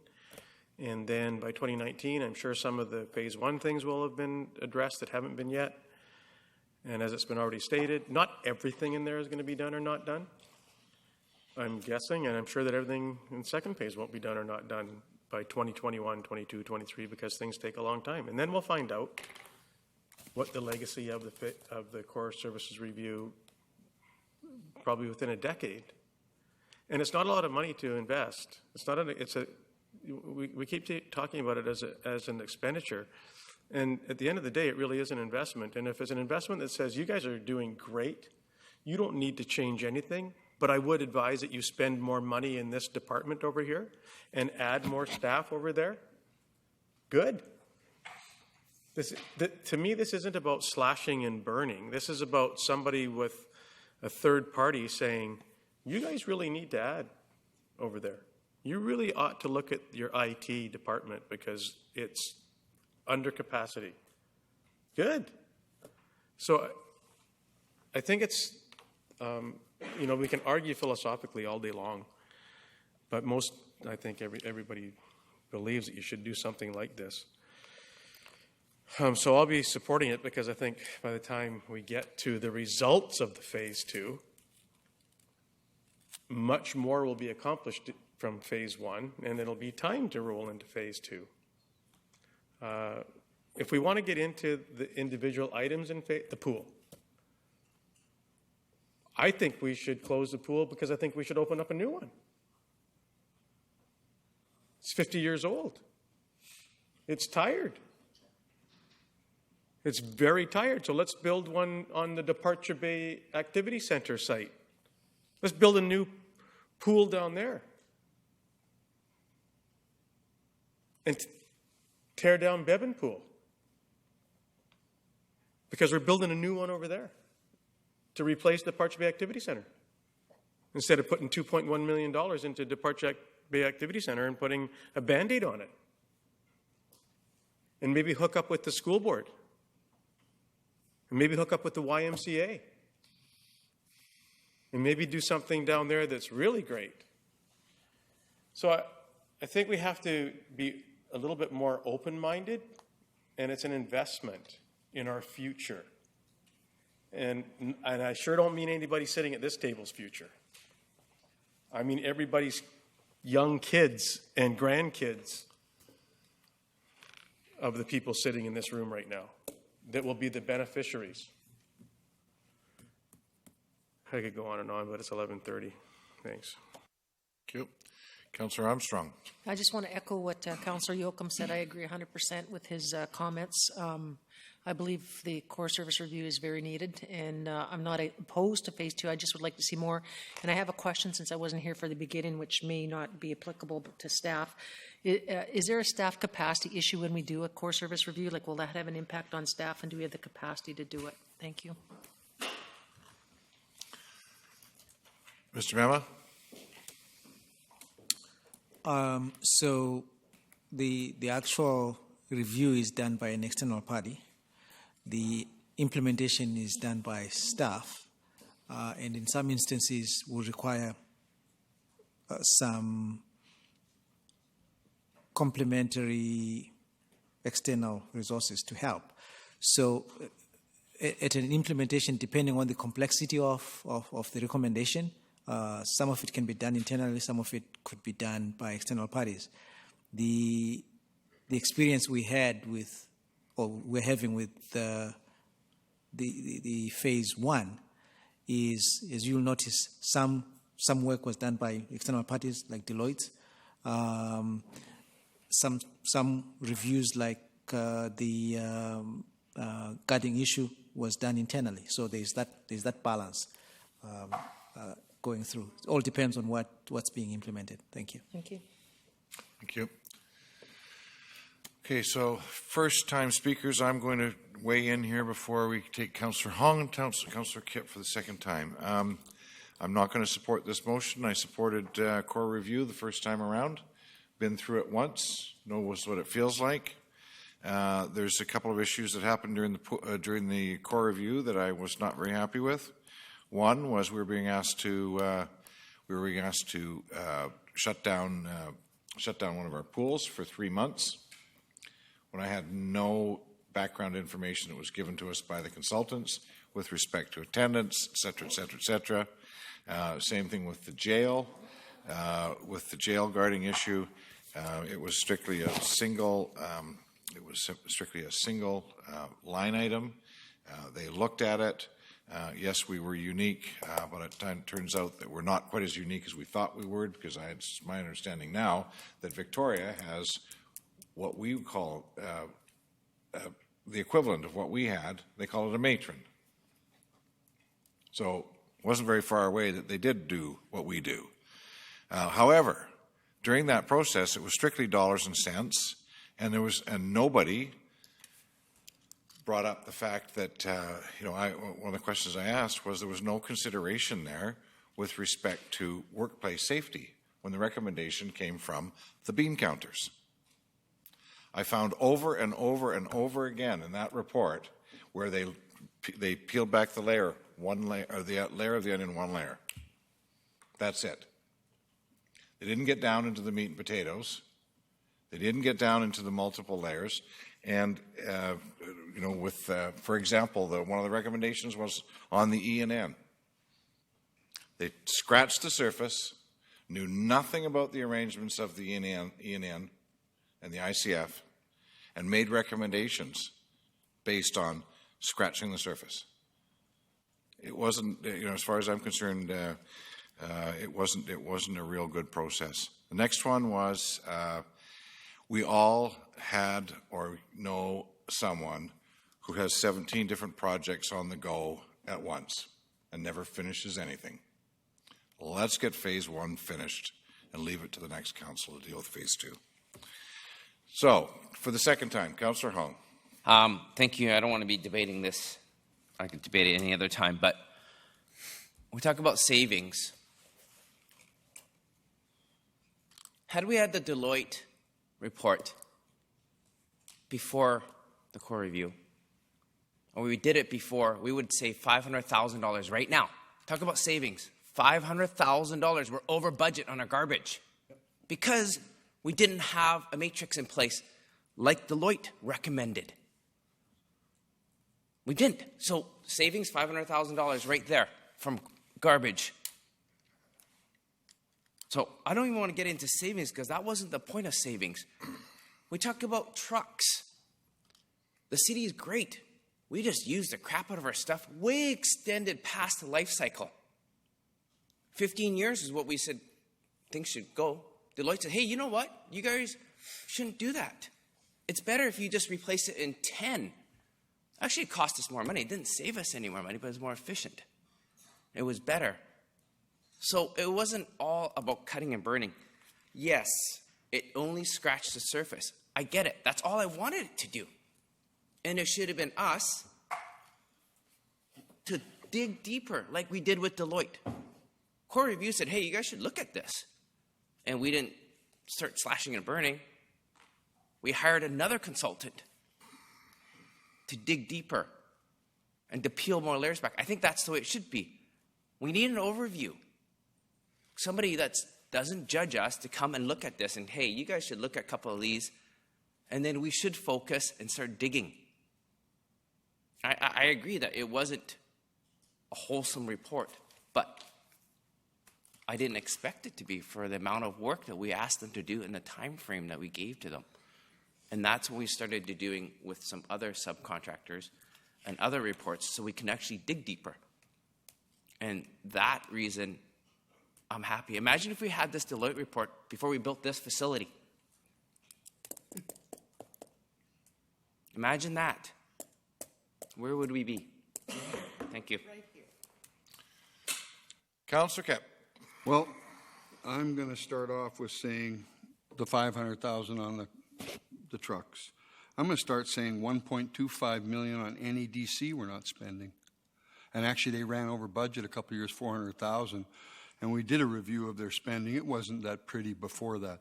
So 1.25 on NEDC. We've stayed about 300,000 now on the DNBIA.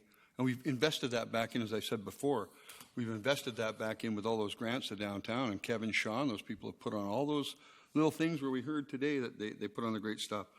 Talk about Oasis. I heard our tourist people talking about our Oasis. And that Oasis is Nanaimo. And if you understand physical fitness, just going to a pool regularly 12 months of the year ain't going to help your physical fitness. You have to change it up. When you're old, you got to change things. You got to move differently. I have friends, and now they're taking specialized courses, Gordy Reset, specialized courses in adult training, and you got to shift that. I talked about closing the pool and putting the lifeguards out on the beaches where the kids swim in this beautiful thing we're trying to tourist money out of. That's our beaches, our lakes, all getting those old people out walking around, say, Sachin Island. We found out that the management at the RCMP, they have, I think it's 60 or 50 CUPE employees, and there are only 2 managers there. So it shows me a ratio differently. It showed me in there that our previous staff didn't implement our strategic plan, that they didn't care to implement a $250,000 strategic plan, the first one this council has ever seen. And they didn't implement it, so we found that out.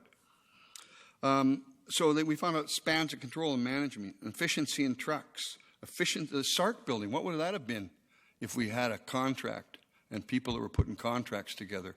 So that's what I found out. So 2 pools, one's open, closes for a month. The other one's open. If it closed, it's an old, and I said before, if you really want to extend the life of that pool, if you close it for 2 months of the year, then it's going to extend its life. They're going to have more time to clean it and maintain it, and we get people outside in fresh air, not under a 40-year-old ventilation system. And there's more temperatures at the other big pool. There's 4 different temperatures of the big pool, and that's why we designed that in 2015. Well, when we put that in way back in 2010 or 12 or whenever it was. Oh, it's just 12 years old now. So, like everything else here, it's efficiencies. It's NEDC's 1.25 million that we're down now. So I think that's a savings to me. Efficiency's a savings. Thank you. I guess you know where I'm at. I've been pushing core review since 2008. Thank you. Councillor Yoakum. Just quickly, I just want to state, since this is obviously a political item and everyone's made their political position on it, I just want to recall, Mr. Mayor, when you were discussing the Bevan Pool, which there's no real decision ever came out of that. I recall I thought you were unfairly getting we got a lot of emails that year when you made a statement. Probably the one in the media outlets probably misquoted you, but nonetheless, when you stated the people go to Westwood, there's lifeguards there, and there's a ramp for the elderly people. And then I remember we got a barrage of emails attacking. Pardon me? We got an email, a statement that you stated in media, saying about Westwood Lake's great, and there's a ramp there for elderly people. Something in that context. I don't know actually verbatim. And then all our emails got flooded. So I just want to state, so when we're making political comments, one's position may be at the time, because that's fact. I'm not just making this up because I'm just want to make something up. So my final comment would be the people in Nanaimo, the taxpayers in Nanaimo deserve to see a grade. If it's working, it's working. If it's not, it's not. So I think for $250,000 on $200 million budget, the people in Nanaimo deserve to see a grade. They may not do this ever again. I don't think there's been one in the past. So this may be a decade or so we get another grade. So that's why I'll be supporting the when you call a question. Thank you. Thank you. So it's been moved and seconded. I'm going to call a question. All those in favor? Opposed? Show Councillors Thorpe, Armstrong, Brennan, and Mayor McKay opposed. Motion passes. All right. Oh, no, we got another motion. Next item, Councillor Brennan, motion re downtown disorder, to be introduced by Councillor Brennan. Because of the hour, I would like to move that to the next meeting that we have as a council. Thank you. I'm sure all, Ms. Gurry. That would be the December 18th meeting, is a council meeting, is the next council meeting. Yeah, I mean, can it go on the next committee of the whole meeting? Is that allowed? Yeah. Yeah, I'm good with that. Do it then. We'll be moving it to the next committee of the whole meeting. All right, so now we're into question period. We have two questions, one from Mr. Manners. Mayor and Council, Bill Manners from the Nanaimo. Real quick question regarding the Rising Report. Under which section, 90 I believe it was, did the city Facebook page removal fall under to be discussed in camera? Ms. Gurry. In just a moment, I'm just going to put my... I'm not supposed to. I can hear you now. I'm not supposed to be here right now. Okay. It's it's legal advice. Legal advice. There was legal matters stated about the Facebook derogatory comments. And so we had a legal opinion, we talked about legal opinions in camera. So we've got our speaking order, if we could. Councillor Armstrong. I was just going to confirm what Councillor Kipp said, that it was a legal matter and all legal matters are discussed in camera before any decisions are made.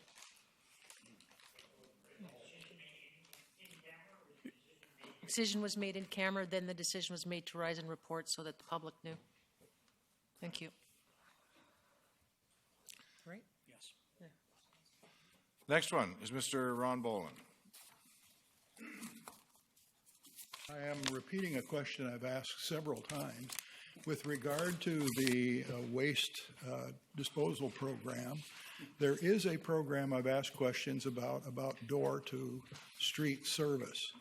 I was promised in September that I would be getting a report on how that works and how it may be impacted by the fact that instead of carrying, as an 80-year-old person, carrying bags that weigh ounces of material down to the trash, I'm now going to be carrying virtually 80 pounds of bins for my 15 pounds or so of waste. And I know that there is a program for it. I've been told there are 200 people on it, but I don't know. It should be a contractual service between the city and the citizen when you change programs like this, if they're going to make major impacts. I asked at the Public Works and Committee for a report. I was told I would be getting it. And now I understand that that committee won't even meet until January. So there aren't even any minutes from that meeting back in September. Something needs to be done about these procedures. So if I could, sir, I've got your question in front of me. It says, does the budget reflect costs of door-to-street services? Yes. And what are the conditions to get this service? That's the question. Yes, right. In a nutshell. Okay, Councillor Bestwick. Thank you.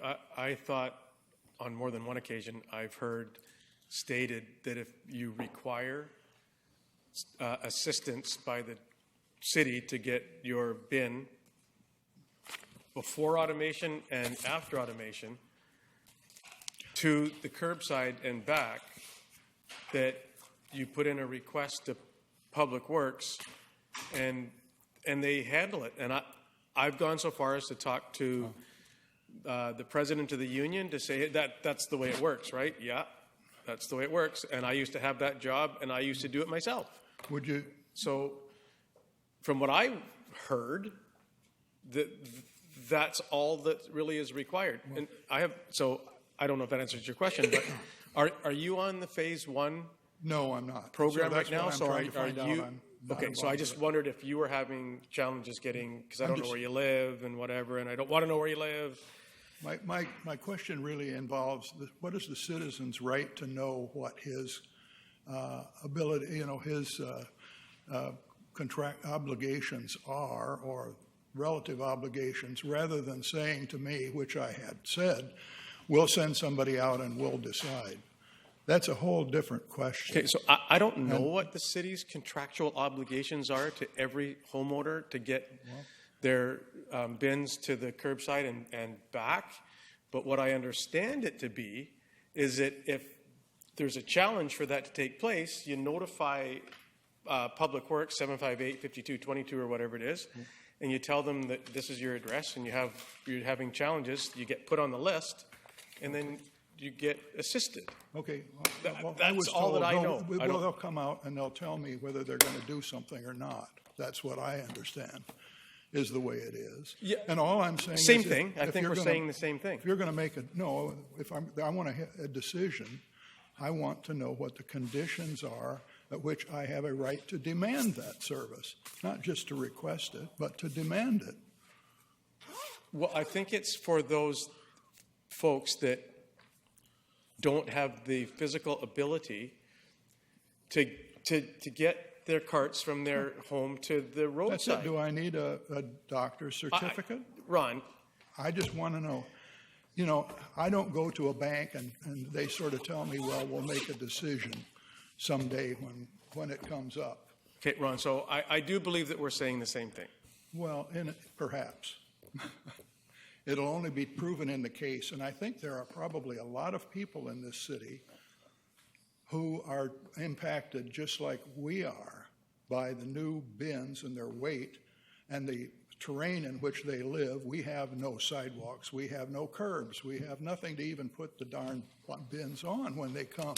So my point is, everybody should know what their rights are as regards that, and it should be taken into account. I saw no line item in the budget for handling those 200 people currently, let alone how many could come later.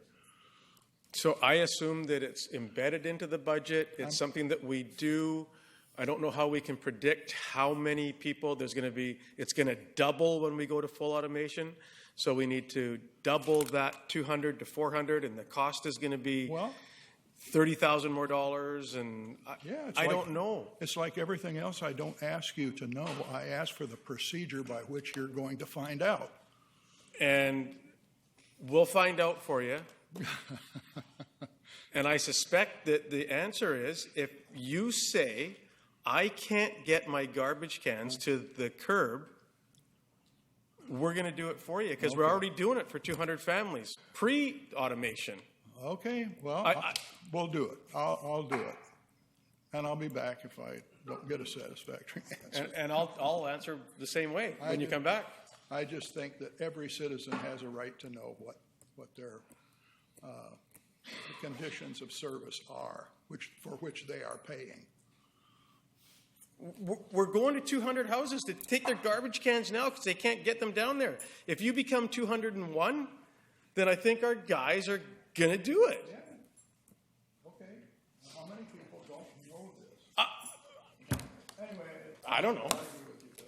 It's, I think it's a condition of service that everyone has a right to know exactly what it is. I know that there is at least one household that already has private service. Okay, perhaps you gentlemen would like to have a conversation after the meeting is adjourned. Motion to adjourn. Seconded. All those in favor? Opposed? Motion carries. We're adjourned.